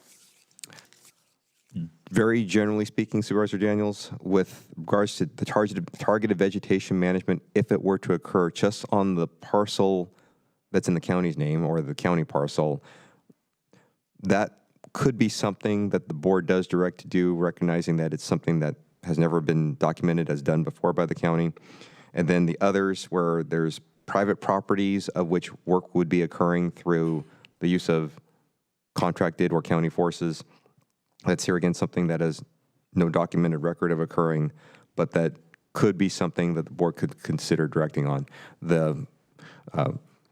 What staff would need are a funding source and authorization to be able to proceed on these private properties. And I realize as I'm saying this out loud, there's certain challenges that might produce for future years and such. Yes, and if I may, if staff may, just as a note for projects 3A through 3C and the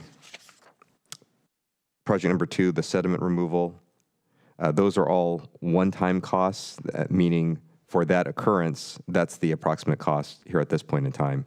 So if the vegetation were to regrow or the sediment clogs up the sediment, gathers at the inlet of culverts once again, that's something that would have to be done once more.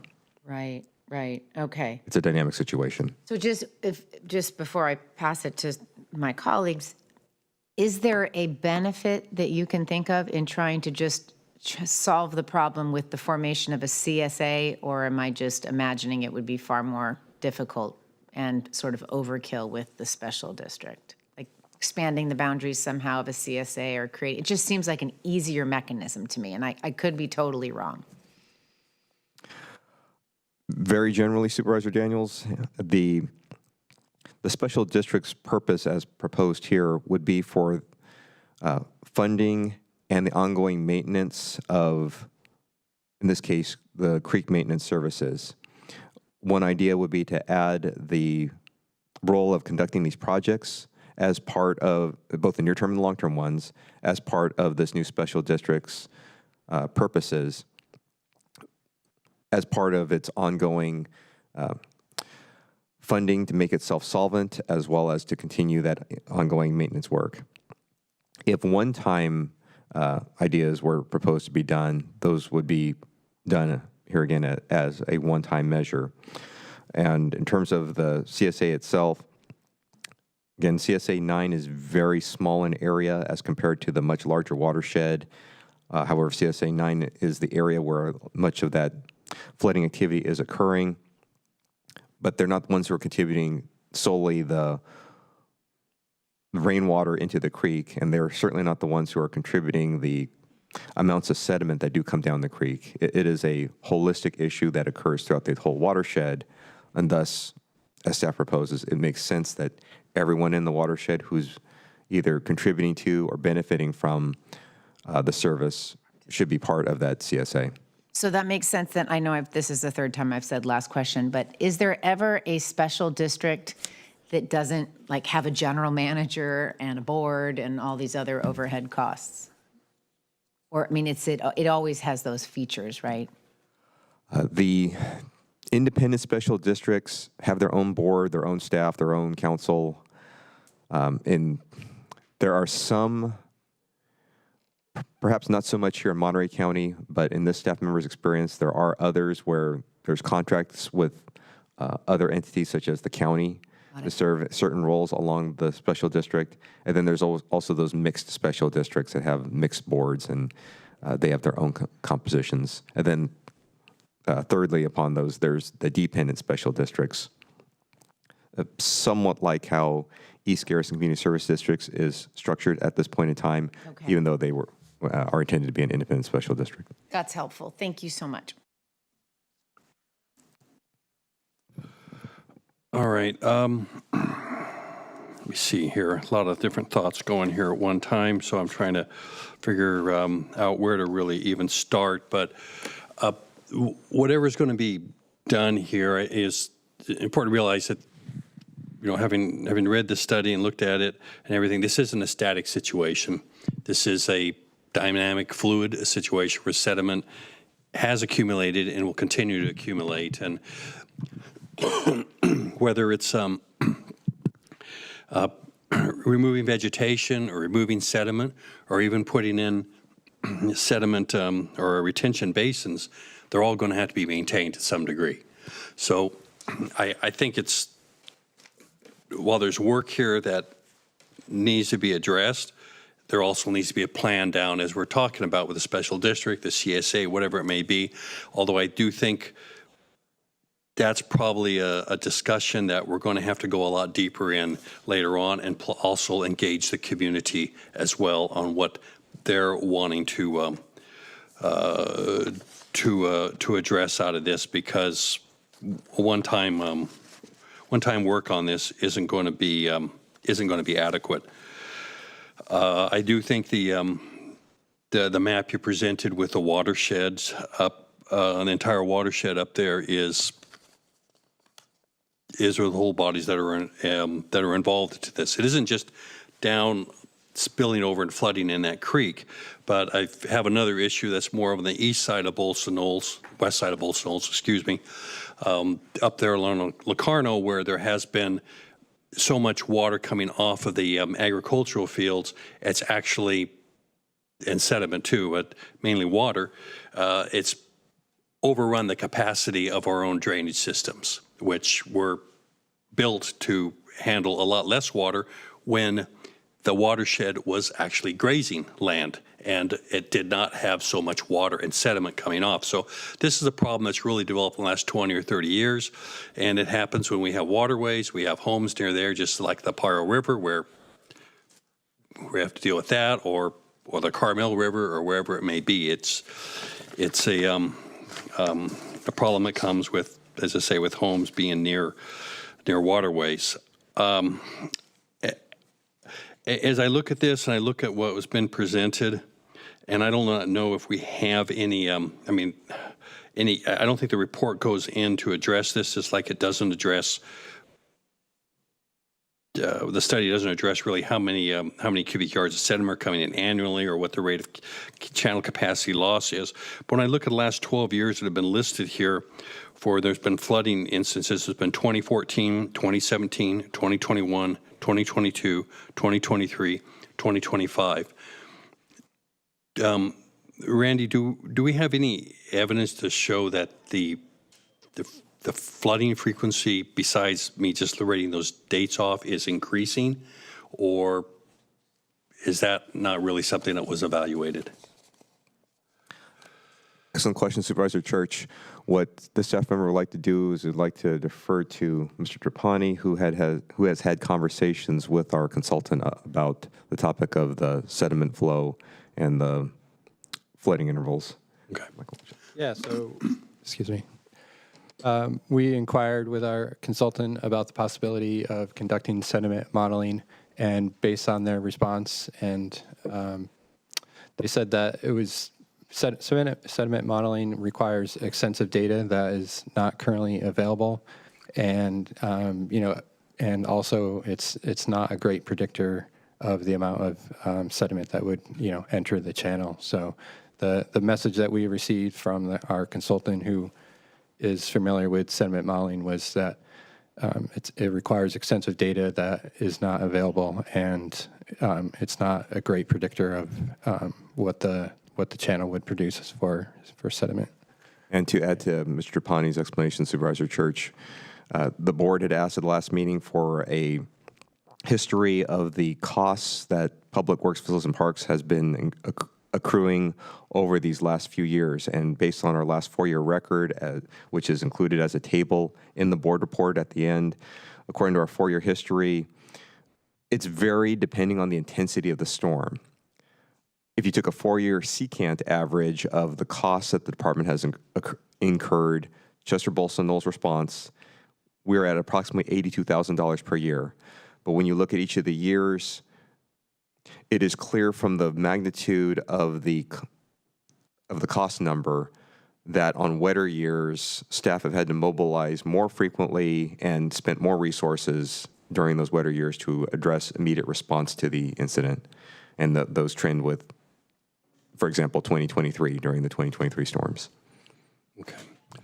All right. So I understand they don't have that sediment information. I know the 2017 LIDAR report did, in some comparisons with that, there is a estimation of roughly of a foot increase of sediment since then. That's one thing that, I mean, from now to then, I believe, is what the drainage study does address. Is that approximately correct? No, well, it did vary throughout the channel, but when comparing from the 1970 study to the 2017 LIDAR data, it was actually 1 to 2 feet higher from the 1970 data.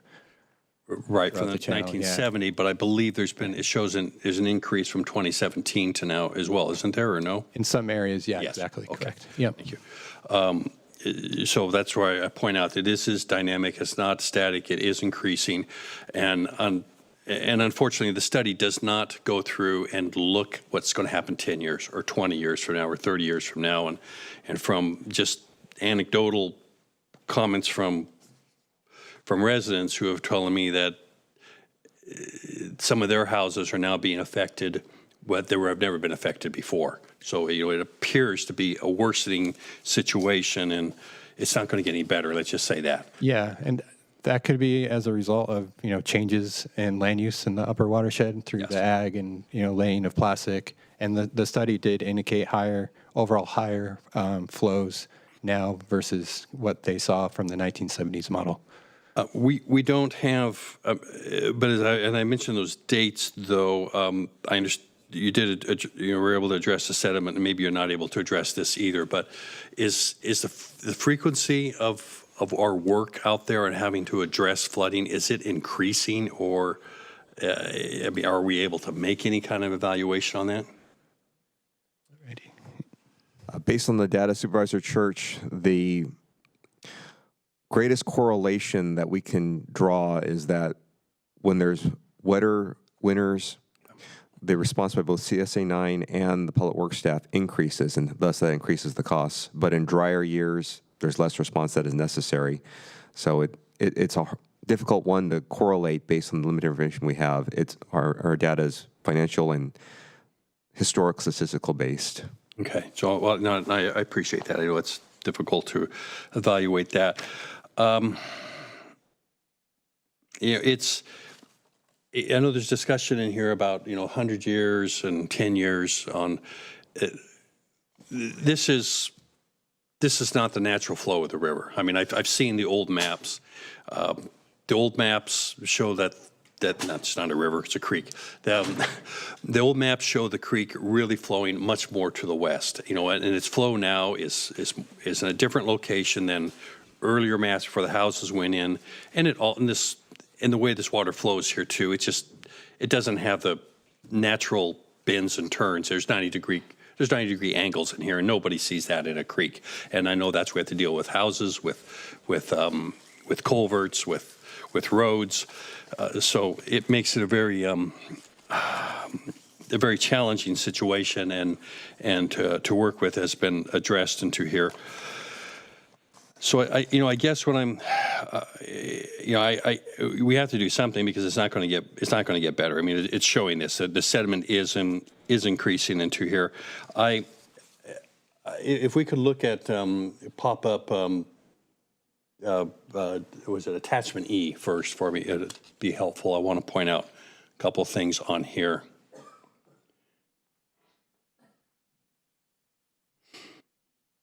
And I know we haven't gone to public comment yet, so I won't make a motion yet, but I'll wait till we come back. But I want to look at on E first. Let's see, that's attachment E. That's D. I'm looking for E, which had the 5 alternatives there, and there it is. That's it. So, as I say, when you're looking at a 100-year plan, you're not seeing much difference. And I don't think within this creek, when you have really, really bad storms, there's nothing we can do with. The key is to go through and lessen the lesser storms, because that's what our people are experiencing on years when it rains. And I don't even know if it has to be a really wet year, maybe then storms getting more intense as we go through climate change. It's to lessen that impact so people aren't experiencing this 3, 4, 5 times a year of flooding. And, as we look at these here, I'm really seeing as that possibility is that where we need to address is look at a hybrid approach. And, options, the alternatives 3 and 4, yeah, they look the best, but the price tag is enormous. Alternatives 1 and 2 and 5, we do not have a model that really what happens when you blend all those together, but I have to believe it's going to be better than the numbers show here because you're combining different alternatives. And I'm just bringing that up because that's giving me some direction of where I'm wanting to go when I do get around into a motion. But I know that we need to be looking at long-term with some retention basins, and just as we're looking at whether to have special districts or not, I think those are more complicated issues that need to be addressed. And one of I've been out with it. I know RCD is out looking at doing some retention ponds on some private land up there on the farmland. I know I've been out with the GSA about having a retention pond that would actually as a recharge basin.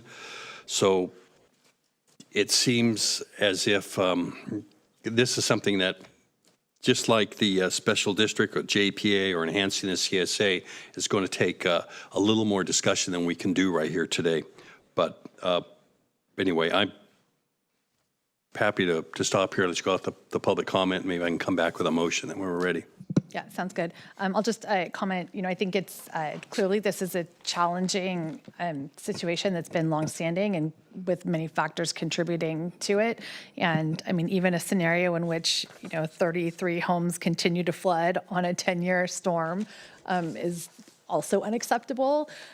So clearly there's discussion and work, and I would love to hear from the residents. I think ultimately figuring out what the jurisdiction of a CSA might look like, how inclusive we can get that to be, so that we can identify, how to fund a program that's going to not just reduce, but I mean, it's really unacceptable to be in a home that floods every, 33 of these homes continue to flood on a 10-year storm.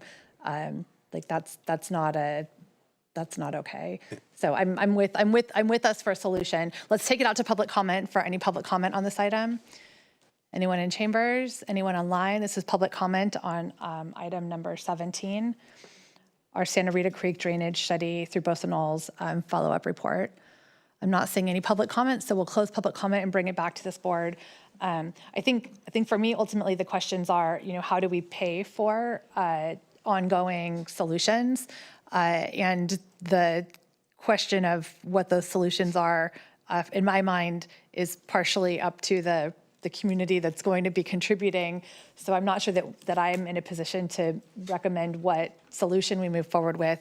I think the structure of how we build out the CSA, if that's the path, seems like the clearest path, given what I've heard, would make sense.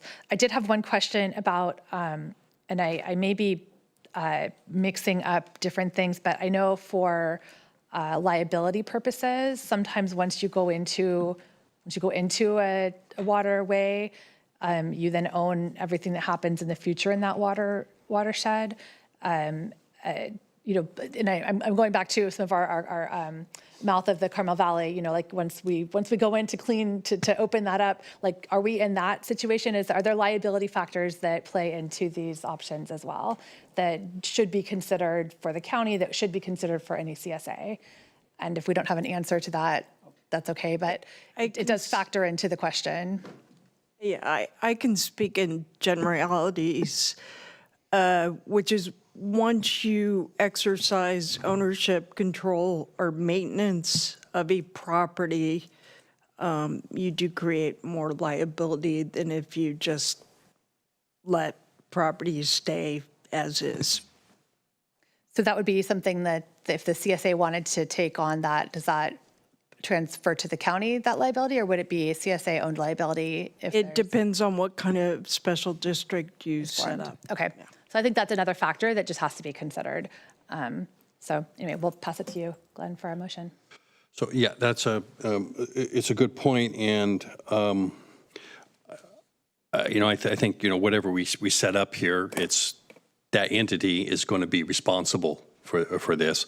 If we were to do some work, it's going to take a long time for anything. If we're going to do some work, going in to do this work, for example, if it's a vegetation removal or something along that line, some of the alternatives here are to do that on private land. I would suggest that I don't know if it's possible to have a private, agreements that it's a one-time process that people agree to. Does that give us some protection? I'd have to explore ways to transfer liability, whether you record something on the deeds. I'm just thinking off the top of my head. It really depends on how you do it, but there might be ways to try to mitigate liability, but ultimately you're performing the task, which always creates some liability. I guess what I'm looking at there is if there is some work done before a special district or JPA is set up, and I want to give as much protection onto that. We could explore that. Okay, yeah. So I'm gonna go here. This is a complicated issue, so I'm going to try to be really clear here and lay out multiple steps along the way. And this isn't part of the motion. This is going to be something I'm going to look at separately, because I think part of a problem we have a problem here now because the watershed land is no longer grazing. It's being used for agriculture, and it's caused a lot of water runoff. It's caused a lot of sediment in there.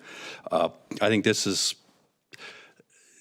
something I have to look at separately on this with probably talk with the ag commissioner, with county council, on seeing if we need a different policy, which we're doing, which is a little more with some of our growers, that is not just a penalty of fashion, but maybe incentives.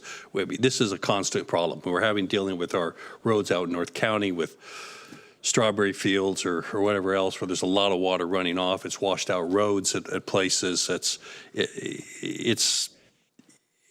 a sensitive area, but it's an unaddressed issue that's really caused a lot of problems. And so I'm looking at that as sort of a separate entity on this. It goes well beyond this, but also covers this to try to address this issue. And I'm just bringing that up as sort of a preamble to this. Again, I'm looking at a hybrid concept here, and as I look at attachment D, and if you want to pop that up on the screen too for me, Michael, I'd appreciate it, or whoever is in charge of the. Good to go. Yeah. There we go. Great. So, I'm just looking. I know there might be some permit requirements into here, but I, make a motion here that we look at 3A, 3B, 3C. Do the steps we can for protecting us on liability, but also go through with proceeding with this as all vegetation work that can be done, and try to proceed where we can on that. I do think we also have to really look at this, at options 1 and 2, the culverts upsizing, as well as the sediment removal and 2. And I'm also going to suggest 5. I know that's a longer process into there, and that's hopefully. Well, let me ask. I don't want to break up my motion onto it. It doesn't really matter. That's probably going to be something more goes into when you get a special district or the CSA taking some of this responsibilities eventually. With that, hopefully we'll be involved into there.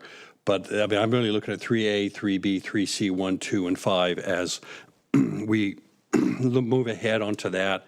And if we need to look at Measure AA to help fund this, I think there's some possibilities there. Maybe there's on some of these bigger projects, some state and federal help, particularly on 5.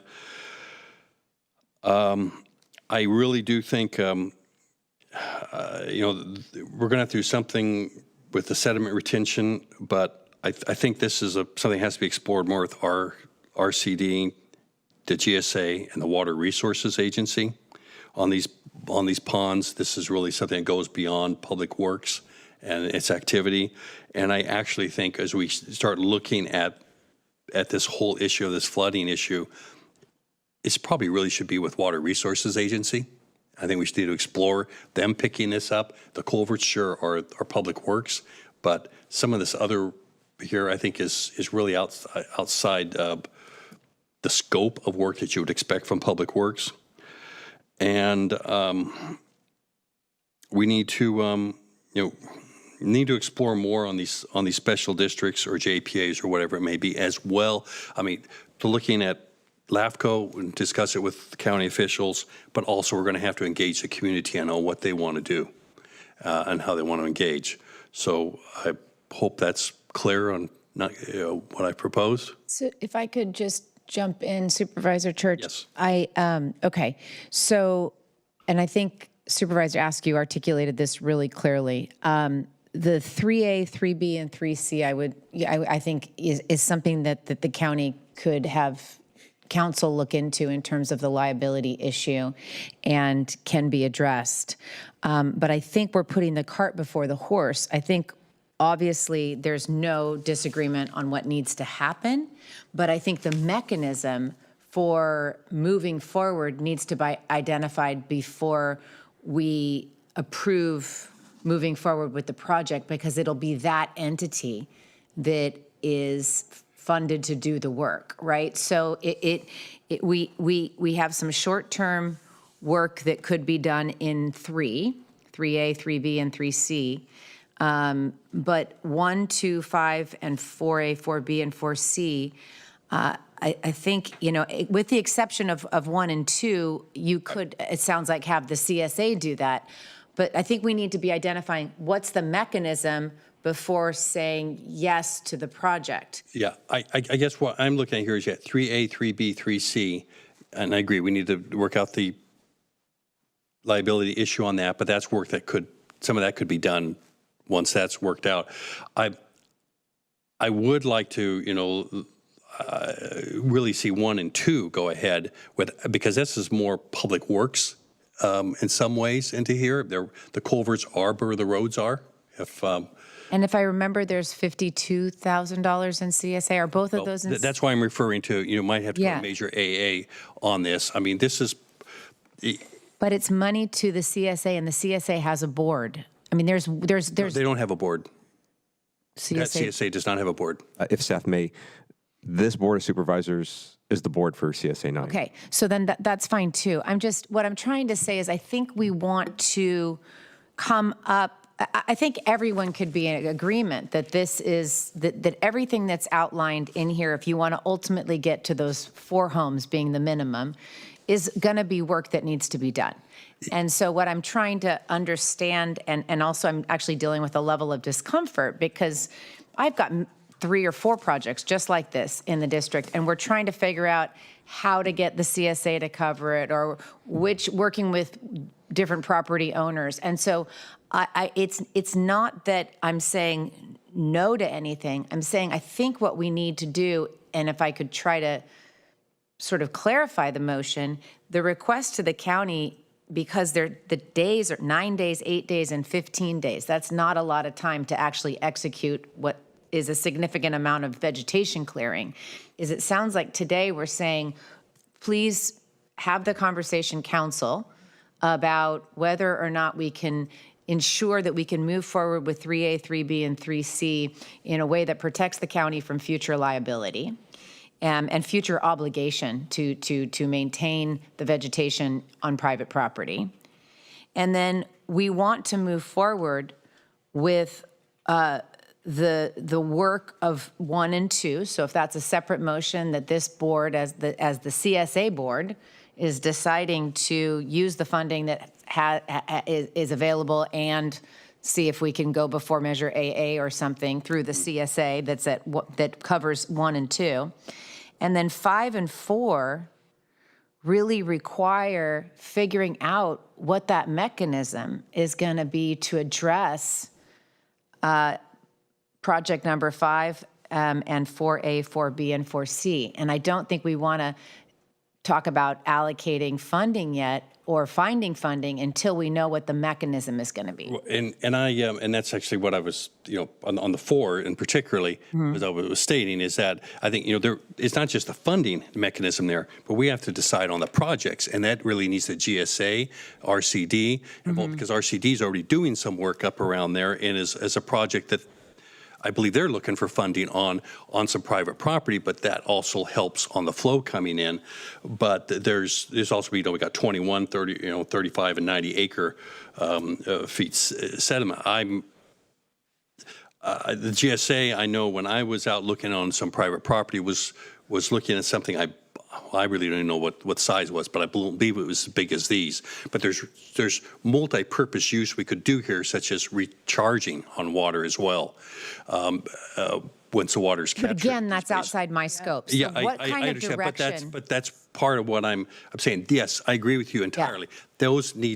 That needs to be held off for a further discussion. So what direction does Randy need now? That's just to be able to feel like he's. Well, what I'm proposing is the 3A, 3B, and 3C, and 1 and 2. Now, I was also throwing in 5 that, to go through, but I'm happy to hold that off until we get, to be explored later once we have a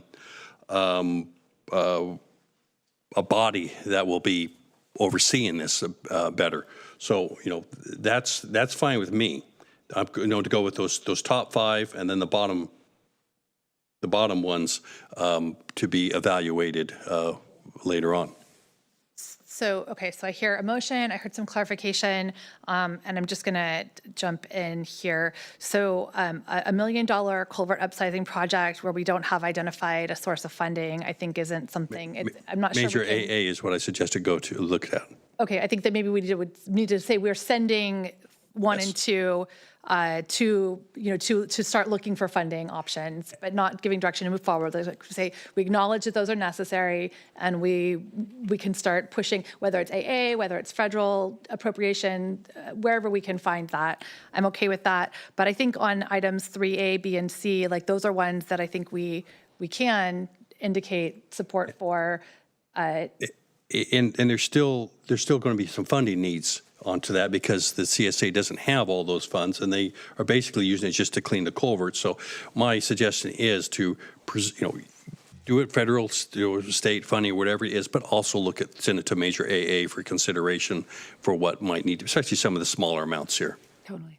Okay, so it would be, so the request then is that the CSA board, acting on behalf of the Board of Supervisors, take 3A, 3B, 3C, 1 and 2 and 5, allow staff to look at funding opportunities, pursue funding opportunities for those projects, and 5 is outside the CSA. Sorry, and so 5, is sorry, 3. you're right. 5 is outside the CSA. Okay, so it'd be 3, thank you for catching that. I had circled the wrong one. 3A, 3B, 3C, 1 and 2. We're gonna ask staff to pursue funding options for those solutions. And at the same time, we're going to ask staff to explore the governance structure of the CSA, the size, the boundaries, the functionalities that would allow for longer term funding, project management, and so on. With the third piece being the projects identified would need to be done through the CSA with liability protection for the county. Is that Just to clarify, though, are we I don't, saying the same thing? 3A, 3B, and 3C aren't in the CSA's scope of work, are they? These are not in the CSA scope of work. However, if the board were to give funding for it and give direction to do it, the CSA could do this activity that's not part of their standard work. Can I just take a stab? What you said was good. It's that the direction from this board is that we're going to move forward and look for the funding so we can complete in a relatively short period of time the vegetation management that's outlined in A, B, and C, number 3. And then as the CSA, 1 and 2 are going to be explored with both the money that we have in the CSA and other funding options such as Measure AA and any other assistance we can find to move forward with 1 and 2 at this time. And then the other direction, I don't even know if it needs a motion, it's the exploration of what would the best mechanism be for addressing the larger and more costly and ongoing projects in the watershed. So is that? That's I that'll think that's what be I was fine. getting at, and the good clarifying points. That'll be fine. It's a complicated issue. Yes. We've got a lot of options here. We're looking at a hybrid process here. Glenn, since you made a motion before, do you want to make the motion referencing Kate's comments just now? I'll happy to second her. Okay, so we'll do the other way around. So we'll say, Kate, a motion from Daniels, a second from Church, and if I could just friendly amendment on your motion, Kate, that we include the liability, that we have counsel look at the liability issues to ensure that we're not, signing up for something we don't intend to. Those are on 3A, 3B, and 3C. 3C. Yes. Okay. And then just our this is not part of the motion. It's just we're looking at this is just sort of a general direction of where we're going. That we're looking at on these retention ponds and getting more information working with RCD, GSA, just to in my office, I guess, with county, we'll come back with something later on that. And then on the government structures, it's much the same thing. We're going to look at options and we'll bring this on back later on. I think that works. All right. We went out to public comment. All in favor of the motion as presented?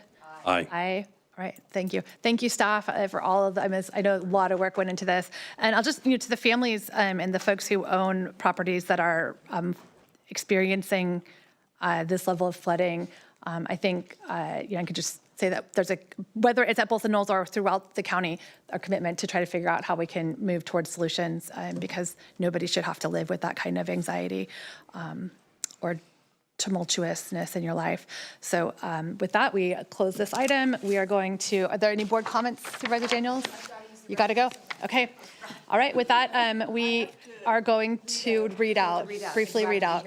Yeah, you do. We're going to do a brief readout. So reading out from closed session in the case of County of Monterey versus Life Foundation, the county did reach a settlement in which the county will purchase the building for $7 million and also receive more than $1 million in funds for the building.